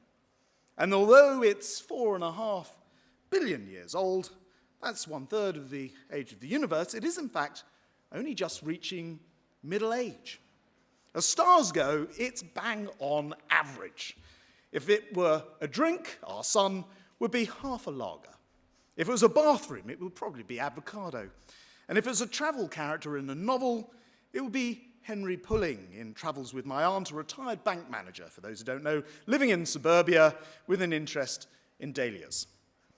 But though it may not be remarkable as a star by cosmic norms, it is, of course, our star. Its primary source of virtually all of the Earth's energy. Even the coal and oil, which we powered us for the first 2.5 centuries after the Industrial Revolution, even all of that was formed by the animals and plants that were absorbed under the sun's energy. But the world's reliance on finite fuel has come at a rising cost, and that's been a rising cost in terms of temperatures. And now we're in a race to find new ways to harness the sun's power so to meet the growing demand for global electricity and yet propel the world towards that green transition at the same time. Because the world's been through major energy transitions before, but never one with the urgency of 1.5 degrees needing to be kept firmly within our grasp. And with coal and oil and even nuclear power, we had time to develop technologies and allow emerging industries to find their position within the energy market. But the challenge now is altogether different. With the climate clock ticking, innovation has never been so important. Half of the emissions and the reductions required to reach net zero by 2050 will have to come from technologies which are not yet totally commercially available, or even partially. And that's why my new department, only created in February this year, set out the blueprint for the future, powering up Britain just 1 month later. It's why we lead the world in replacing fossil fuels with renewables and nuclear. And it's why we're making unprecedented commitments to fast-track the most promising green energy technologies of tomorrow. And to achieve these goals, we have to massively raise our ambitions even further. To keep the Paris Agreement within our grasp, we need clean energy to move up to 6 times faster in terms of development than where it is today. And although the sun is a vast nuclear power station right on our galactic doorstep, solar power still only accounts for 3.6% of global electricity production. The solar panels can only collect the power during the daytime, of course, and even then they're gathering only a minuscule fraction of the energy which is actually hitting the Earth.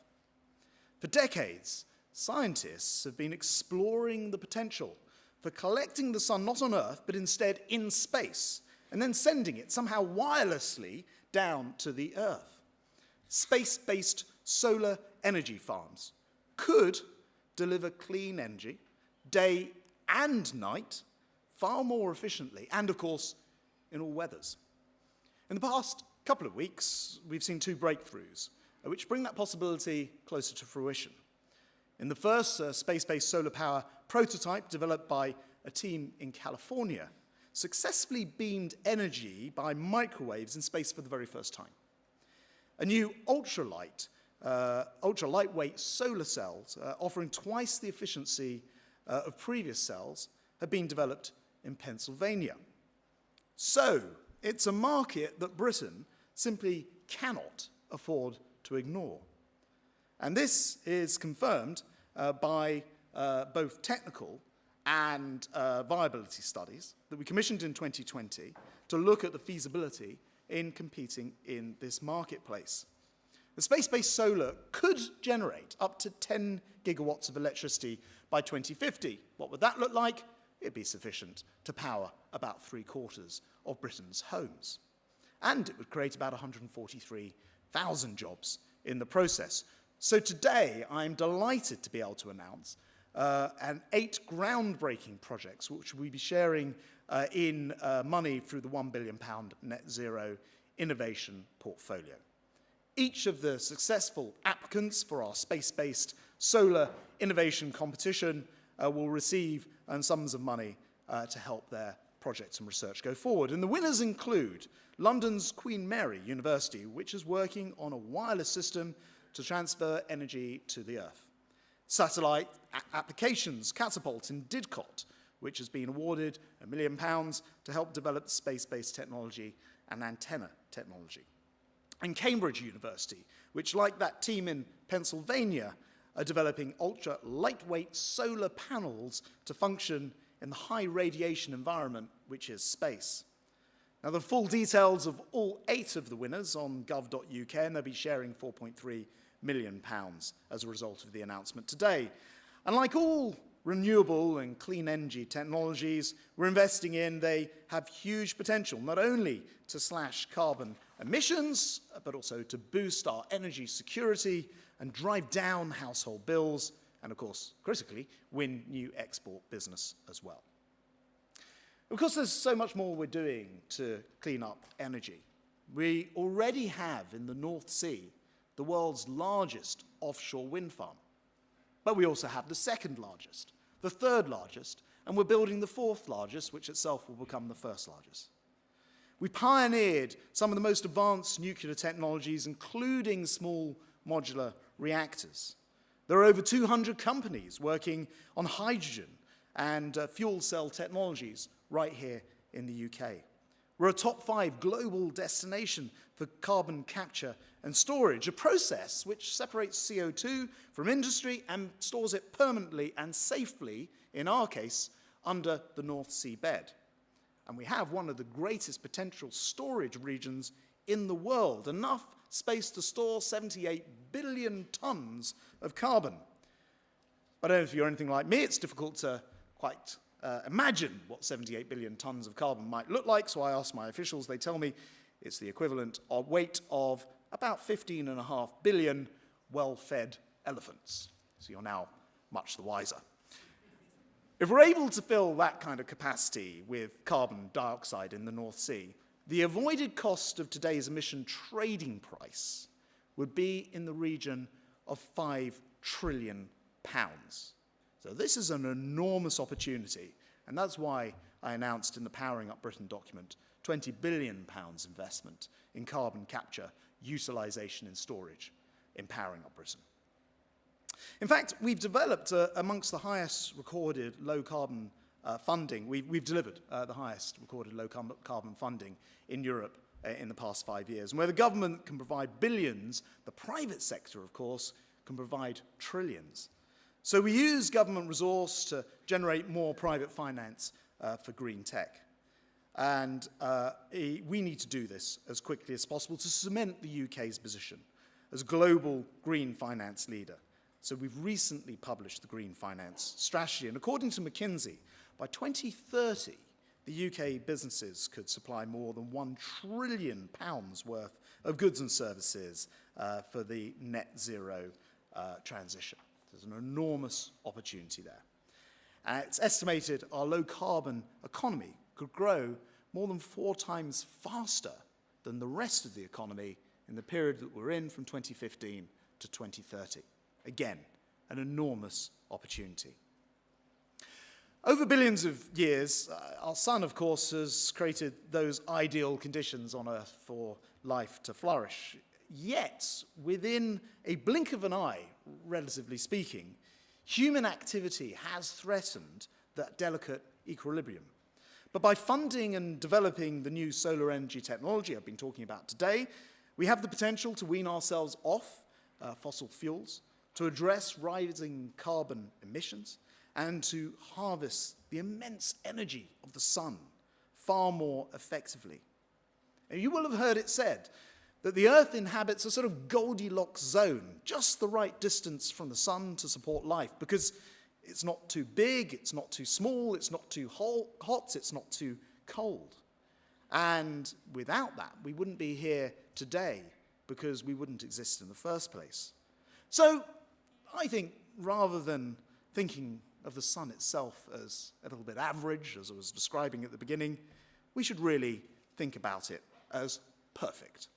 Perfect to help us deliver secure, plentiful, and affordable energy that we need to power Britain's future. Thank you very much indeed.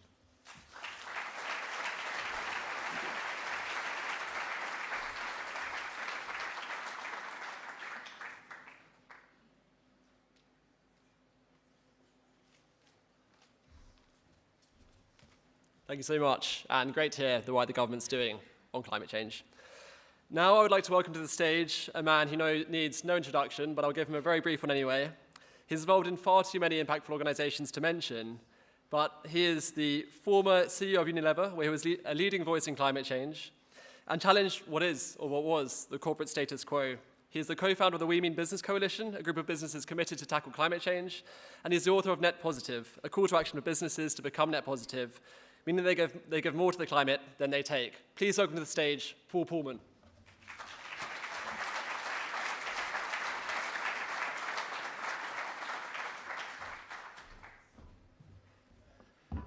Thanks for the opportunity. Unlike the minister, I don't have any budget to offer or promises to give.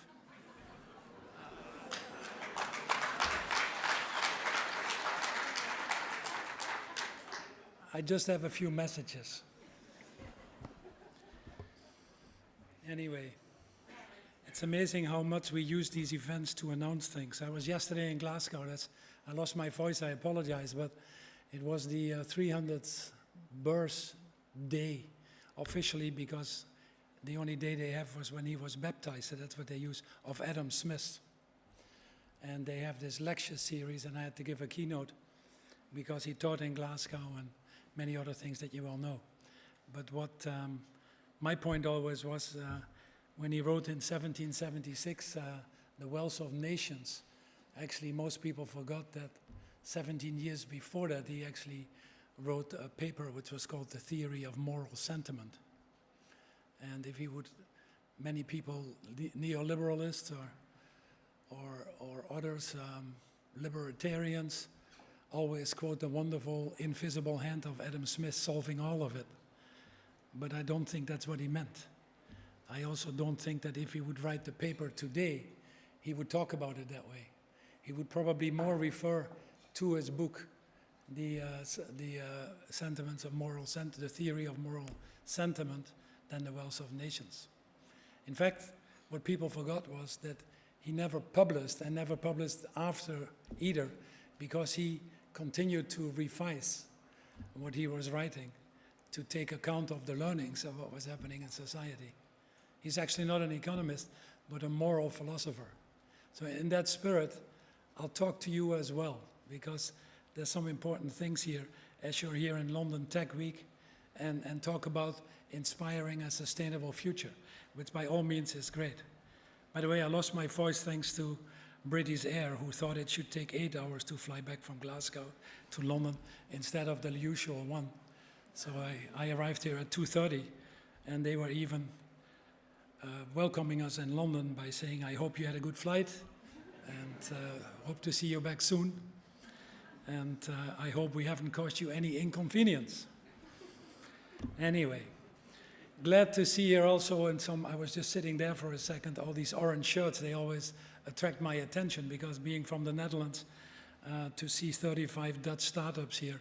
So give them a round of applause at least.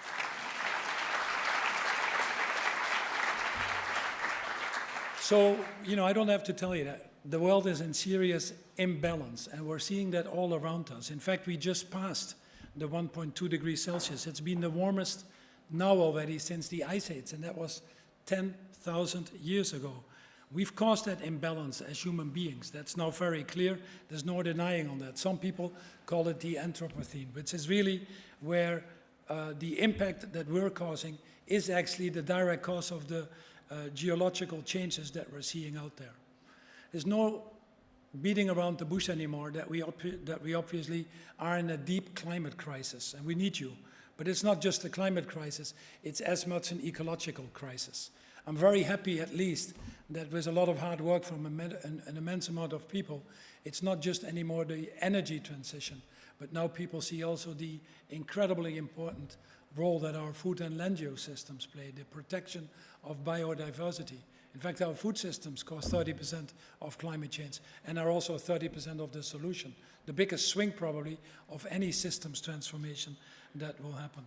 But anyway, incremental change, and I hope you agree with me, doesn't do it anymore. We really have very limited time left, and I would argue, not to make you more doomsday, that you are more important, because the time is actually less than what you think we will have, and I'll explain it in a second. And for that, we need you, and we need exponential transformation. You know, the most important thing is scaling the innovations that you work on, but we also have to ensure that whatever you do with these innovations, that we also address the issues of equity. I've said many times that any system where too many people feel they're not participating, or where they're actually getting excluded, will ultimately rebel against itself. And that's really what we see. This world cannot function by just finding a stable world. You also have to find an opportunity to have stability amongst its human population, if you want to. So last week, actually, the IPCC issued the last assessment report on the remaining carbon budget that we have for safe lending. And you might remember 6 months ago when they issued it, they said we have about 500 billion tons left for an orderly transfer to get to the 1.5 degrees. Out of Moore's Law, it came what was called the climate law, if I may be very simple, where we said every 10 years we have to cut our carbon emissions by about 50% to get to the 1.5 degrees. Now, that is still the ambition that most of the people work towards, and it's a very aggressive ambition. We're actually far removed from that. This decade alone, our carbon emissions are going up 10%, when, as I just mentioned to you, you need to go down 45 to 50%. Now, the reality is actually that they, in the report last week, they cut this carbon budget of 500 billion tons which should give us about 10, 12 years. We do 40 billion tons a year of carbon emission. They actually cut that to 250 billion tons. And the reason for that is actually that our systems are becoming far more fragile than people have realized. You see it every day on television now. If wherever you live, the climate disasters are here with us on a daily occurrence. You see it with the melting of the ice fields and many other things that we're starting to get into a negative feedback loop. And the capacity of our natural systems to support these carbon emissions is actually far less than now than what the scientists, with the best will of the world, were estimating. The reality, therefore, is that we have 6 to 7 years left. Part also because we keep emitting, that doesn't help either. Have we been warned before? Of course we have been warned before. You go back about 50 years ago when the famous report was there by the Club of Rome that was ridiculed by most of it, but actually, and the doomsday scenario was not really accepted. But it's now scientifically proven that every indication we have, we're actually following this doomsday path, and we're perfectly on track of that. So 50 years on now, we used that opportunity to issue another report, which is called the Earth for All. And it looked at two scenarios. A business as usual scenario, which I may argue is what we're currently doing. It's all the commitments of Glasgow. It's all the NDCs of the countries. It's all these net zero commitments of companies that you see. That has become the business of usual scenario. By the way, it still projects to 2.5 degrees, if not a little bit more. It's a lot of hard work. Many people think that they are doing so much now in this business as usual scenario that they've never done before. But it's still incremental mode, and frankly, despite all these multilateral agreements, we are still applying a linear solution to an exponential problem. And the cost is enormous.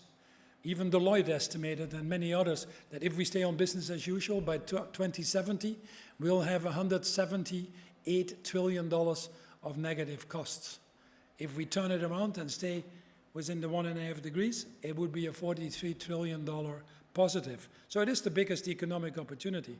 The second scenario, they call it the giant leap, if you want to. That's the acceleration scenario. And they looked at 5 big areas that we need to focus on, not surprisingly. But the most important thing is, it starts with people. I think with climate change also, we've let the science talk, and rightfully so, but we've not put the people central. So I always say, having helped develop the Sustainable Development Goals, the main goals always start with eradicating poverty in this world, have dignity and respect for everybody, equity, inclusion. So it requires transforming the way we do trade, the way our financial sector works, a better wealth distribution, myopic but determined focus to lift people out of poverty, more redistribution of wealth. These are absolutely important as foundations in all of what you do as well to get to the other points.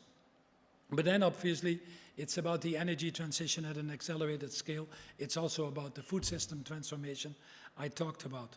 And that brings us hopefully back to a sustainable and healthy pathway. In fact, the scientists are telling us that it's still possible to do that. The window is still there, but it's barely there, and it needs all of us. It really requires all hands on deck. And this is obviously where innovation, amongst other things, come in.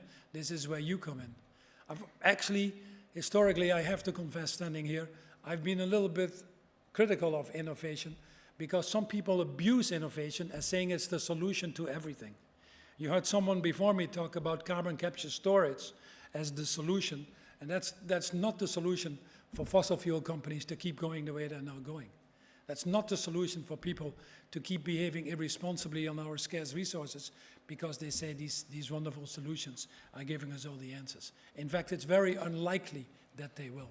I always remind people, if technology gives us all the answers, why do we have 1 billion people go to bed hungry today, every day, not knowing if they wake up? Why do we have 1.5 billion people open defecating? Why do we still have 1 billion farmers living in absolute poverty, 5 billion people living on less than $5 a day? If innovation was the answer to all of that, I don't have to share these statistics with you.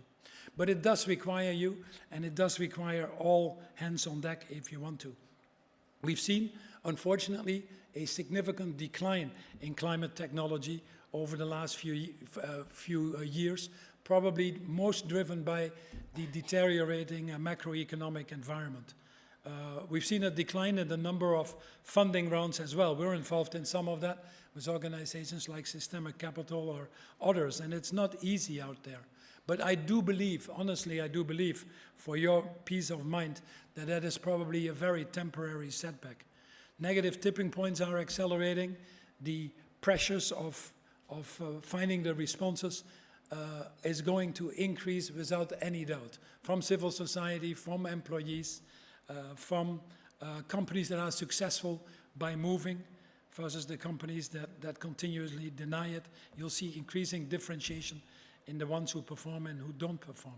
So sustainability actually over the last few years has changed a lot. In the past, we looked at it as a risk. We looked at it as protecting the environment. Now people understand the human side of it. Increasingly, people see the enormous opportunities that come with it. And it's not surprising. We have governments actually moving.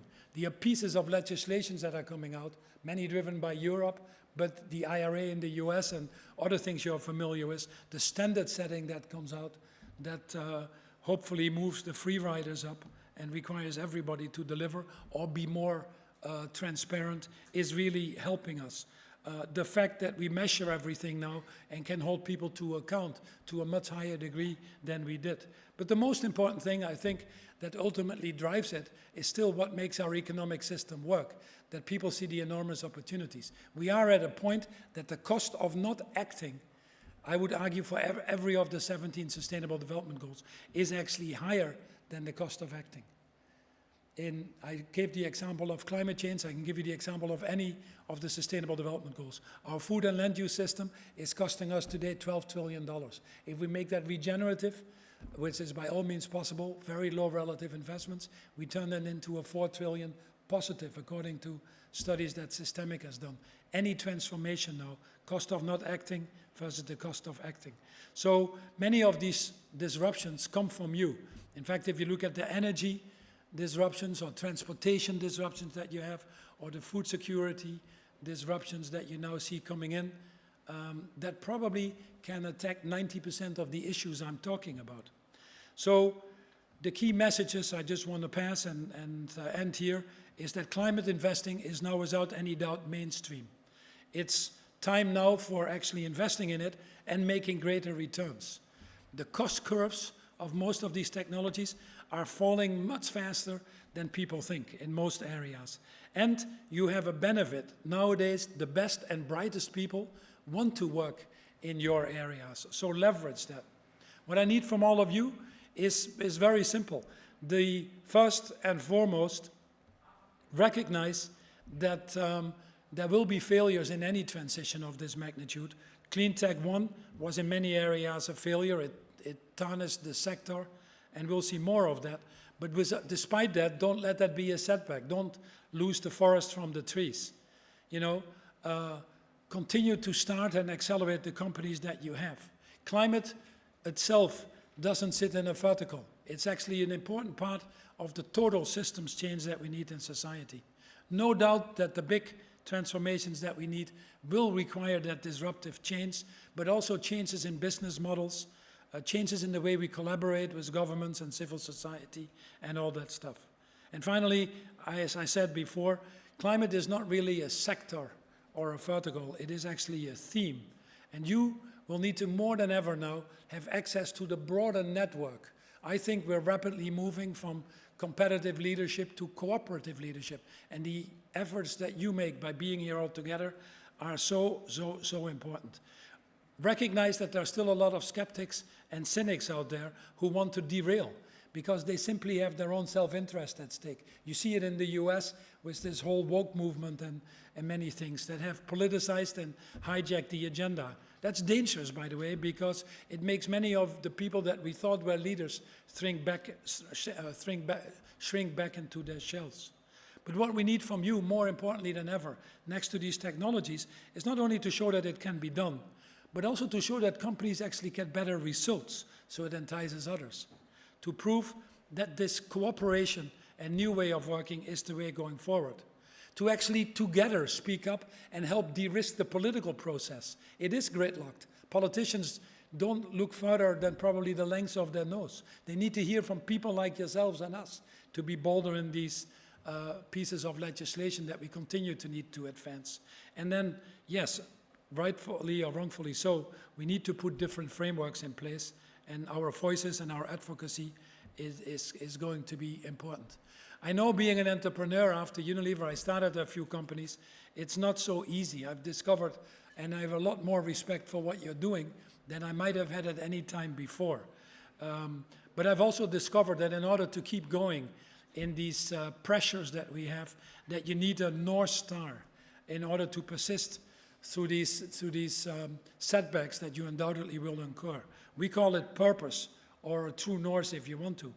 The massive opportunity continues to be in mission-driven businesses. That should be your first principle, not just the money or the technology by itself. Look at B Corps or other corporate structures you can set up to protect yourself from parts of the financial market that are not necessarily aligned with you or might never be aligned. So pursuing a purpose-driven calling, if you call it, rather than a mere career or a mere setting up a business, I think is probably the secret to the success versus the failures. And the best people, after all, want to work not only for ambitious companies in this field, but it's very clear that they want to work for companies that have a bigger mission than just making money. So, since my retirement, I don't like the word retire, by the way, because it sounds like you were tired before and you're tired again, which is not very appealing to me.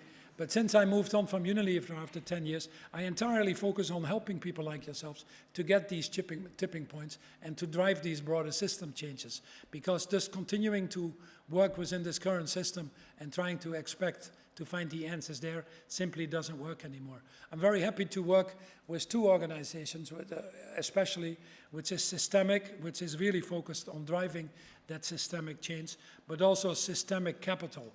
Systemic is a pure play, really, driving these communities together to drive these broader systems changes. And Systemic Capital is doing that, obviously, by putting the money there. So I'm pleased to introduce the next panel, which is moderated by George Polk, which has Irina Spasapan in there, who is the Managing Director of Systemic Capital. We have Ravi Kurumurthy, which is the Chief Executive of Nesta. And last but not least, we have Sarah Sklasik, who is the founding partner of Voyager VC. Thanks for your time, thanks for what you're doing, and all the best on your journey. Thank you very much.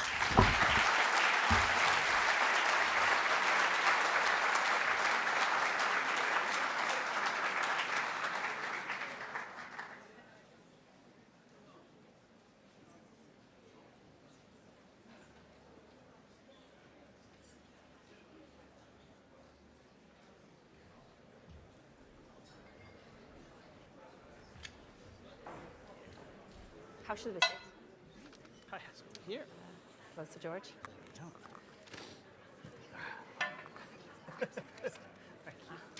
Thanks. And what of you? I drank it there. Can you all hear us? I'll let the hubbub of people die down. Everybody should know we are not going to be as good as Paul, I'm afraid. But I'm used to that. I serve on a board with him, and generally speaking, I like to talk before him, not after. So to sort of jump off from the point that he started from, today is, it's easy to make climate change statements today, given what's happening in England, given what's happening in New York, given what's happening in lots of parts in the world. It's also easy, in some ways, to be hopeful. For those of us who are in the West, we see a transition happening at some reasonable speed from a higher carbon world to a lower carbon world. There are a lot more electric vehicles in London than there used to be. There are renewable energy tariffs that you can buy. There are all kinds of things you can point to and feel like there is change coming your way. If you lived in Asia, you would see an even more dramatic picture. China invested more in renewable energy last year than the whole world put together. China deployed more renewable energy last year than the whole world ever has. And there are more electric vehicles, there are more electric buses, there's a dramatic system change happening there that is striking. And it's striking for those of us in the West also because it's cheaper, it's better, it's a better system, it's going to lead to lower input costs. There are lots of good things that come out of that. And if we don't figure that out, we're not going to be in a competitive position from an energy supply perspective or from a supply chain perspective, and that's an important thing. Go back 10 years, and there was, or 15, and there was this thing called impact investing that started to emerge. It was when I started in the climate change world, and it was the thing, right? And the idea was that these changes need to happen.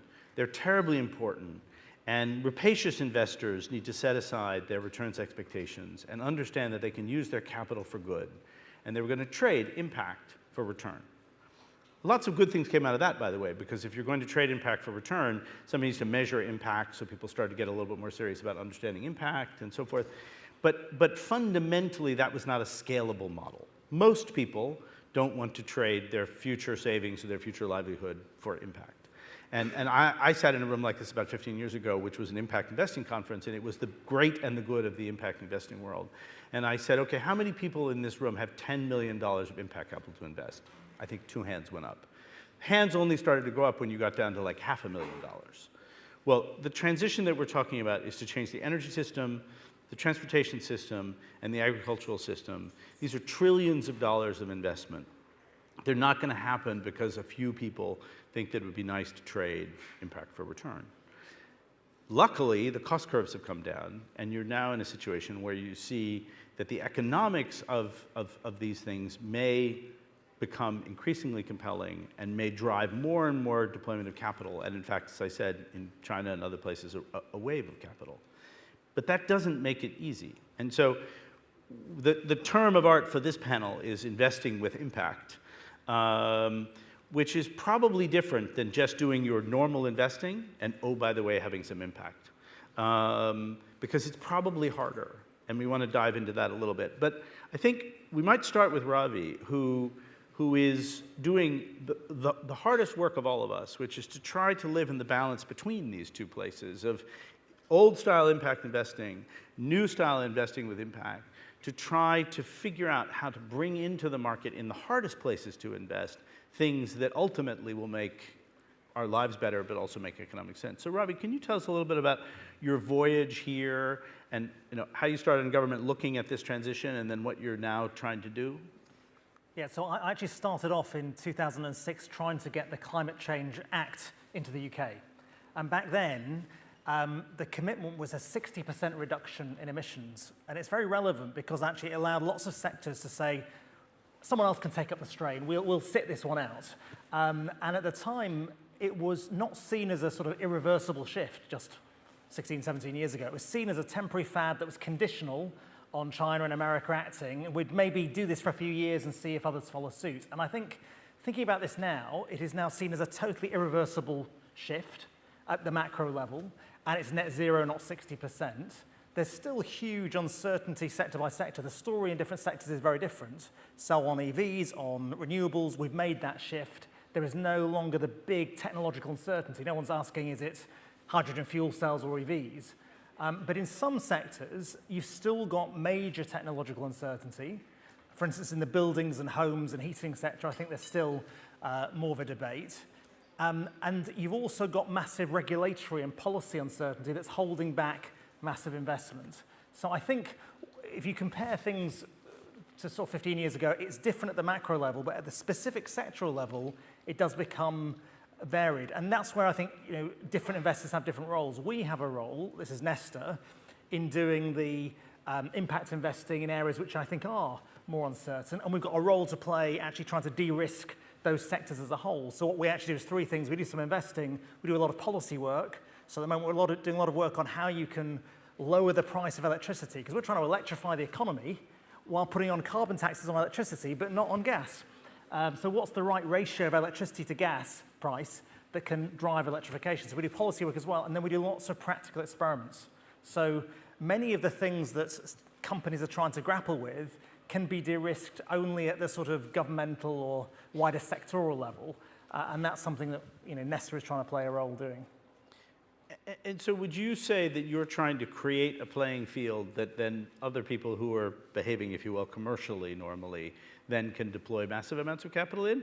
Or do you feel like that isn't going to solve the whole problem, and there are areas where concessionary capital, for want of a better word, is always going to be needed? So I think the only way to get this at the scale and pace required is if you get the regulatory policy, consumer barriers solved, and then you can have a flood of capital. Sure, there may well be certain investments that need to be made that have a high risk. We never compromise on return of that individual investment, but we do acknowledge that there will be a high degree of risk involved given you're investing at the earliest stage.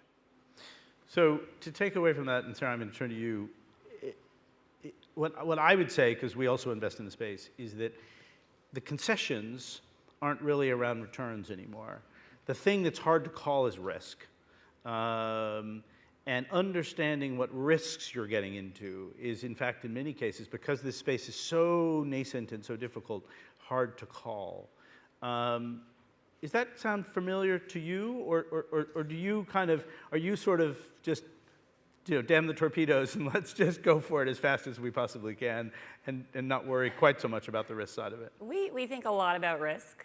We think very specifically about different categories of risk. Is it a risk that this team can or can't execute well? Is it a risk that the market isn't there today and it may or may not show up in 10 years? We don't stack risk. So if you go through all of the effort and trouble and expense and risk of building a first-of-a-kind product or some meaningful improvement on a product or service, you should have confidence that the customers actually want it and the market's there, and it would be game-changing for them. We don't call ourselves impact investors at Voyager. We call ourselves investors. We are not trading impact for the best financial returns we can get for our LPs. We see the best financial returns as coming from investing in the energy transition, the biggest transition in the world's biggest markets that has happened, if we're even modestly successful, faster than any industry has changed over at any scale like that in history. That is a massive opportunity, and I think any firm that's not investing in that is really, really going to be missing out. So if you were to pick from your portfolio and say, I know these are all your children, so it's hard to say, but who do you feel most fits an impact story?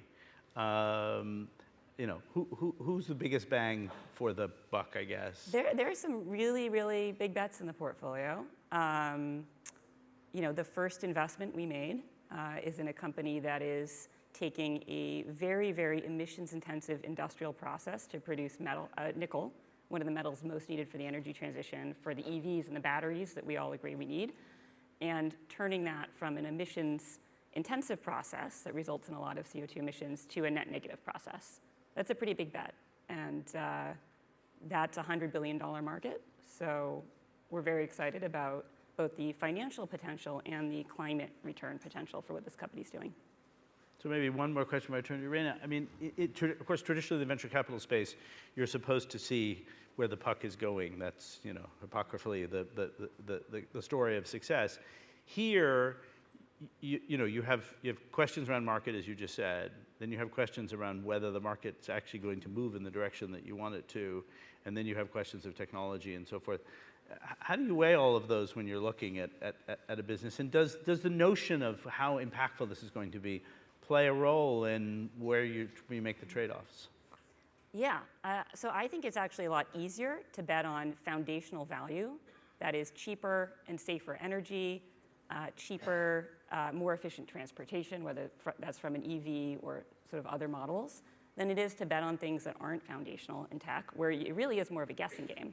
So, I sort of pity, maybe not the right word, but I think it's a lot harder for folks who are investors in trying to find the next, TikTok, because who knows which of the 1,000 services is going to have the exact right model that catches everybody's eye, because there isn't a foundational reason why it's any of them.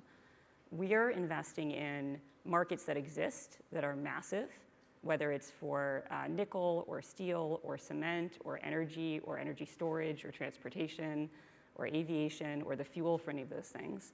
And so in general, it's not really a question about whether there's a big market or even whether customers would want a better widget or product or service or the same product but cheaper.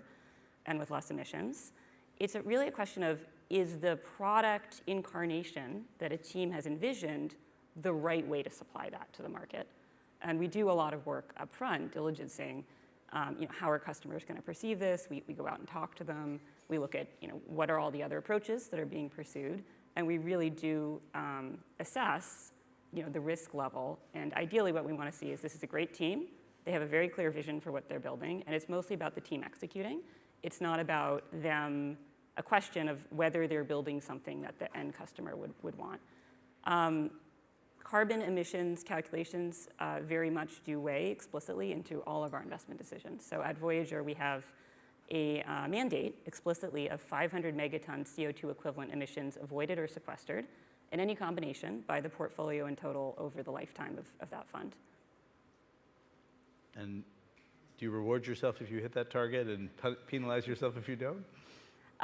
It is explicitly part of underwriting any investment. So if we can't calculate from the unit economics of that company's product or service and extrapolate out to the financial return and the climate impact, both showing the return profile we need to see, then we don't make the investment.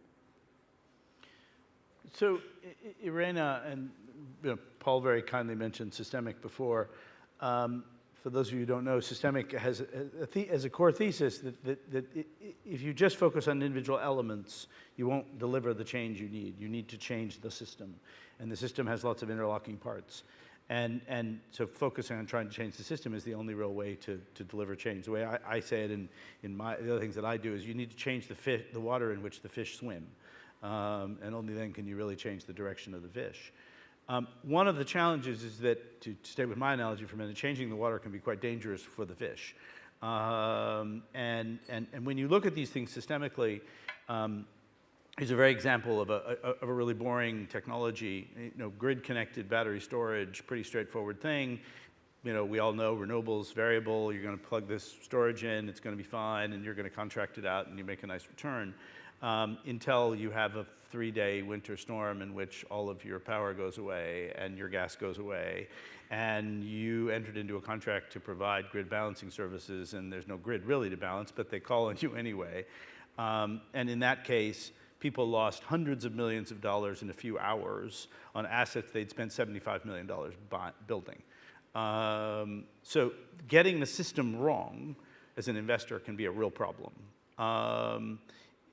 Irena, you came out of Systemic, out of looking at system change.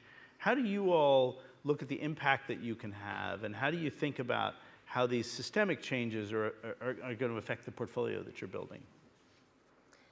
So compared to 15 years ago, we talked about what has really changed, right? The talent is in a place where 15 years ago we could dream about. The cost curve, most importantly, the policy arguably followed this true, and so got to the place where it has to be. But what hasn't changed, and it's not talked about, is capital markets, right? So yes, there's all these announcements, GFANG and net zero and all that, but at the end of the day, if you do project finance, you've done project finance a particular way 20 years ago, and you will follow the same rules when you apply a lens of, climate investing. And equally, when you invest into debt and grow and whatever you might do sort of along the various sort of asset classes. And so when you think about the system changing the water, it's not just thinking about how it changes the sort of bulbs of a physical world, right, where you go and impact when you sort of invest in a particular solution. But it's also how is this solution going to go through the nodes of capital markets until you get to whatever you might get, an IPO or a sale, or it's sort of a big exit, which is what I get as an investor. And that's where we often struggle the most, right? When we look at great companies, great ideas, great founders who we don't really see how they're going to go through the hurdles of capital markets, which haven't changed enough. And that's certainly, through our sister company, Systemic, they certainly work a ton with various investors in educating them and all that. But it's very hard because this is not about education. It's about changing a way people approach assets, right? And that famous valley of death of the first of a kind was there 15 years ago and is there today. And it hasn't really changed, right? There are buckets, little things that change here and there. So we also absolutely don't agree that there is sort of a trade-off between impact and return. Equally, we don't call ourselves impact investors, just like Voyager. But you have to recognize that if you invest in companies that require change in the water, you can't just sit there and hope it's going to become a unicorn. It requires really hard work, right? And getting to all the pipes into that bath of water and hoping that you can change and work alongside the founders to change it. Otherwise, it's going to be very hard to exit that company, and it's going to become a failed science experiment, just like we've seen so many, right, in the past 20 years. So what in your portfolio do you look at and say, systemically, this should have the biggest impact? And then how does maybe that business navigate the shoals to get through all the hurdles that you just said? Again, there's many examples. I can give an example which is sort of further along the way. 7 years ago, we were the first ever investors in ZeroAvia, which we then helped to get through the hurdles of navigating the British government to get their first 20 million grant here. We then helped them to get the ecosystem of the European side. Those were Trump years. They couldn't really do much in the US. For anybody that doesn't know, ZeroAvia is a hydrogen aircraft. So it's the stuff that is as hard as it gets, retrofitting planes. It doesn't get any harder than that, right? We believed in the founder. We still believe today that he's one of the most incredible founders ever. But that required some incredibly tough work, navigating the UK government in our case, trying to put together the suppliers with the possible demand, helping them navigate, taking them literally to see those clients around Europe, back 5 years ago. And then after putting those initial seeds, then the company flourished. But if we had not put in those really hard work in the early days, I don't think they would be where they are today. And that's where, that's a great example because it's the really hard stuff, right? We have many other things in our portfolio which are much more asset light, don't require that amount of, sort of rolling up the sleeves. But if you want to do climate investing, you have to do an element of those investments. Otherwise, you just kid yourself, right? Because climate is not a software problem. So I used to say when people ask me around impact investing, I would say the capital won't take a lower return generally. The company's going to produce the value the company's going to produce. And so the person who gets squeezed in the middle is the investment team, who end up just having to do a lot more work per deal. That's kind of what you just described. I mean, navigating very complicated shoals to get a business out through. Is that everyone's experience of what it's like to be a climate investor with impact? Well, I think some companies, well, they all have different challenges. Some need a little more help than others. I think it depends on how mature the industry that they're going into already is. They might be kind of pioneering a new product category, or they might be just putting out a superior product, but the category is very mature. And other investors understand that. Generalist investors understand that. Later stage financiers understand that. And there's sort of existing paths and programs for them to tread on. Some companies are doing something that's more radical or more different and may have different needs in terms of capital. One thing that a bunch of this wave of climate companies have started in the last sort of 3 years or so that are really going after some big industrial and manufacturing targets are going to need is support for financing their very first plant. Once you build the first plant and it works and it's great and you have happy customers, you can tap into more traditional forms of financing for the future plants. But for the first one, it's a bit of a gap between what early stage venture capitalists sort of know and are set up to do well and what later stage financiers are set up to do well. So there are some programs that companies can tap into, particularly in the US now with the IRA, which is the most exciting climate bill with the most boring name. But it's $1 trillion of support, which is very meaningful at this moment. And also the Department of Energy in the US Loans Program Office has $300 billion mandate to support things like first-of-a-kind facilities in strategically important areas. So the resources are showing up, but one thing that early-stage investors can do is help their portfolio companies identify the right resources and then help them navigate and apply for and ultimately get those resources. Or you call Ravi. Well, I mean, what we're doing, as well as trying to invest in early-stage companies, we're also building ventures from scratch with Founders Factory. And that's interesting because we're often noticing a particular opportunity or problem in a particular sector, like the heat pump deployment issue, and trying to target those sorts of solutions. Quite a lot of them are more about business model and data innovation rather than just fundamental technology plays. And we are often trying to use we have something called the Behavioral Insights team, which is a consultancy focused on experiments on human behavior that was a nudge unit in government. And we're often using that to try to de-risk some of the really difficult things, which are the customer journey and the consumer awareness issues. Irena? Yeah, look, it's the example I gave before, right? We always try to apply the lens before we invest in a company. How are we going to be helpful? Do we have any value add here? Is there a rolling up the sleeve function that we can have? If we don't, then we move on, we pass. So the basic premise of impact investing was that the problem was not going to get solved by the traditional capital markets. Paul just reminded us how far behind we are. You know, you all have successful firms. We have a successful firm deploying capital as fast as I think we can, reasonably, and yet almost certainly we're way behind the curve. What could change in the way that capital is made available or the way the market operates through these various stages that would allow us to accelerate the transition against the deadline that is very real? So I think that fundamentally the gap, the 3 trillion gap, is not necessarily a developed market problem. It's an emerging markets problem, right? Capital is not flowing to the global south. Nowhere near it should, right? If you talk to the big power developers, right, this year we're going to add more than 1 gigawatt of solar per day, right? That's more than the entire renewable capacity 10 years ago. Very little of that is happening outside of Europe, North America, and China. It's projected to potentially triple in a few years, driven by China, but again, very little of that. India is also very big. And so how you solve that conundrum of directing the trillions into the global south, I have no idea. Because capital markets won't do that. It's not the way they've ever operated. And the pools of, these long-term promise pools of blended finance just don't materialize, right? There's lots of words, but then nothing ever happens. So that's the big worry, and I don't really see how we solve that, unfortunately.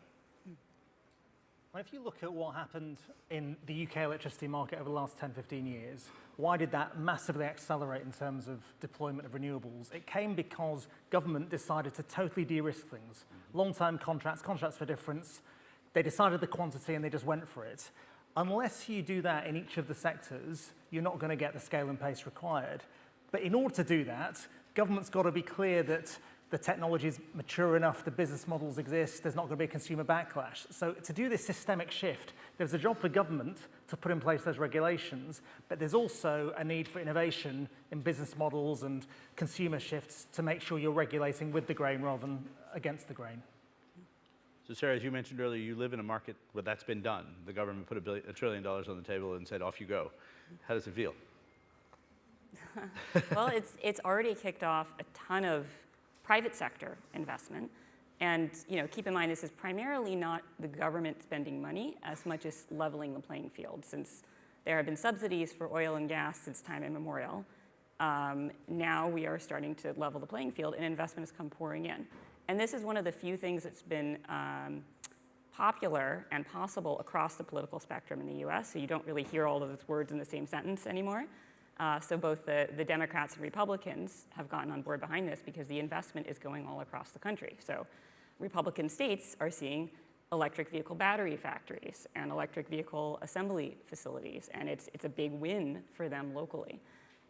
So it's been great. It's also really kickstarting a revival of manufacturing in the US, which has really gone offshore, and that's been a big story for the past few decades. I want to just sort of infuse a little bit of a note of optimism because there's also been a bit of doom and gloom in the last couple sessions. That's because these are the biggest challenges, arguably, in the world that we all face. However, the world passed a really important inflection point this past year where actually more investment went into clean energy globally than into new oil and gas innovation and extraction. That's never happened before. It needs to be 100% on the clean energy side, but those curves have shifted. And that's not because everybody sort of saw the light morally. It's because those renewable technologies are now cheaper. And markets, disinterested markets have recognized that the technologies are good enough on renewables and clean energy that is the future. So the proof of principle is there at a pretty big global scale. We all just need to go faster. That means, if you're a founder, think bigger. We back some pretty ambitious teams. Occasionally, we even tell them to think bigger. Folks who control large amounts of private capital, whether that's private equity, whether that's on the government side, the more they can use that capital as nudges and levers to even the playing field, whether that's bringing down the cost of financing for green projects in developing countries, and eliminating the cost delta in the near term to start pushing those cost curves down even faster than they're already going. That's a huge win for everybody. It makes everybody's job easier. This is a collective endeavor globally. So I guess to close, I would say for everyone in this room here that there's impact capital, and then there are people who want to have an impact. And the key, of course, is the impact capital can't do very much without the people who want to have an impact. And I'll just close with a quick story. I was in South Africa last week, and I met two 35-year-old entrepreneurs, one who went to INSEAD, one went to business school, or went to law school in Paris. They met, they fell in love, and they decided they would try to solve the problem of fuel provision for people in shanty towns in South Africa. They moved down there 5 years ago. They have a thriving business now, very profitable. They're expanding into 2 other African countries. The market, the opportunity space, they found private capital. There is a lot to do here, and as you might say there's a lot of opportunity. There are good things happening. We're also well out of time for the panel, but as well as for the world. So if everybody in the room could go and call these people for money and opportunity, then maybe we have a chance. Thank you.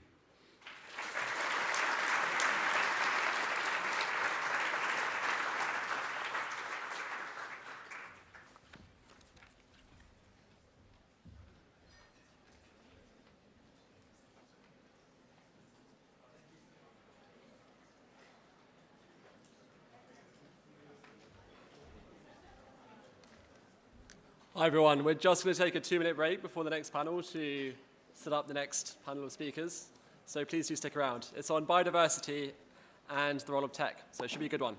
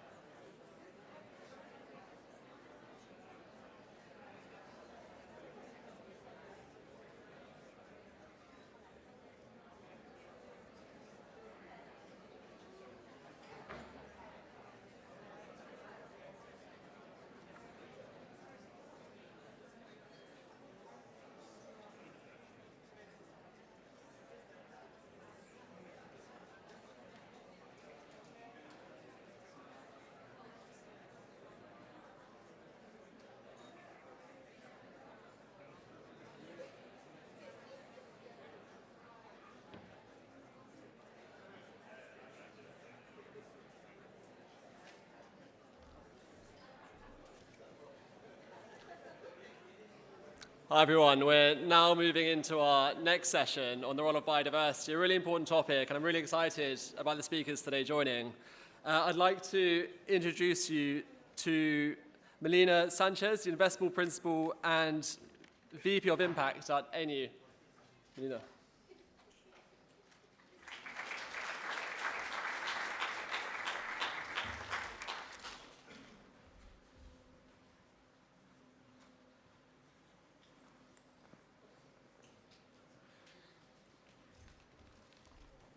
Sorry. I'd also like to introduce you to all of the panelists as well. So we have Anton Hochstein, the founder and president of Kairos, joining.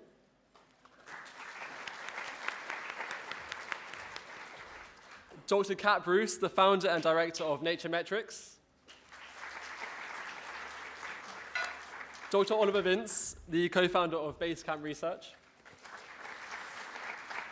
And Nikita Agarwal, Head of Policy at Sustainable Finance for WWF. Welcome.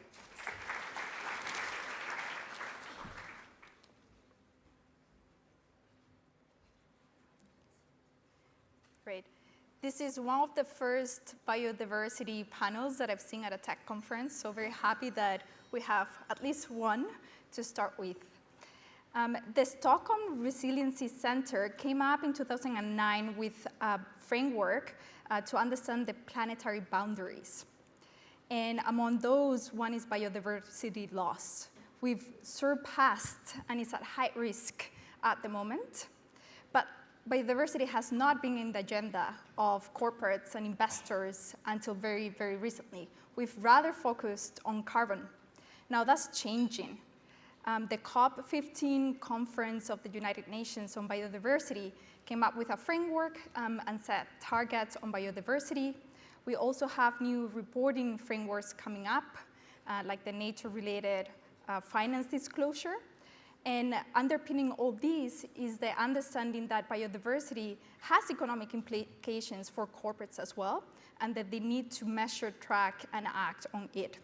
So in this panel, we are going to talk about the why, what, and how of biodiversity for corporates with our amazing panelists. And as a way of introduction, my name is Melina.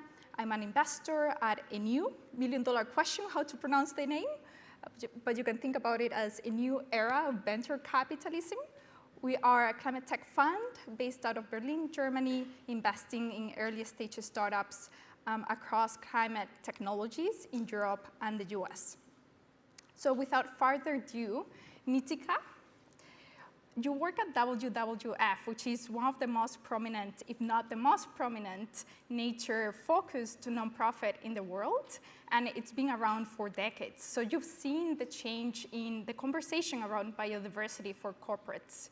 Can you tell us a little bit about how that has raised up in the agenda of corporates over the last decades and how you see it now? Yeah, for sure. It's a pleasure to be here. Thanks for having me. So I think there are a couple of there's sort of a couple of drivers which will kind of link to the tech piece.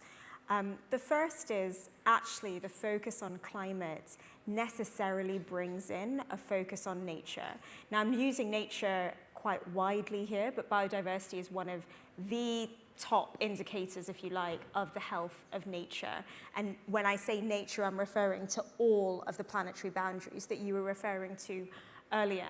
And it's quite striking when you just look at the facts. So nature loss accounts for 23% of our global emissions, and nature has the potential to sequester over a third of our emissions. So it's sort of kind of nonsensical to look at climate without looking at the potential for nature to help us along that journey. So necessarily the kind of rising climate agenda has shone a light on nature.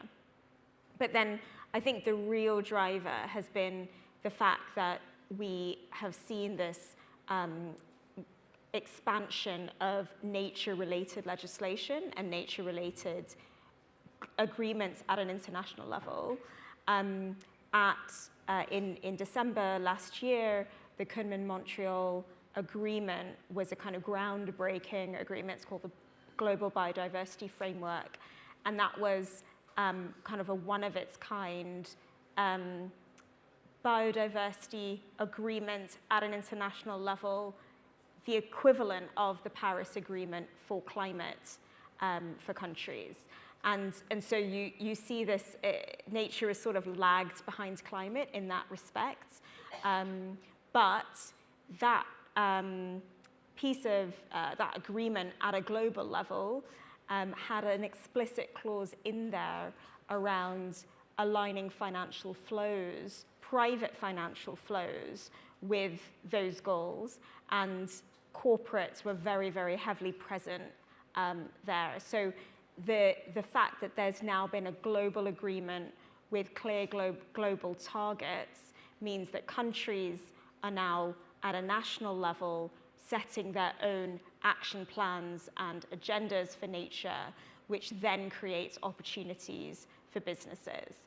And I think there's this growing momentum behind not only a net zero transition, but a nature positive transition as well, which means that the kind of economic opportunities and opportunities for businesses to adapt and transform in light of a kind of net zero journey also applies for nature positive. I'll end just on a kind of final note about the fundamentals of why nature matters to businesses, and I think there's a growing recognition of that. Quite simply, on a dead planet, i.e. where we had no nature, there would be no business. It's really as simple as that.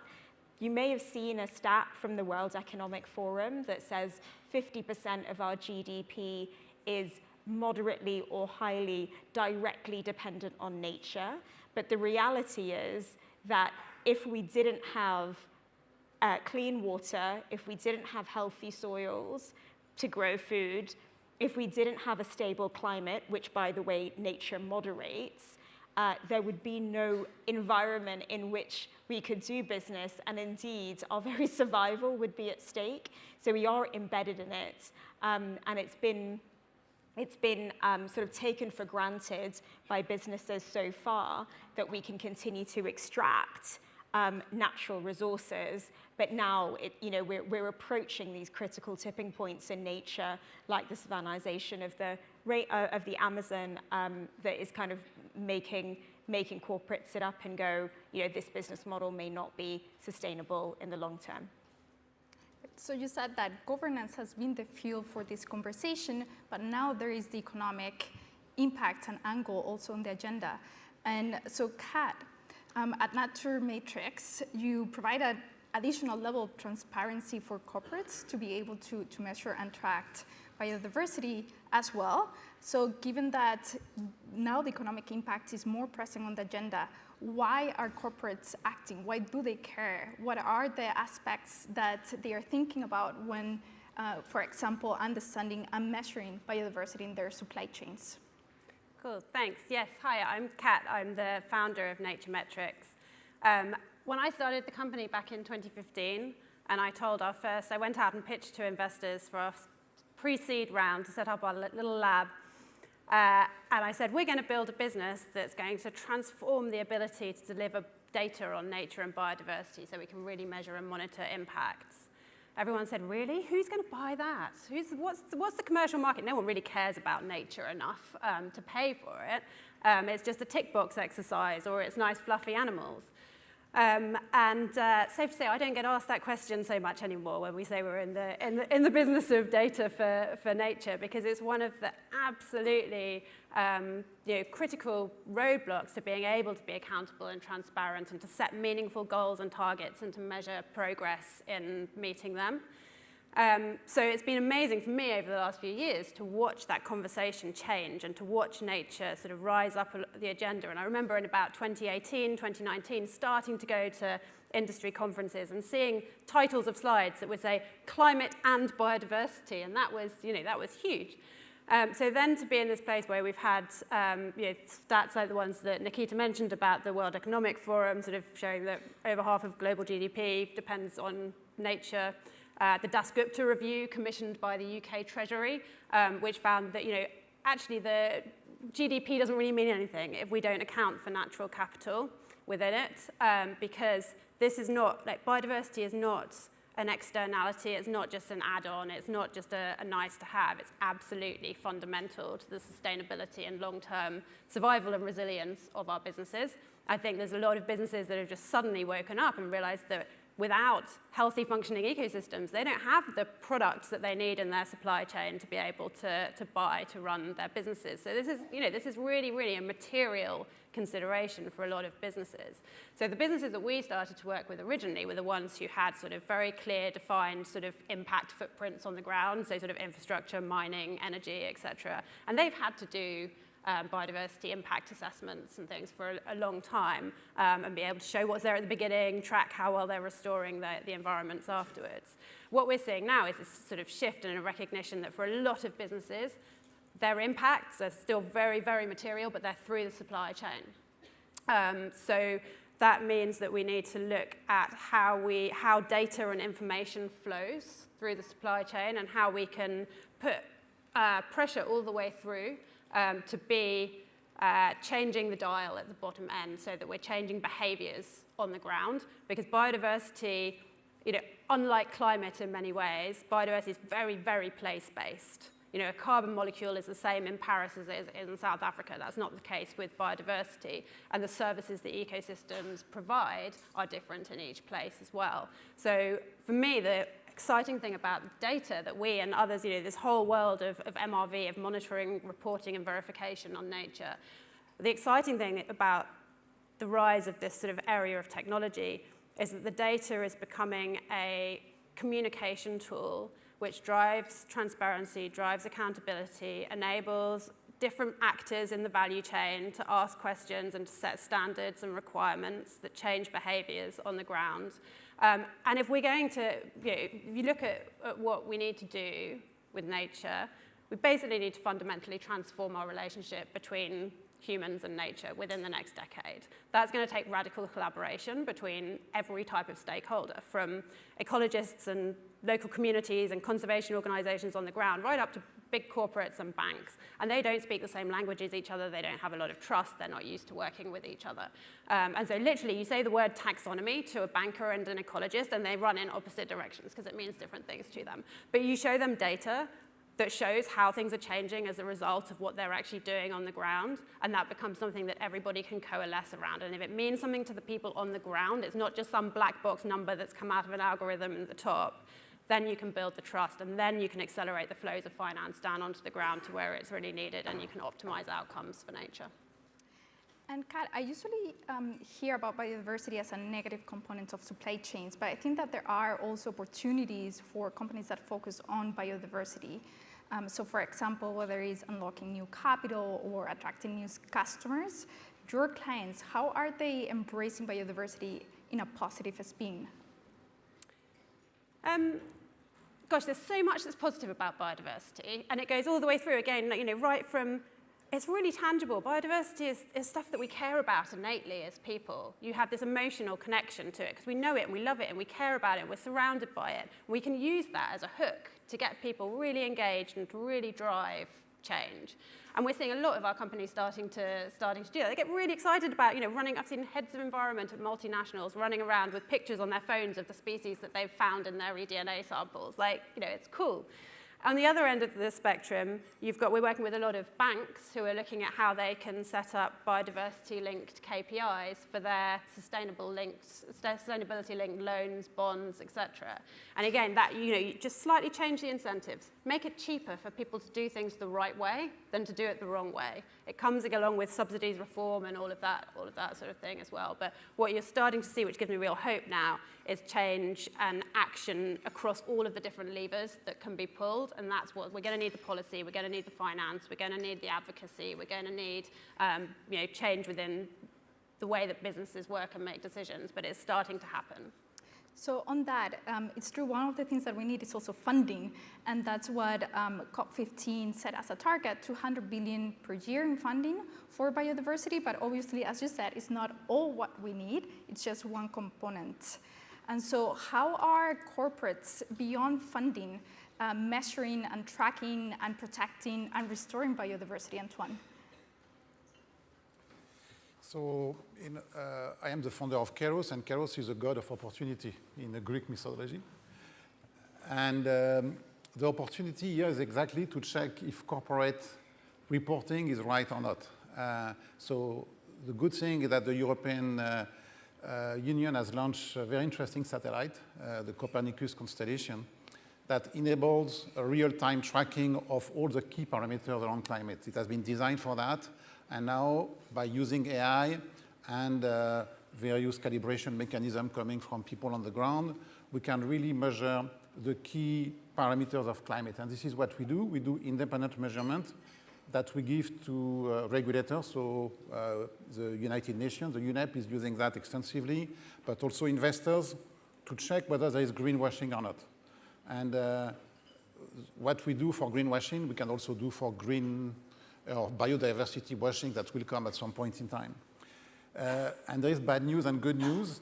The bad news is that we see a huge misreporting on what is currently mandatory as reporting. So, for instance, we track methane for the UN, and we see a gap of 1 to 10, between what companies report and what we can measure. So it's not a small gap. So how can you drive climate action if you cannot rely on the reporting infrastructure that has been put in place? So what we do is to really measure that. So we do it for greenhouse gases. We do that for projects, green bonds, stuff like that. And we see that a lot of money that is flowing for green bond is not going to build, the project that they were supposed to fund. So there is, again, an issue here. And then we are applying this technology for biomass and biodiversity. So we cannot count, birds or, flies through satellite, but we can do several things that will help checking whether biodiversity is preserved. Today, the technology is ready to count all the trees in the planet. So we've done that. We've counted every single tree in the planet. And we have an alerting system. When one tree is cut in the Amazon, we can send an alert. So, and with the full Amazon being covered on every 3 days. So it completely changed the way, the action on the ground can be checked and verified. So that's what we do for, forestry.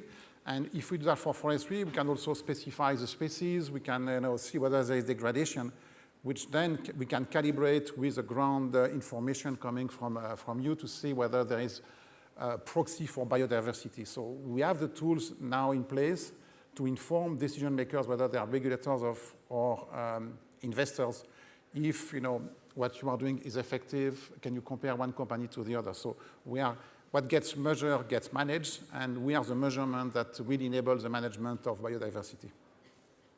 And perhaps this is going a little bit in the rabbit hole, but I think one of the debates within biodiversity measurement is the balance between, or trade-off between scalability and accuracy and precision. And obviously at Kairos, you use satellite imagery. At other companies like Naturemetrics, you do eDNA. How do you see this balance, and how are corporates approaching it as well?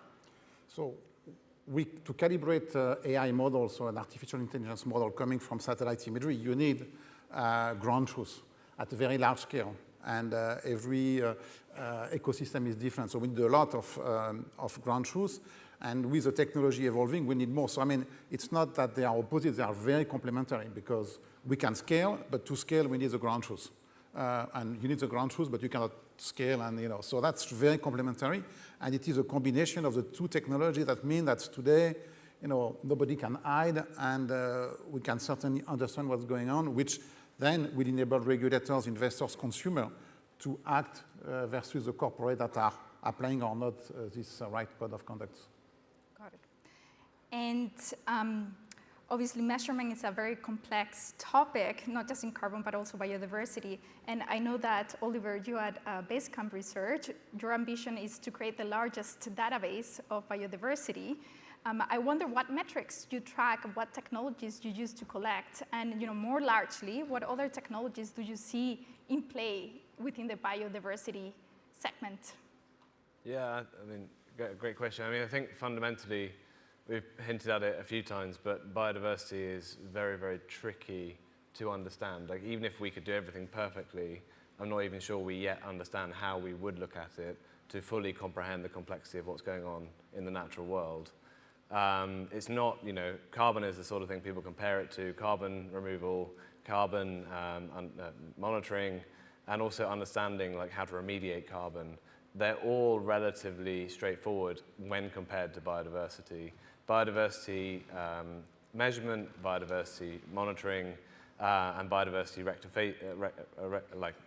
rectifying the damage you do to biodiversity all requires a lot of collaboration in local countries in the often very difficult environments to operate in from a sort of even just a logistical perspective, let alone a scientific perspective and sort of an economic perspective.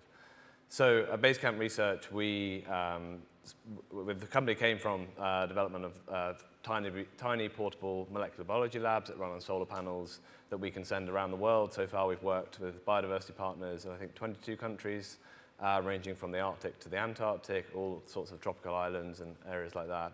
Our idea is to understand sort of edges of the map, if it were. If you could map all the different elements of biodiversity, how DNA, how microbiology, how the environment changes between all those different areas, gives you a baseline of what good looks like, or what real looks like, or it captures environments that might be changing or might be disappearing, things like ice caps.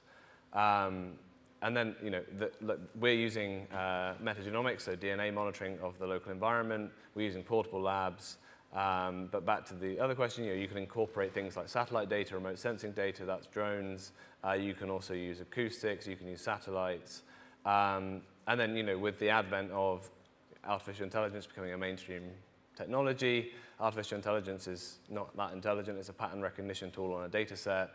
Understanding how those two things interlink is something that is often not particularly well understood. Building data sets in biodiversity is very hard. To build anything that can teach you anything with AI is, again, just a level above that even.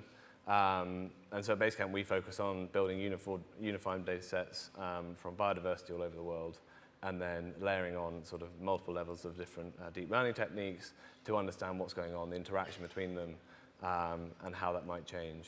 But it really is collaborations across different sectors and different sizes of company that allow these things to operate. And I think one of the reasons we're able to operate so quickly is being a very small company. I think big companies can't set up and decide all of a sudden to do this kind of work.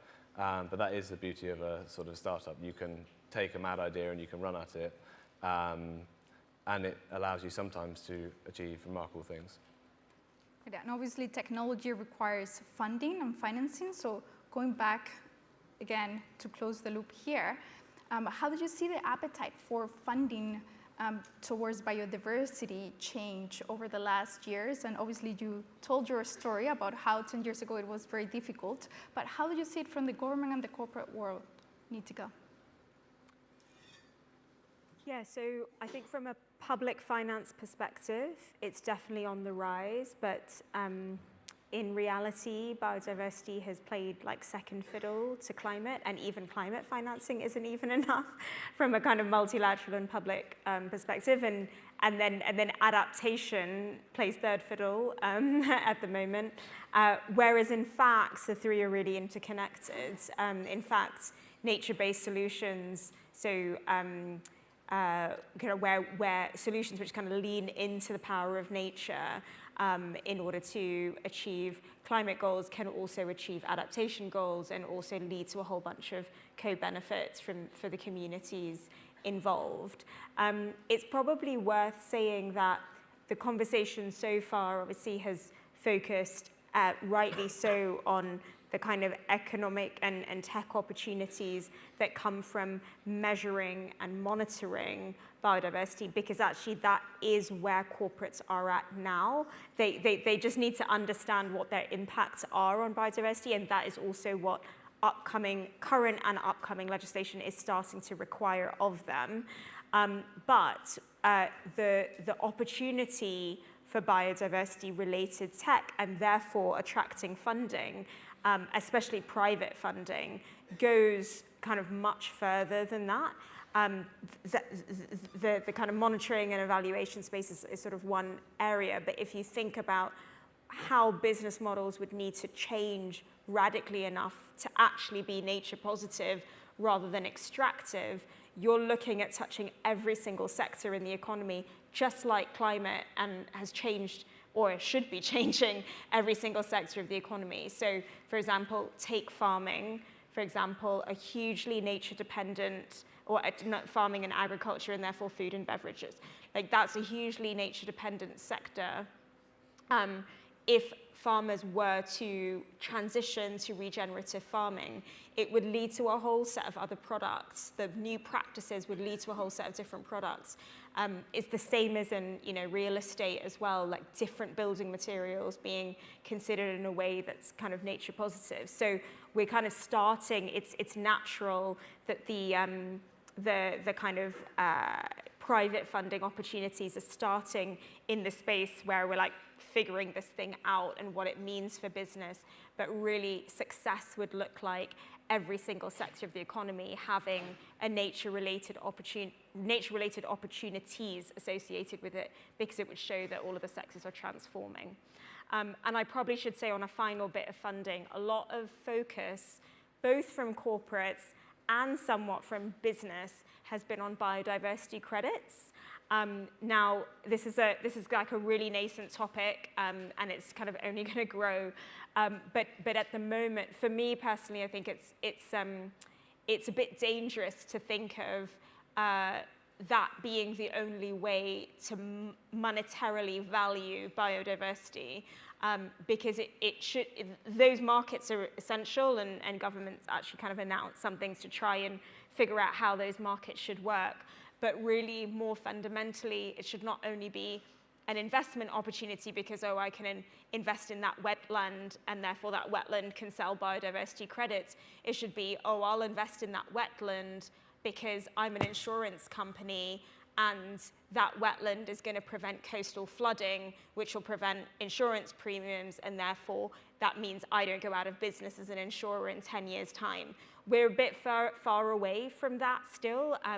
That kind of embeddedness of valuing the services that nature provides it's not really translated.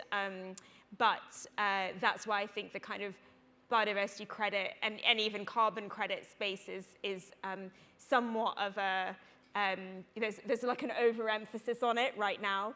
And I think it should evolve to kind of the fundamentals of valuing the actual service that nature is providing in all of its myriad forms. Yeah. So what I can say from my side, we have a big appetite for biodiversity. So if you're a biodiversity startup, please come to me.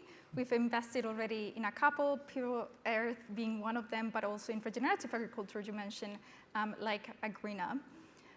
But if I wrap up this conversation, from what I hear, governance has been a fuel for biodiversity at a critical inflection point last year. But corporates are also starting to understand the economic impacts on their bottom line, but also on profits of biodiversity. We need data, we need good measurement, and that balance between accuracy and also precision. And there are various technologies that different companies are utilizing to measure biodiversity, from acoustic, as you mentioned, to eDNA and more. And obviously, we need to think about biodiversity not just in terms of economic opportunities of credits, but also how to think about nature and the impacts that we are having in a more holistic way. So thank you very much. And I hope this was an interesting, different panel on climate.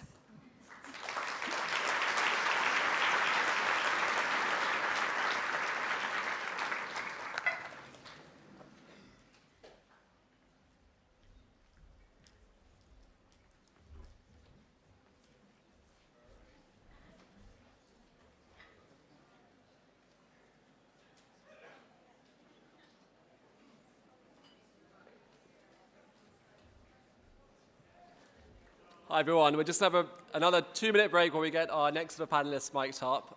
Our next panel will be on the circular economy and the transition to it, and looking at how we eradicate waste. We'll be having a lot of really exciting startups, from Noplo, who are revolutionizing sustainable packaging, Olio looking to eradicate the concept of material and food waste on the app, GF Biochemicals, who are creating bio-based chemicals from biomass, and Grey Parrot, who are using AI, machine learning, and robotics to drastically reduce waste. So it should be a good one.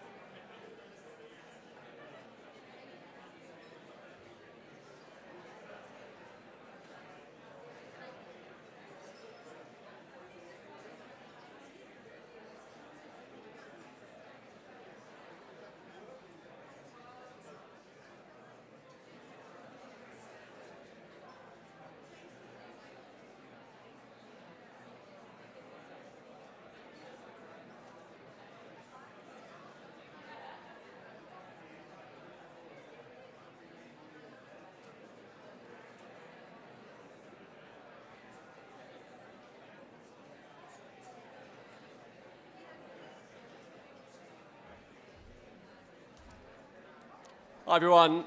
I'd like to welcome on stage our next set of panelists focused on the circular economy. First of all, we have our moderator, Harriet Lamb, who's the CEO of WRAP.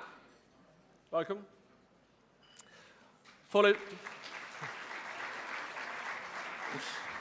by Michaela Druckmann, co-founder and CEO of Grey Parrots. Followed by Tessa Clark, CEO of Olio.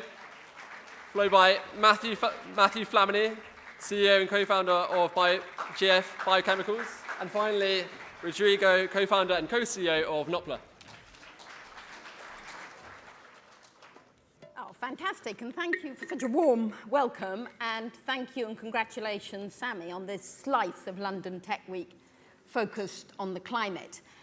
So I'm Harriet. I lead the Waste Resources Action Programme. We're working here in the UK and around the world to reduce waste in food, plastics and textiles and promote circular living, the topic, of course, of our discussion today. And as part of that, we've been working with Amazon on an accelerator for SMEs, and I had to share with you my favourite company in there. Okay, who here owns a dog? Any dog owners in the audience? Just a few hands up. Well, you're going to love this. This is your next gift for your family. This is a company called Tangle, and they take ghost fish net that is floating in the oceans and tangling up sea life, and they pay the fishermen for it, and they recycle it and turn it into dog leads and collars and accessories, dog accessories, it turns out. Who knew dogs had accessories? They are, they say, leading by example. Boom, boom. And so too are our panel today. For fab innovators, leading by example in creating the circular economy, looking both at how do we recycle more, but also how do we rethink the very materials we work with, and indeed rethink our business models. And so we're going to chew the cud together now about how can we really scale the circular economy at the pace that we need to if we're going to address the climate crisis. And so let's kick off, Michaela, with you. Tell us about Grey Parrot and what you do to sort of, I think you're bringing innovation into recycling centres. How does it work? Exactly. So hi, everyone. So I'm the founder of Grey Parrot, and we are a waste analytics platform. So we use AI and computer vision to analyze large flows of waste. And that allows us to essentially digitize that whole sector and make recycling a lot more efficient, a lot more affordable. And the second piece of it is that we make it a lot more transparent. So all that data that we're collecting is then used for regulators and for producers to impact the whole value chain as well. So it's really back to information to help more effective recycling. And so you're going into recycling centres. How many people have been to a recycling centre for your day out? Oh, look Quite a at lot, the audience actually. you've got, yeah. Very good. So what's it like as a tech innovator trying to get into big companies and change the way they're working? Yeah. So I think when I look at it, there's really three key areas where I think innovators or startups can have a major impact in the circular economy. The first one is around measuring and data. So actually talking about the first time we went into a waste facility, I was honestly very shocked by the level of manual work that was going on, and all the measuring, the counting of those materials is all done by hand. So today we have less than 1% of that data that is available to us. So there's a big data gap in general in the entire waste and recycling sector. So any technology that's supporting that, bringing that information to hand is really critical. So of course we do that within the waste facilities and recycling facilities, but others are doing that on the full supply chain. So companies like Provenance that are looking at products and where they come from. So there's really different ways of looking at it, but we need a lot more information to be able to take action. The second big area is honestly completely disrupting the model of these businesses. And we'll talk about it a little bit more with policy, but you have huge businesses both on the waste management side, the petrochemicals, and also the producers and the FMCG brands. They are under a lot of pressure to change and to disrupt themselves. And it's very hard to do that from within when they've been doing stuff the same way for so long. So I think startups and innovators, like all of us today, come in and kind of bring a whole new way of thinking. So for us in particular, we're really disrupting the way that they're managing the plant. So one big barrier is the efficiency of sorting, so separating the materials before they go for recycling, so making that a lot more efficient.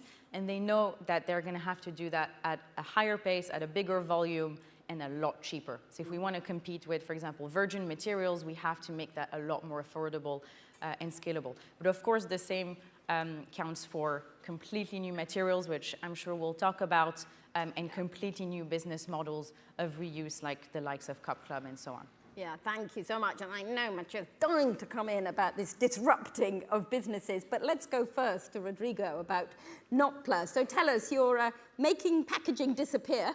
I think the circular economy's got all the good taglines. What have you brought with you? Sure, I bought a few of the products that we are working. Just to introduce the audience, I'm the co-founder of Notpla. We stand for Not Plastic. We try to make plastic packaging disappear. For that, we pioneered the use of seaweed as a sustainable alternative for it. Seaweed can grow up to 2 meters a day, so it's one of the fastest organisms on Earth, doesn't need fresh water, doesn't need fertilizer. And we started with this product. We call it O because it's the name that people give it when they see it for the first time. They make that sound. And we use it to replace all the plastic bottles in one of the stations on the London Marathon, for example. And then from there, we have been doing quite a lot of other applications that single-use plastic at the moment have a really big impact in, like, for example, like little sachets, or the moment like we're doing this like single dose of olive oil that you can kind of like add some functionality. So it works a bit like a pipette, so you can almost kind of like use how much. You can still eat it. I thought you were about to eat the whole Even thing of not, olive oil then. Yeah. And now, yeah, we have done like pasta sachets that you can put directly into the pot, and it will dissolve, and add some salt as well as it's cooking. So trying to add some functionality. And one of the challenges that we have been working for a while is one of the things that is quite hidden in terms of like plastic. Everyone have been having lunch from these boxes a couple of hours ago. Probably they look like quite innocent boxes made out of cardboard, but like it's quite obvious it comes with a plastic liner inside. And this makes the packaging, neither the paper, neither the plastic, recyclable. And is one of the hidden secrets, I suppose, of plastic boxes. So for that, we have been using seaweed to coat cardboard boxes, now in the millions. So I just come from Istanbul, where we replaced all the takeaway boxes of the final of UEFA. The flight was 26 hours delay, so I think I beat Paul Polman there on the 8 hours. I felt like Tom Hanks on the terminal, living for a few hours there. But basically, we are now in 8 countries. We are replacing this in the millions. With partners like Just Eat, and is where we see the big impact as well. I mean, congratulations on all you're doing, and I really hope that next year London Tech Week will be using these products. I think people are going to be queuing to try the pasta. But in this journey of incredible growth, actually, I want to ask, how many people here are investors? How many people in the audience are investors? Okay, not quite as many as I thought. But what is it that investors can do to help scale the circular SMEs like yourself? What is it that you would like to see done differently? Sure. Maybe I can share our story in terms of investment. At the beginning, we started out of university. In my kitchen, we were doing little experiments. None of us had experience on ventures, so it was quite hard to raise capital. We did raise through crowdfunding, which was quite helpful for us to kind of like move the needle, and we managed to get 900 investors that invested £10 and a few thousand, some of them, in our venture. And with that, we were able to make machinery and then get the next round of investment through more traditional venture capital. Now we are a bit in this game of trying to raise our Series B, which is on the tens of millions. So it's a bit harder to, there's not that many investors out there that provide this type of capital growth. I think it was mentioned before in a few of the panels, and Sarah by Voyagers was saying like there's not that many that reach this gap between early investment and the bank leak, if that makes sense. So it's a bit where we wanted to go next. We had we're in extremely lucky position. We had quite a lot of support from RAP, from the Airshot Prize. We won the Airshot Prize this year, came with a £1 million support, if that makes sense, which helped us to go faster, help us to make bigger bets. But we still need a bit this capital to move the needle in not only in the millions, but in the tens of millions. But I love the way you also started really small with people like all of us chipping in. I think that's the sort of circular investing as well to get it going. But Tessa, we'll come back to Olio in a minute, but it's tough for any SME to raise investment. Is it even worse for women? In a word, yes. I would say not just for women, but for diverse founders more broadly. The data on women sort of speaks for itself. For just 1% of all venture capital funding goes to female-founded businesses, 85% to male-founded businesses, and 14% to mixed teams. But what particularly infuriates me about this is now that I'm working in the circular economy, trying to solve the climate crisis, biodiversity crisis, resource depletion crisis, I see a disproportionate number of female founders and diverse founders, and they're not getting the investments that they need. And so by shortchanging women and diverse founders, we are ultimately shortchanging humanity, and that should really bother all of us. Yeah, so that's a clear action there, isn't it, to seek to address that. And perhaps we can come back to that more as the conversation progresses. But let's hear from you, Mathieu, known and famous to many people in the audience for your antics on slightly different fields. But tell us about the company that you've founded and how you're really using chemicals, which I think is something we talk about less sometimes at these kind of venues. There's often more focus on tech, but it's also really interesting to look at the kind of chemical innovation that you've been doing. So this is true. I don't really come from the chemical industry because I come from the world of sport. I've been an athlete, professional football player for over 20 years. So I come with like a very naive approach, I would say. So let's take a step back and let me talk to you about the petrochemical industry, which probably many of you are not very familiar with. I think every product we use on a daily basis, going from shampoo, shower gel, detergent, cleaning product, are made of ingredients which are all coming from fossil fuels. So in a few words, we're talking about derivatives of oil. We have identified, obviously, plastic as one of the main danger for planet, but also for the people, because we talk a lot about the planet, but the reality is like all those chemicals are having a negative impact on the health of people. And we see we have great technology, to address this problem of plastic. Many times we're saying, okay, it's good to identify the problem, but are there solutions? I think we can say today we have great solutions with plastic issue, with recycling. And what I'm going to talk is about the danger we don't really see is what we call the forever chemicals.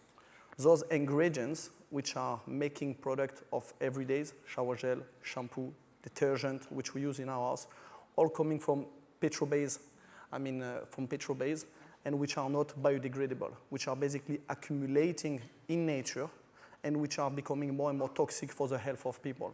So what we do at JF Biochemicals, we are targeting those harmful ingredients for people, for planet, and we're substituting those ingredients by what we call plant-based ingredients, which we convert agriculture waste into plant-based ingredients in order to make the end product much more sustainable first, because we reduce the CO2 emission up to 90%, and also like much more safe to people. It's so exciting, isn't it? We actually have all the solutions we need, but the question is, how do we take them to scale? How do we get that sort of mindset shift from us as individuals, from companies, from government? What's it going to take to make that leap into another kind of economy that's not dependent on fossil fuels? I think we are all part of an exciting time, because I personally see like a massive change, in the industry. On one side, you have the regulator, which of course has to stand up and take more and more regulation. I think the question is not about if they're going to do it, but are they going to do it quick enough? Because they have to phase out all those harmful chemicals, and in order to allow, like those solutions to take over. On the other side, I think like you have people like you, people like me, which are becoming more and more aware of the problems, and I think we're all part of the solution. And just to understand that small changes put together can have a massive impact. This is important. And in the middle, you have large chemical company, large FMCG company, the L'Oreal, the Unilever, and many more of this world, which are also doing massive commitment. Unilever has announced they want to be 100% bio-based by 2030. L'Oreal want to be 95% bio-based by 2030. 2030 in the chemical industry is like tomorrow. It all comes from basically like reformulating and also like giving opportunity to technology like us to also grow. So I think it's a matter of empowering people, putting pressure on government, and making sure that the large chemical groups and FMCG companies are becoming accountable for what they do. Yeah, exactly. But yes, I agree. And picking up on that theme of regulation and holding companies accountable, I want to come first to next to you, Tessa, at Olio. Tell us how it works. Great. So Olio is the local sharing app that exists to tackle the enormous problem of waste in our homes and local communities, and we do that in 2 ways. First of all, we connect people with their neighbours so they can give away rather than throw away their spare food and other household items. You can also buy and sell and also lend and borrow your household items. So we really want to get people sharing instead of shopping. And then the second aspect of what we do is we have 90,000 trained volunteers who we match with local businesses such as supermarkets, cafes, corporate canteens, school canteens, etc. And those volunteers will go to that store or location, they'll pick up all of the unsold food, they'll take it home, and then they will then give that food away for free to their local community via the Olio app, thereby enabling those businesses to have zero food waste locations. Absolutely fantastic. And I think we were hearing earlier that food is responsible for about 30% of our greenhouse gases, and then 30% of it is thrown away. So everything that organisations like yourselves can do is absolutely brilliant. But what are the policy shifts that you need to see that would take this really to scale? Yeah, so first of all, I think we are, I agree with you, at a very, very exciting time for humanity. But right now, we are lacking any form of vision or strategy. It seems to me that we are living in this sort of collective sort of mass delusion that we can take the fossil fuel engine of our economy and swap it out for a renewable energy engine, and that is not going to work. We have heard about the biodiversity crisis earlier on. There's another equally pressing crisis, which is the resource depletion crisis. And that is best reflected in the concept of Earth Overshoot Day, which is the day in the year in which humanity has used all the resources that the Earth can replenish in a year. And last year, Earth Overshoot Day was the 28th of July. So what that means is that every single thing that every single one of us, 8 billion people, consumed after the 28th of July last year is net depletive to the planet. So we have got to reinvent the whole foundations of our economy. We have to move from this linear economy to a circular economy. So kind of, what does that look like in practice? If you just kind of think through the value chain, I guess, of products or the life cycle of a product, it really kind of starts at the very beginning. So we have got to have some principles of circular design. And we have to be designing for the end of life of products at the very beginning of their lives. Then as you kind of move on into supply chains, there isn't a single industry that isn't predicated on just an enormous amount of waste in the supply chains. And there, I think we desperately need regulation. They say that disinfectant is the best form of sunlight. That is absolutely correct. We are desperately waiting in the food industry for it to be regulated so that businesses will have to publish their food waste data. The minute they have to do that, it will be transformed. And then finally, kind of when we look at end of life, we really do need to, the sort of manufacturers and producers to take full end-to-end responsibility for their products, because at the moment, responsibility is being dumped on us as consumers. What do you do with that big piece of luggage and one wheel has fallen off? Yeah. I don't know. So yeah, we need to reinvent our whole sort of economy and production of things. And I think it's really interesting and perhaps counterintuitive how much the business sector is calling out for more regulation. It's quite unusual, and it's really like people want to see these changes put in place and a bottom line drawn. And I think just to add, though, to one of the other things we need to address is, of course, the crisis of inequality, because the crisis of inequality has actually also fueled the climate crisis. And I guess our challenge is, are we making sure we're tackling that in the circular economy? Or is the circular economy replicating the patterns of inequality we see in society as a whole? So at WRAP, we love research, and we've just done some research to look at the percentage of jobs in the circular economy going to women. So I'm going to ask you all to vote. Do you think it's 65% of jobs in the circular economy are going to women? Do you think it's 45%? Do you think it's 25%? Okay, ready, you've got to vote. Do you think 65% of jobs in the circular economy go to women? Raise your hands if you think it's 65%.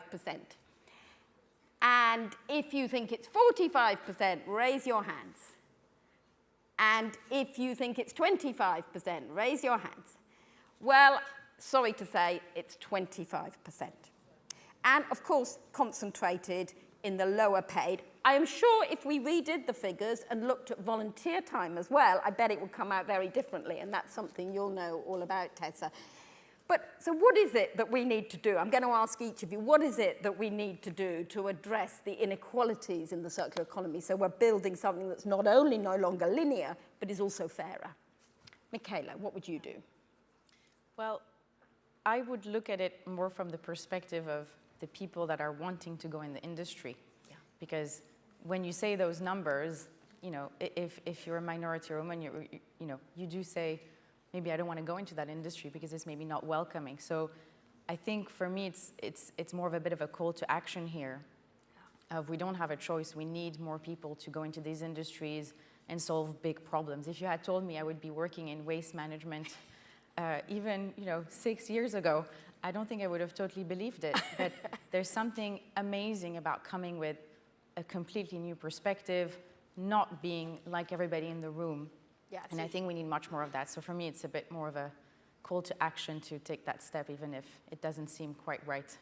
And maybe also shifting people's attitudes as a whole about what does the green economy mean. Rodrigo, what would you do? Yeah, I think it's all about sustainability in all the different aspects, right? That we have as a society, not only on the ecological level or sustainable level, but like on all these topics like gender, for example, right? Yeah. So it's important to take action from where you are as an individual or as an organization or a startup or a government or investor. So I think we can all try to push and move the needle, and normally it's common sense what normally helps in these situations. That's correct. Mathieu?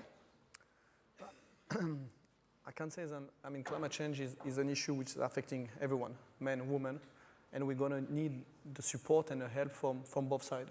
So I think if there is one industry who can bring hope and bring people together, men and women, is this industry. Second aspect is I was reading not so far ago, I mean, like 85% of the job in 2030 are still not created, okay? So we have great opportunity in this industry to demonstrate to all the others that we can basically like bring parity between men and women. And the last thing I want to say is like in order to be in this industry, you have to be a challenger. You need to have courage. And in many aspects, I mean, I've seen women being even more courageous than men. So I think they have a great opportunity in this industry to demonstrate that they can be leaders. Yeah, absolutely great point. And you've been a challenger on the football field. How does it compare with now working in sustainability? This is interesting because many times I'm being asked these questions, and you have a lot of parallels between sport and being an entrepreneur. So I'm the co-founder and CEO now of Jeff Biochemicals, and a lot of my learnings in sport have been helping me to kind of survive in this field, because this is not easy to be an entrepreneur, this is not easy to be a founder. And many aspects such as like perform under pressure. Obviously when you play in front of 80,000 people, it takes like a lot of pressure, but you still have to perform. Same when you're an entrepreneur. You know, you're onboarding your family, you're taking a lot of risk, you invest your money, a lot of time, so perform under pressure is one aspect. Dedication, full commitment, resilience, sacrifice, there are things which you basically experience when you have to play at the top level, but same when you have to be an entrepreneur. And the last aspect, I think, is play as a team. You know, being able to inspire, being able to lead, but at the same time to also listen to the rest of the team, because I think the hardest is not like about the individualities, it's like how do you build the team. So all those things have been helping me as a young CEO, a young entrepreneur in order to perform. Yeah, fantastic, really interesting. And Tessa, what would you do to tackle inequalities within the circular economy? Well, the good news is there's a really, really simple solution. And let me tell you what I think it is. So when you look at who is disproportionately impacted by the climate crisis, biodiversity crisis, and resource depletion crisis, it is women, it is people of colour, and it is people who are poorer. Those folks who are on the coalface of experiencing the impacts of this have the solutions. They know what needs to be done, but the problem is they do not have access to capital. And if the gatekeepers of capital were truly representative, we would get the right amount of funding to those founders. It's been proven over and over again that diverse founders build diverse teams. And so I really think we need to see a revolution in the composition of the gatekeepers of capital. Fantastic. And on the note of a revolution, I think we'll say thank you so much to this incredible panel for their inspirational contributions today on the panel, but of course, more importantly, what they're doing every day at great pain and cost, as they've said, but hopefully also great joy as they bring forward the circular economy. So thank you very much to you all.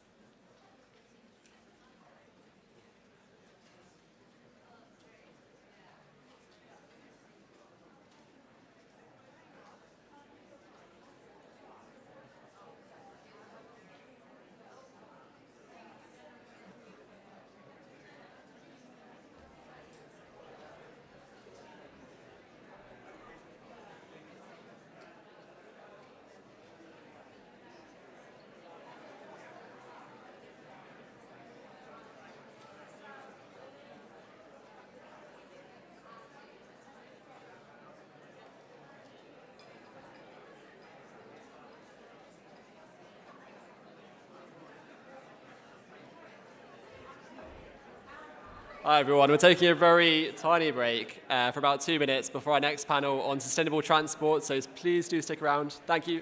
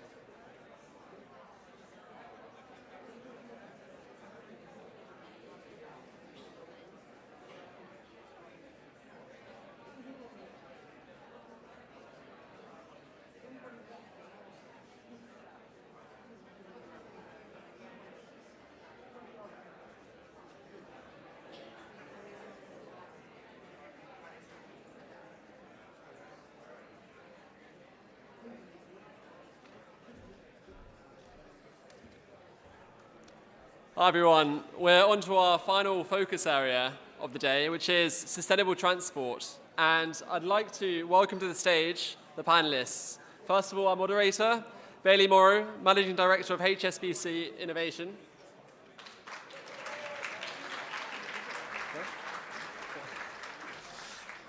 Next up, Adrian Roos, co-founder and CEO of Cowboy.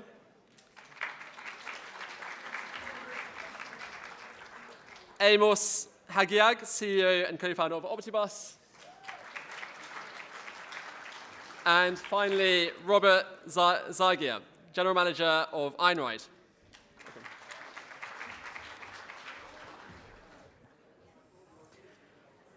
Amazing. Thank you guys so much for joining us. Very, very excited to be discussing the future of sustainable transportation. So we are going to jump right in because this is a very, very big challenge. And I think probably the most interesting part of transportation to me is that it's so critical to our daily lives and moving things around.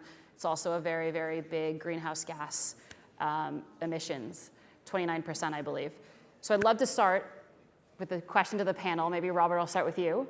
I'd love to hear how technology is going to bridge the gap, and specifically, how are you doing that at Einride? Yeah, transportation is a huge part of our carbon emissions, and especially heavy goods transportation is about 9% of global carbon emissions. At the same time, we're completely dependent on that. I mean, we've all seen very, very good examples of that with the past crises. Be that COVID, be that the war in Ukraine, be that Brexit. Right? We're very, very dependent on transport of goods. Everything that we consume, that we use, needs to find its way to a store somehow. And so bridging that gap is of the utmost importance because it is a huge factor for shippers, especially to reduce their Scope 3 emissions. And it is very complex because it's Scope 3, right? It's not in their immediate influence. A lot of it is done through subcontractors. In Europe, you have 500,000 carriers alone that are operating trucks, millions of trucks on European roads. So how do you do that? How do you get there? And you have the traditional market is split into OEMs that build the vehicles. You have big oil that provides the fuel. You have transportation companies that bring the drivers together, and then you have IT companies that build the transport management systems to put it all together. The situation we find ourselves in is that we need to make that transformation from this diesel economy to the electric economy. And then everybody's looking at everybody else and saying, yeah, well, please build me an infrastructure, please build me a truck, build me a TMS, and so on. And everybody is screaming for, egg or chicken, right? Chicken and egg. And basically what we do is we make an omelet. We say, we build the ecosystem, we bring a charging infrastructure for a specific transport flow, very data-driven, analyze the shipper's requirements, tell them this is what's electrifiable today. And with most of our shippers, we find that even with current technology that we have right now that is only a couple of years old, we can electrify up to 50% of their current supply chain. We bring the vehicles, we bring the drivers, we bring the digital infrastructure that's needed to integrate it all, from the telematics systems to the battery management systems to the charging systems and to the operational systems also of the shipper of getting cutoff times done and deliveries on time. And making all that work is something that takes a village, right? And the current industry is not set up for that. And that's what Einride does, is we bridge that, we build that ecosystem and make it operational. I want to come back to the village. But Amos, I'd love to hear a little bit about what Optibus is doing. Yeah, so transportation is, as you said, the biggest contribution to pollution. And I will take the angle of moving people, especially with private vehicles, as being one of the major contribution to pollution. And I think the solution, as we have cities going and we have huge urbanization happening in the world with billions of people moving to cities, is that having each person using their own vehicle is not a solution and it's not sustainable, not only from a pollution standpoint, but also from congestion and so on. So we need to pull people together and we need to do it efficiently. And public transport is one of the ways that we have to do that efficiently, but it lacks technology. We still run public transport the same way that we did in the last 100 years in terms of the timetable and schedules and the way that it's being done. So at Optibus, we provide this AI system to run public transportation more efficiently. We do it in 2,000 cities around the world, including here in London. In the UK, we are now more than 70% of all the country's public transport is powered by Optibus, which means that how you design the routes, the timetables, the frequency of the service, which vehicles to use in each route, how many drivers, what to do when there is a traffic jam, vehicle breakdown. All of that is automatically being managed by our system. I think, so there are two ways of how public transport can improve sustainability. I would start with the obvious one, which is electrification. There is a big shift towards zero-emission public transport, regulated by many countries, many cities, also here in London, with a big push to do it in the next 10 years. And this requires technology.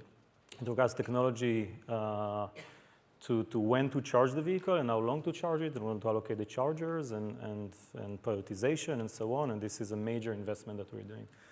And the second thing is that public transport by itself is something that just improves on sustainability by reducing cars off the road. But to do that, we need to create public transportation systems that people will actually use.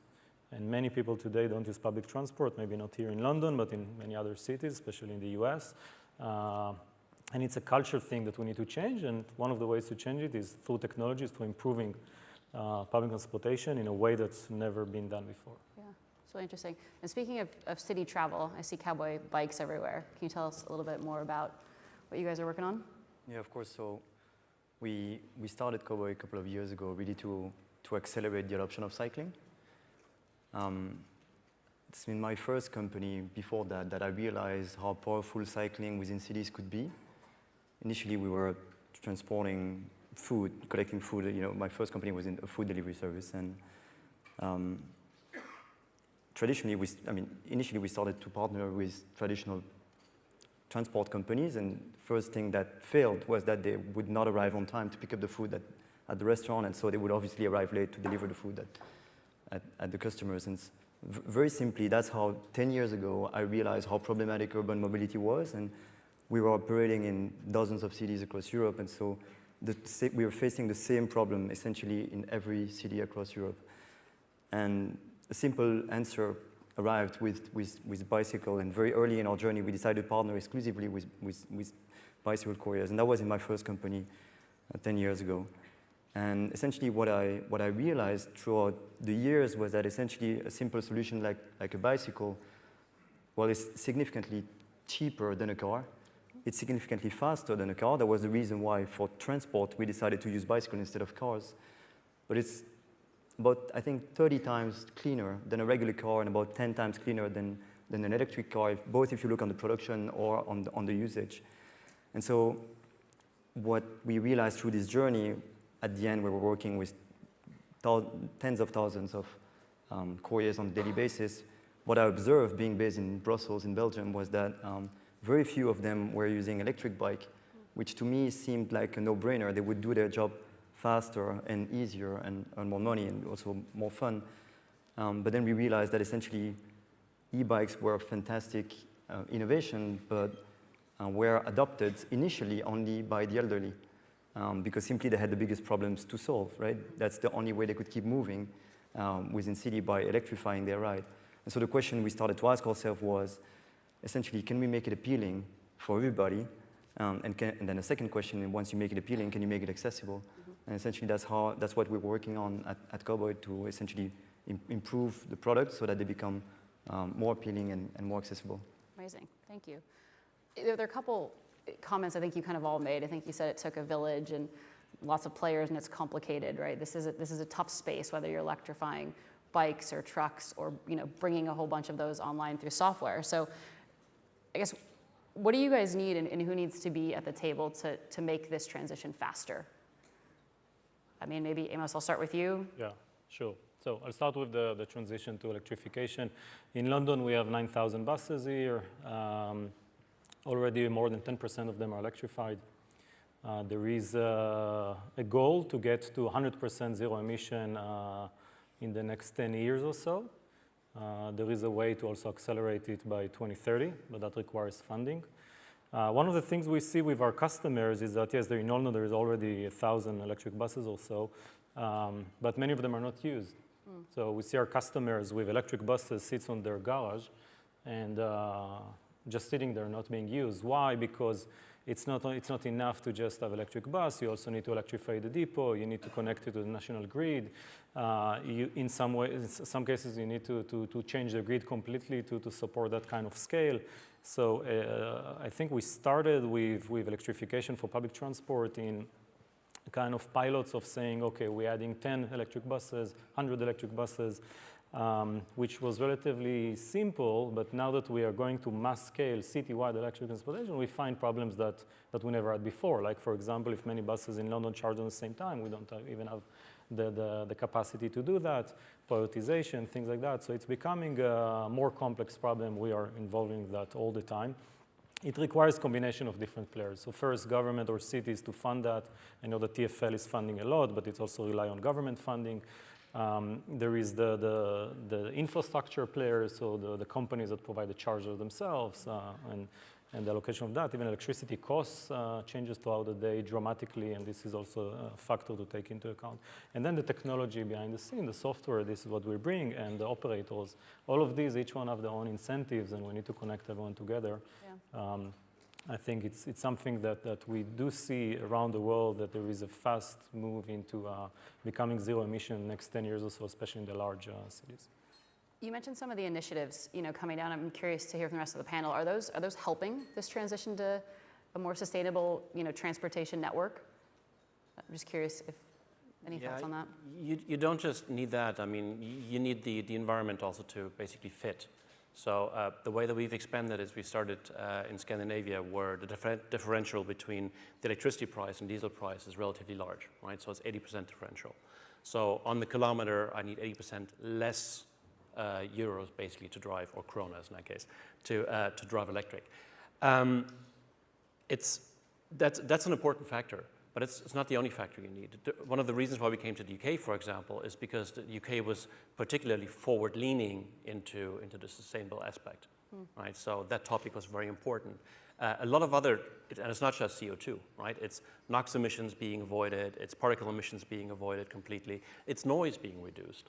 Therefore, with noise being reduced, trucks can deliver at night, which takes them out of congestion during the day.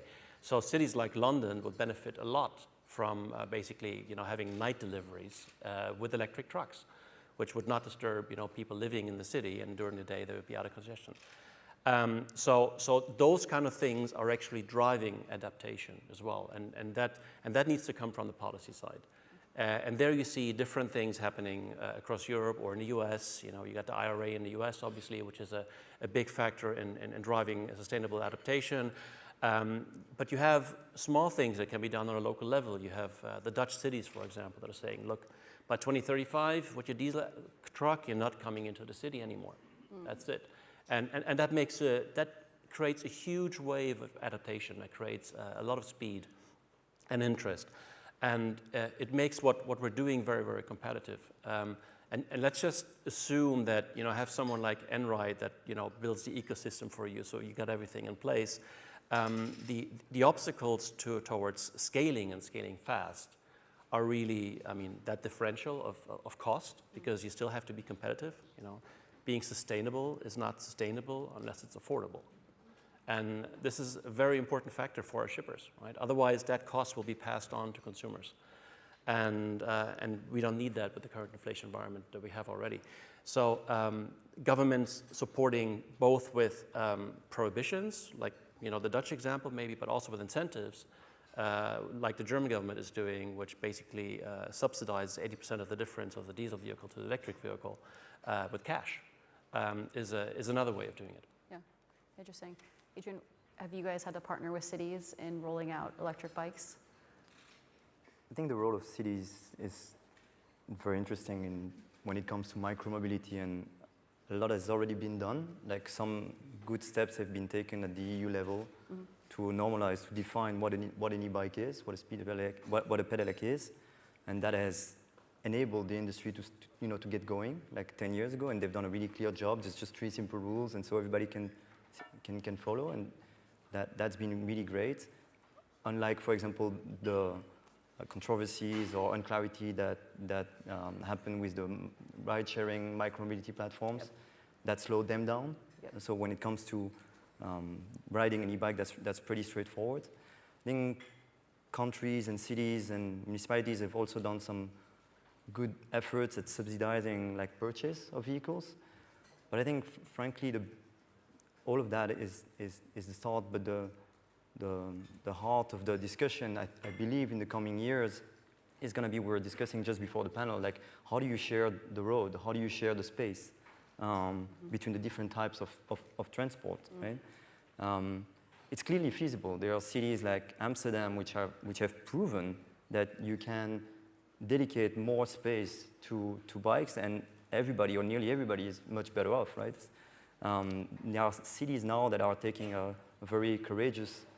some courageous steps towards it, like the city of Paris, which has made great strides towards micromobility, where we can see that it is quite fragile. Like a couple of weeks ago only, they went massively back and banned actually all of the micromobility schemes over there, while I think Paris, from a micromobility point of view, like shared scooters and bikes, was probably one of the biggest markets in Europe.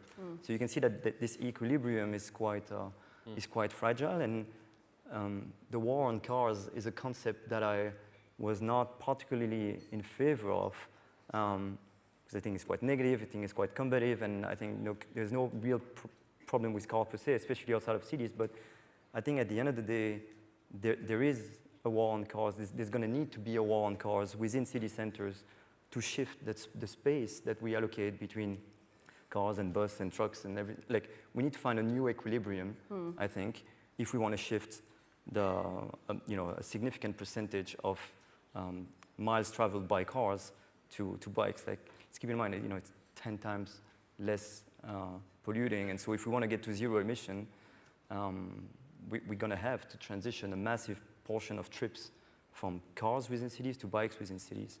And it's completely feasible. Like, more than 50% of car trips in the US and in the EU are below 5 miles. More than 50%, right? So nearly every trip within city is below 5 miles. There are short trips that could be replaced by what we call now micromobility. Yeah. Your comment about finding the equilibrium is interesting. I guess, where do you think we are on that journey? Have we been making some strides? Is there maybe a culture shift, a mind shift? It feels like consumers play a big role in this. Where do you think their heads are at? I think at the end of the day, it's a political shift, but a political means the voice of the people, right? So it's a decision that we have to make. It's a destination that we need to want together, right? So do you want your city to look like Amsterdam from a mobility point of view? I think this is the choice that Paris is trying to make, but as I was saying, it's quite fragile. So I think that it is a choice that we have to collectively make, and it can be made at, it has to be made at city level. Yeah. Just maybe to everybody, but I mean, we've got a lot of tech entrepreneurs, and like, what can tech do? Can tech play a bigger role than it has historically in moving that conversation forward? Any of you? Sorry. Go ahead, Amos. That's for me. Well, sure. First of all, we use a lot of tech to make this happen, right? I mean, to be able to run electric freight, for example, you need to manage the whole thing differently. You need to basically manage every minute of the transport, where nowadays you just throw a piece of paper through the window to the driver and say, like, yeah, go there, and then call me when you got there, right? And maybe he calls you, maybe he doesn't. And with electric, we really need to manage every minute of the day, and we need to optimize the lifetime of the battery. We need to optimize the long-term transport for, not just this one trip, but the next trip and the trip after, making sure that you always have a charge on the vehicle, that you never overcharge it, or you never go into like zero terrain or anything like that, because that damages the battery and therefore the value of the vehicle.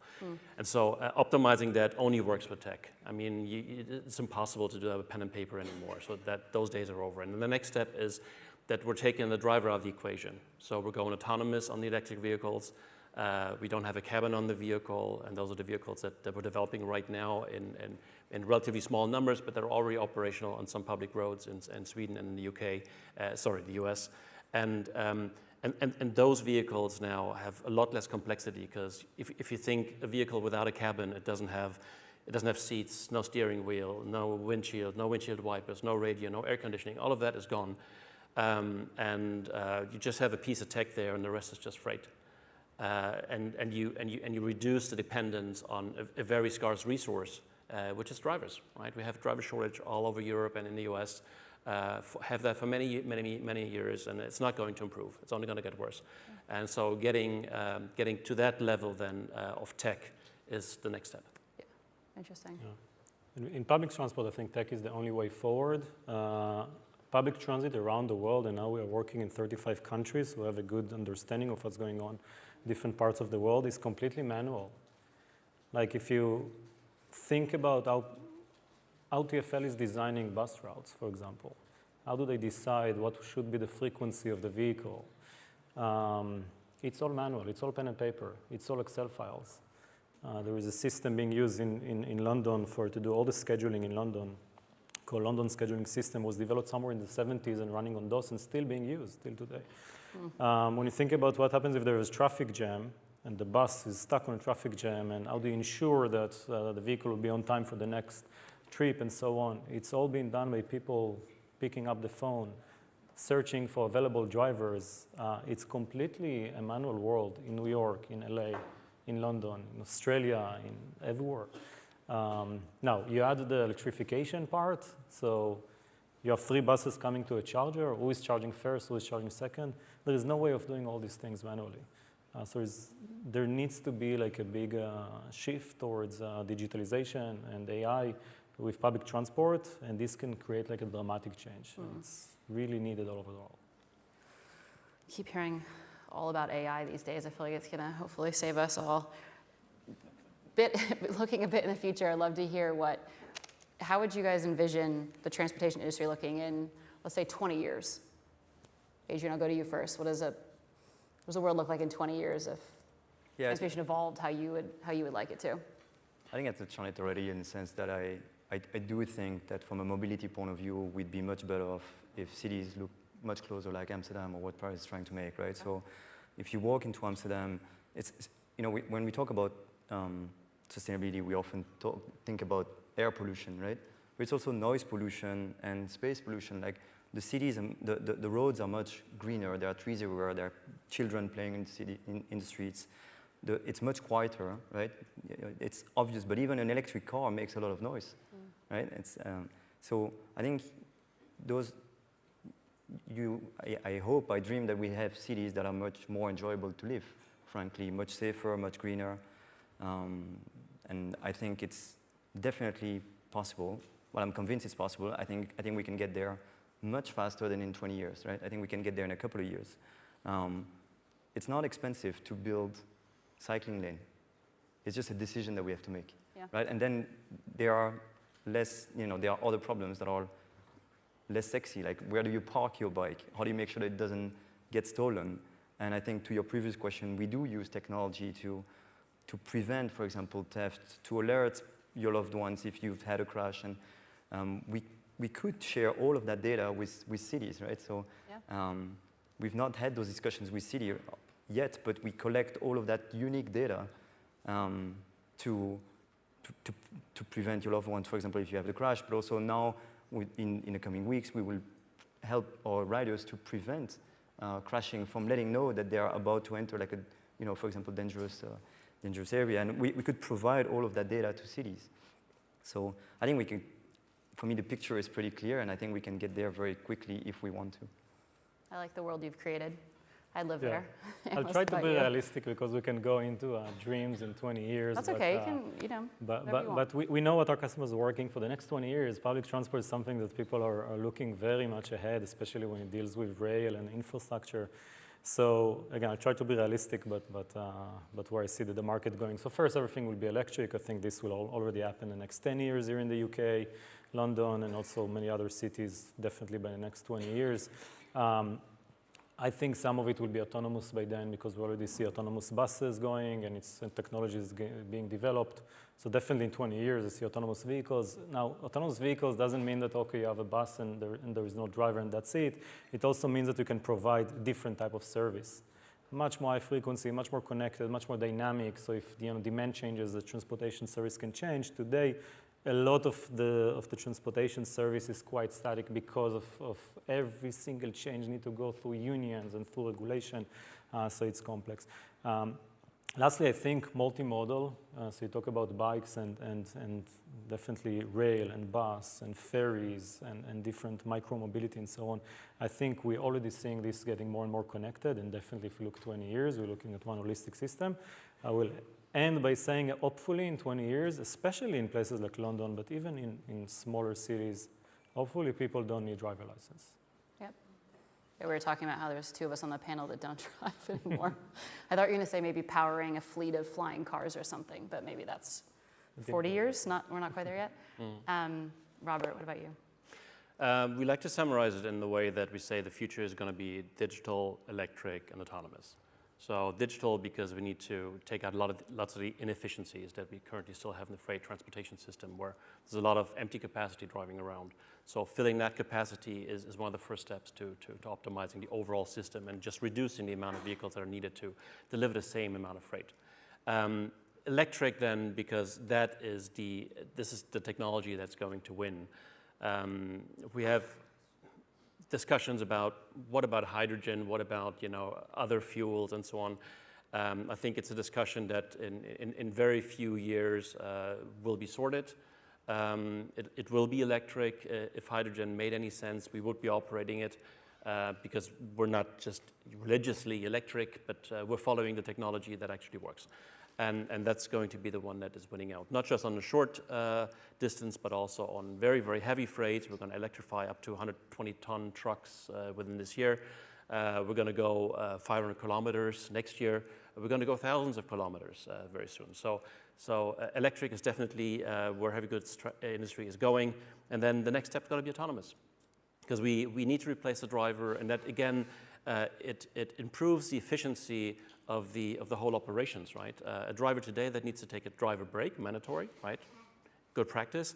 The truck stands around, does nothing, right? An autonomous truck would continue operating because the driver that is supervising the vehicle sits somewhere else, sits in an office, right? So also his job changes from being a very socially precarious kind of setup, sitting on the truck all day, having to take a break at some rest stop and so on. So being able to be working from home, to be working from an office, remotely supervising an autonomous vehicle, takes that stress away and lets the vehicle just continue operating while one driver stands up, another one sits down, continues operating that truck. Look, I feel like hopefully you guys are all feeling very optimistic. It sounds like we're going to have a clean, quiet city that's really, really efficiently run and autonomous. So hopefully that all leaves you with excitement for the future. But look, thank you guys all so much for joining us on this panel. Thank you to the speakers. Hugely appreciate it. All right. Thanks, guys.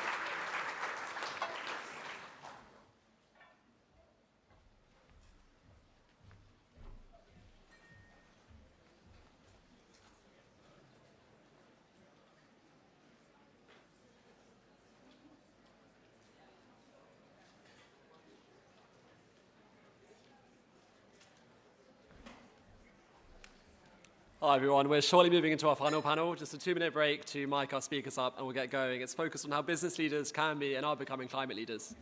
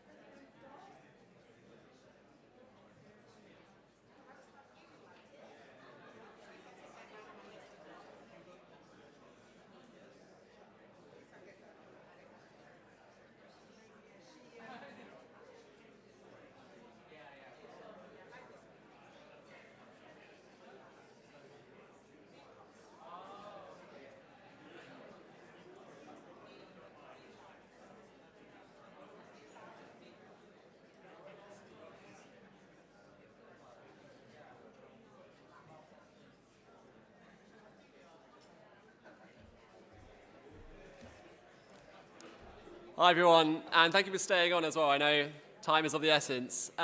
It's our last panel, but by no means not the least, focused on how business leaders can and are becoming climate leaders. I'd like to introduce Chris Turner, Executive Director of B-Lab UK.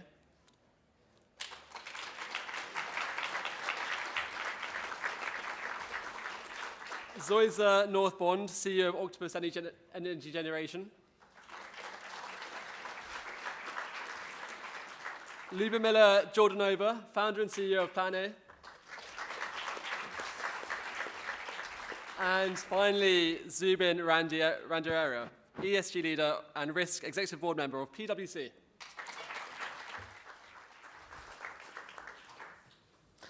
Thank you very much. Thank you for those intros, and hello everybody, and thank you. You are the heroes who have stayed until the very last panel. So yes, round of applause for all of you for staying.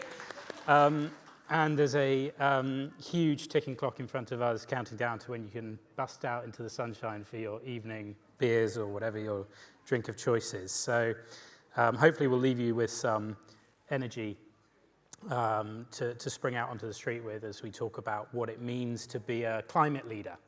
So we've got three amazing panelists here, all of whom are accomplished business leaders, but each of them in their work are also demonstrating what it means to be a leader in the climate space as well. And I think it's going to be really interesting to explore the interplay between those two things, what it means to be both a business leader and a climate leader. To explore what that means for each of them as individuals in their roles, to explore what it means for the businesses that they lead, and of course to explore what it means for the wider world as well, because as we all know and as we've heard many times throughout the course of today, climate leadership isn't just about what you do, it's also about how you bring people with you, it's about how you affect the wider system with the kind of pace and at the kind of scale which is needed to tackle the climate emergency. So we're going to dive into all of that. Before we do, I'll briefly introduce myself. I'm Chris Turner. I'm the Executive Director of B-Lab UK. This is the charity in the UK which is building the B Corporation movement. Could I ask you to put your hand up if you know what a B Corporation is? That's excellent. Well done. A B Corporation, as those of you who put your hand up know, is certified to a business that's certified to a high level of impact, positive impact on people and planet. And so I think I'm in this chair because B Corps are demonstrating the kind of leadership that we'll be talking about today in terms of their positive impact. And certainly what we try and do at B-Lab UK is to elevate those leaders which are proving day in, day out that this is possible to combine both business and climate leadership. So I will not bang on about B Corp for the next 22 minutes and 49 seconds, but instead I'll hand over to our brilliant panelists. And the first question I would love to do is, I'd love to ask you all, by way of introducing yourselves, we only heard a sentence on each of you, so I'd love each of you to sort of tell us a bit more about your work, what it is that you do, and for you as an individual, how that brings together these elements of both business leadership and climate leadership, and how that motivates or inspires you as a leader, as an individual. So I'm going to start with you because you're next to me. That's all right. No problem. So my name is Zoisa. I am the CEO of a company called Octopus Energy Generation. So it's a renewable energy company. We make green electrons for consumers to use.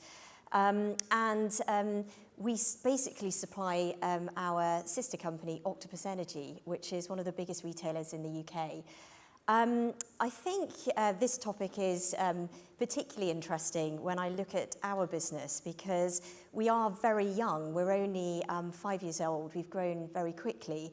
And we were set up from the outset as a mission-led business. And it was about creating and supplying lots of green electrons to end customers. And actually, as a leader in that organization, it's interesting because we don't see sustainability as one person's role. Almost 80% of the people that join us really believe that they want to save the planet, and that's why they come and work for us. So it's part of everybody's role. It's woven into the fabric of the organisation that we are. It's not something that's retrospective. So everything that we do every day puts people first, but it puts the climate first, and it puts the needs of society first as well. So latterly, we've been doing more and more in the realm of making sustainability also mean things like cheap energy, which going through a cost of living crisis, as we're in at the moment with energy right at the centre, sustainability has to actually equal affordability as well. And our technology system and our digital approach has enabled that. And I really look forward to being able to elaborate a bit more on that later. Thanks, Louisa. Lubomila. My name is Lubomila. I'm the CEO and co-founder of a company called Plan A. We're a software as a service platform for decarbonization and policy alignment. We work with companies of the likes of BMW, Deutsche Bank, Societe Generale, also the European Commission, and also fast-scaling startups. What unifies all of these businesses is that they are in the process of a large transformation that requires systemic changes within the way they operate. We help them navigate that on a technical level. This is software, so we collect a lot of data, we give them automatically prescriptions on how they can improve, and finally, we tell them also what is the legislation that is coming up and how it will impact their operations internationally. But more, I would say, on a meta level, it's really about this mindset shift that needs to happen within a business and how you can engage the different stakeholders, be it your suppliers, be it your employees, so that they are working against this plan that quite often is quite complex and also quite lengthy, as a net zero agenda is normally for decades. Brilliant, thank you. And I should say at this point that I can promise you this is the only panel at this conference with two people whose first names start with the letter Z on it. So, Zubin, how about you? Thanks, Chris. Zubin Randeria, and I lead ESG for PwC. And what I mean by that is PwC is a professional services organisation, and we help organisations do M&A, transformation, do their audits. But we've been in the sustainability space for a very long time. We stood up a sustainability business over 20 years ago. I went to Cambridge Institute of Sustainable Leadership, probably 2005. And that was pretty forward thinking at the time. It was almost like we were probably ahead of the market at the time. What we have found now is my job is to embed sustainability in everything that we do in PwC. We have 25,000 people in the UK. Over the next decade, our job is everything that we do is shaped by this agenda. And I'll bring it to life with what we're actually seeing, because we are seeing this issue becoming very much mainstream business now. For 20 years, our sustainability business has been a boutique. Now it's mainstream for us. Like we are working for a Fortune 50 company. The CFO received a 40-page letter from an institutional investor asking a whole series of questions that, quite frankly, the CFO didn't know how to answer around carbon emissions, carbon pathways, and their strategy around ESG for the next 10 years. They looked into the business and couldn't answer the questions. What that shaped was, how do you get a baseline of your carbon emissions? We were doing a cost reduction program in the company at the time. We pivoted that from cost out to carbon out, because in this type of business, costs tended to be where carbon is. And that has just then shaped into changing your product roadmap and your investment strategy, your R&D strategy. It's shaped the whole ethos of how the business runs, because it's shaped by how do you make this business investable for the next 20 years. And the reason why that company got it was we do a survey every year of CEOs around the world, and we announce it every year at Davos. This year's survey, one of the most striking things was 40% of CEOs see their business model as being potentially unviable over the next 10 years. And when they see what's happening in the world, and when they see what's happening with not just physical risks, but transition risks, they know that they need to innovate, to reshape, and use technology to respond to these challenges, because otherwise 40% of CEOs see their business model being potentially at risk. And that's what our role is, helping businesses and our clients to deal with. Thank you, Zubin. I'm just going to ask a sort of open question, see if anybody wants to weigh on this, because I'm just going to try and sort of dig into that personal kind of aspect of leadership here again. I think what I'm interested in, listening to each of you, obviously the way that you speak about climate leadership, in many ways you're talking about, this is almost another problem for business to solve, and obviously that's what business is great at, solving problems and innovating in order to do so. In your work, whether it's with, so Izzy, you mentioned, all the employees in a business being engaged on solving this problem, whether it's bringing together people in the sector, in the space, or whether it's with clients. Is it just another problem to solve? And if it's not, then, what do you bring to bear to sort of, persuade, to influence, to make the case that this isn't just another problem, that it's the problem? Is that what you do, and how do you do that? One of the key challenges that businesses have when it comes to the sustainability topic is that many have not understood that they are not going to be able to exist within the coming years if they don't start transforming now, similar to how you were saying your survey was showing. And what does this mean? Well, if you look at the economy, historically, where we would define success, it would be purely based on GDP growth. This will be the KPI that would be explaining to us whether we're doing well or not. Well, through all of the different legislations that we see now, there's a clear indication that there's a lot of KPIs missing where we're defining what success is.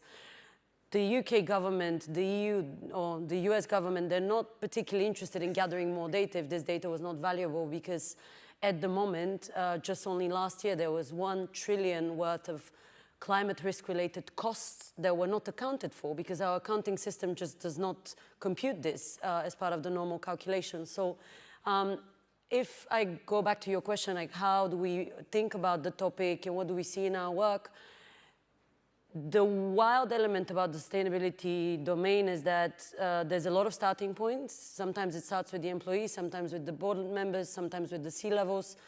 That will change also as legislation becomes more prominent. But I think the biggest and most important issue is whoever the stakeholder that has understood the importance of the topic is that it needs to be understood as an economically viable choice that the business is making to be sustainable. And that's what essentially can make you into a leader before climate change continues unfolding and starts impacting your value chain. Thank you. All right, well, let's dig in. Because I think one of the things that we see with B Corp is that leadership ultimately needs to be rooted in action.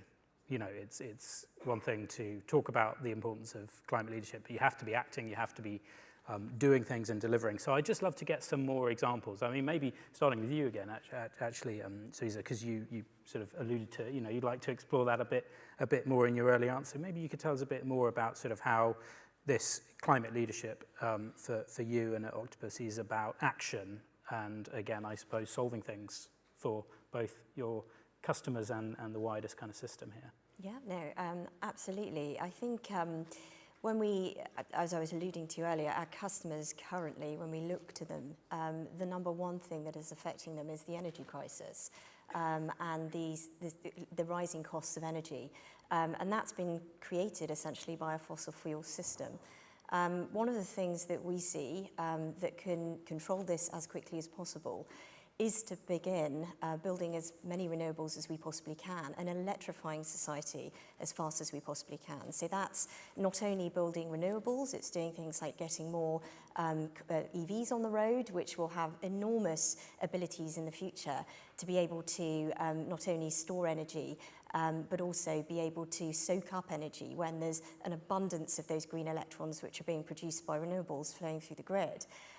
It's super important.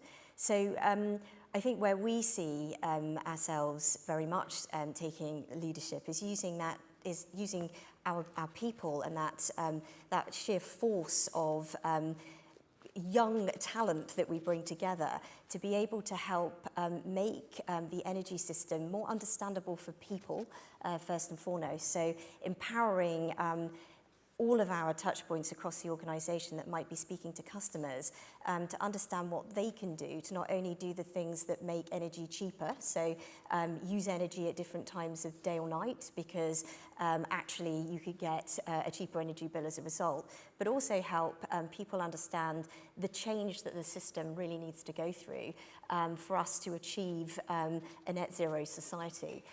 So we spend a lot of our time using our tech to really empower people to be able to go away and create their own teams and their own almost businesses within our business. So we're an organization, we always say, of 150 CEOs, not just a group of CEOs altogether where there may be 5 of us, but many, many people, because actually that's how we feel that we will go quicker, which is making sure we take that complexity out of what we do.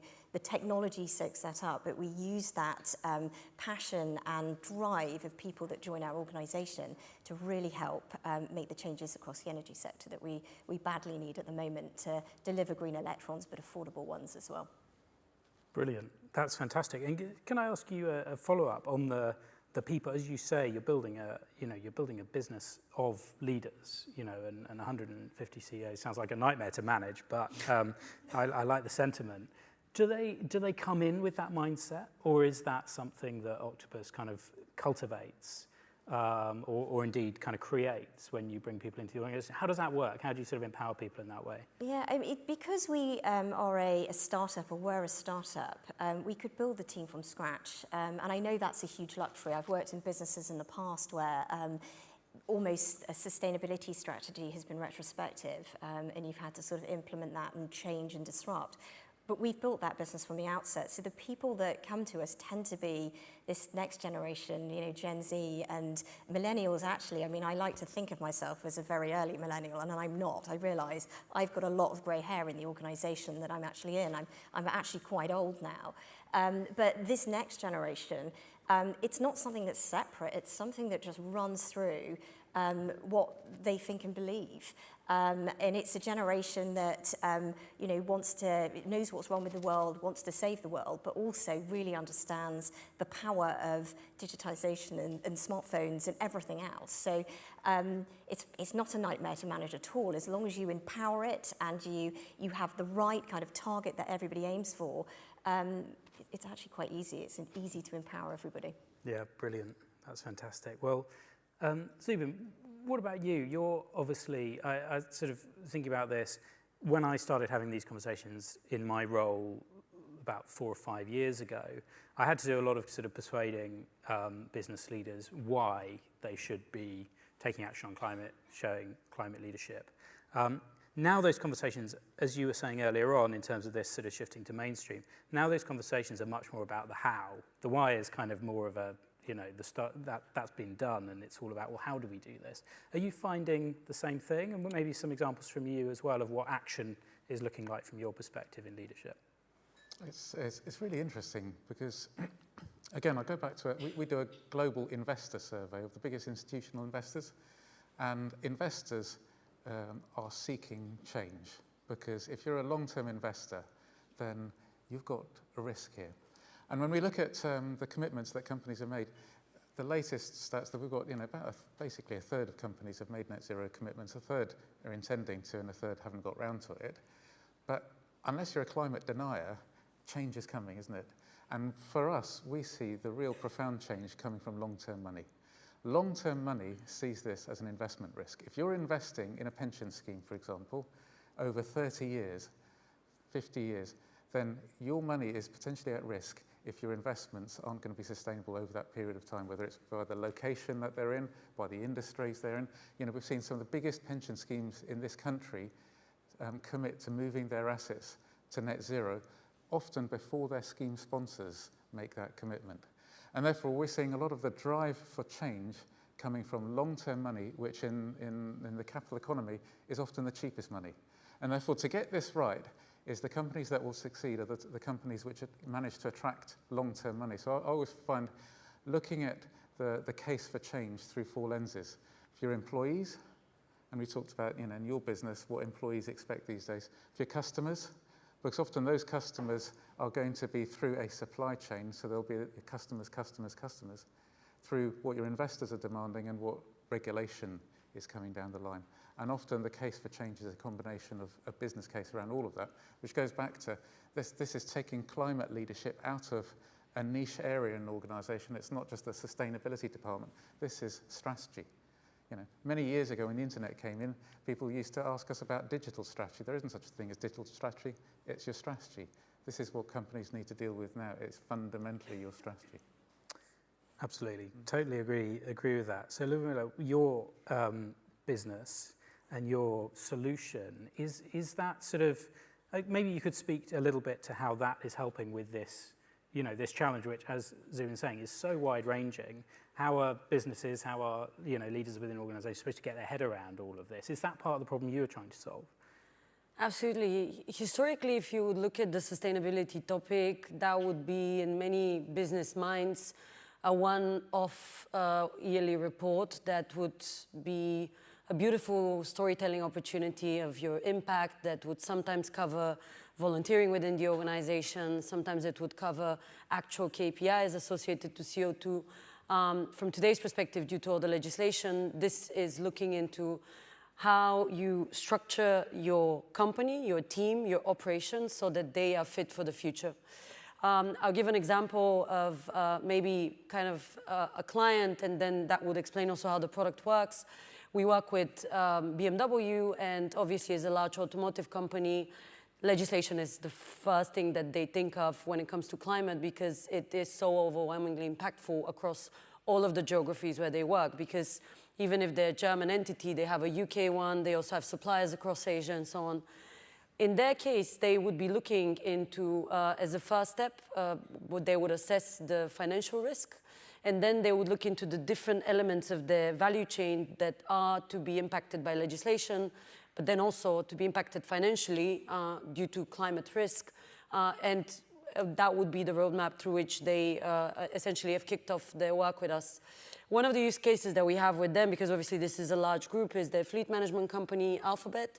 And in that particular case, they started getting a lot of phone calls from their clients saying, hey, we use your fleets, but they're not fully decarbonized. We need to electrify.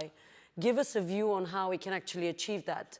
So through the work that we've done with them, we have a tool that allows for this decarbonization journey to be mapped out through the data that is available within the BMW platform, but then for tangible suggestions to be made on how you really get to the net zero agenda that the particular company has.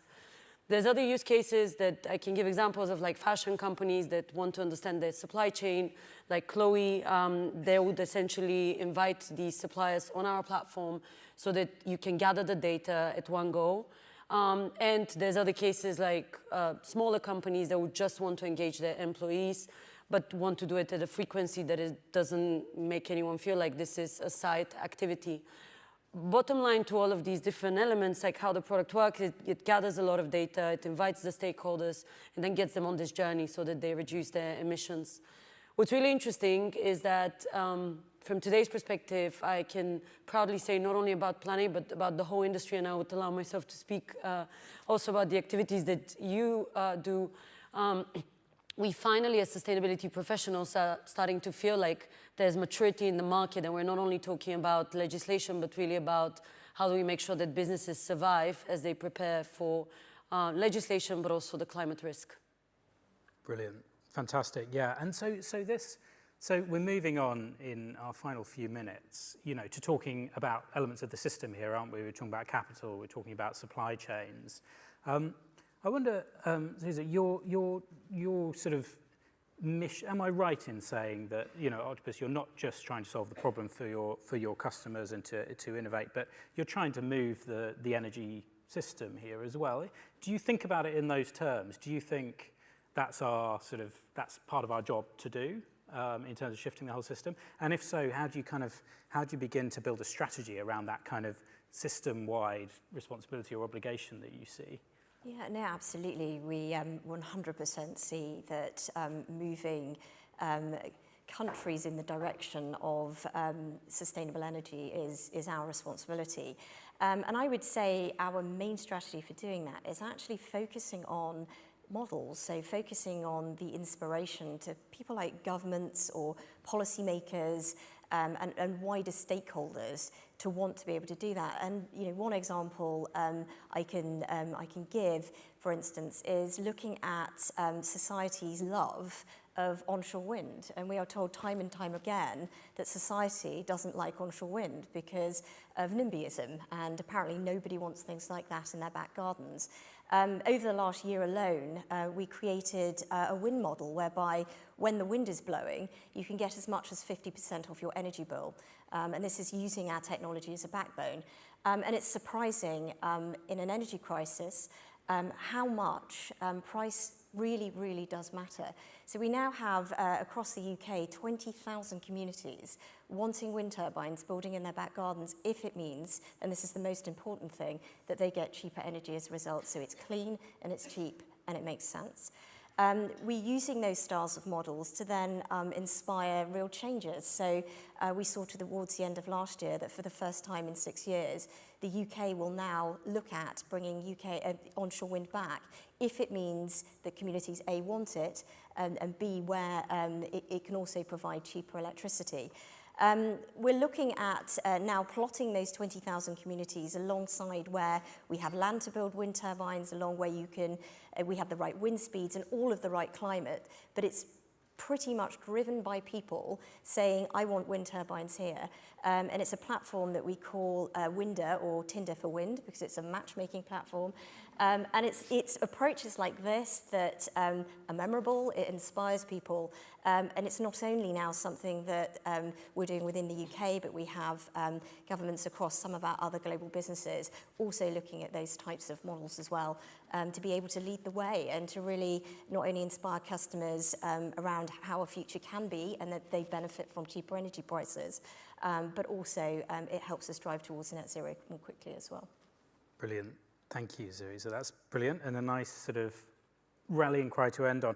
I'm going to go down now and see, Ludmila, do you have a sort of final word on sort of the power of tech and innovation here in sort of addressing the climate crisis?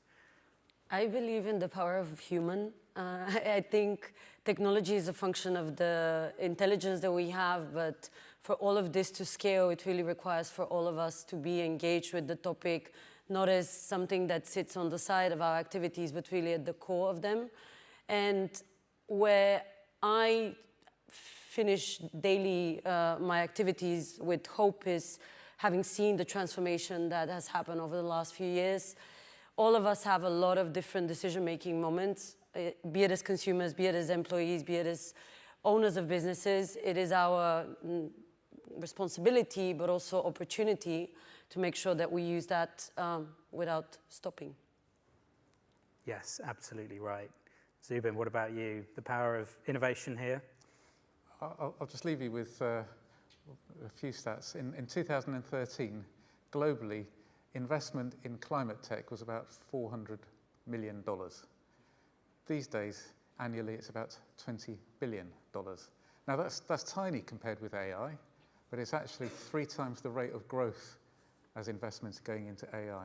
And therefore, smart money is going into this space, and we're seeing already some unicorns coming out of it, Beyond Meat and Tesla. I hope your business becomes a unicorn as well, because that success breeds success. And if investment goes into it and people do well out of it, I think a lot of the solutions will come out of that investment in innovation. Totally agree. I'm sure everyone agrees with that, Zubin, absolutely. Well, thank you. Incredible stuff. We've heard a lot about what leadership means here. And to end there, we've heard that, leading on climate is not just absolutely a necessity for all of us, but it's also an incredible way to engage people across the business, an incredible way to have a broader influence beyond the market on the system to attract investment. So indeed, a huge business opportunity as well as an imperative for all of us. So thank you all for staying. I'll see you all on Winder at some point in the future. I'd just like to say a goodbye, enjoy the sunshine, and a huge final thank you to Zubin, to Ludmila, and to Zoisa for joining us. Cheers.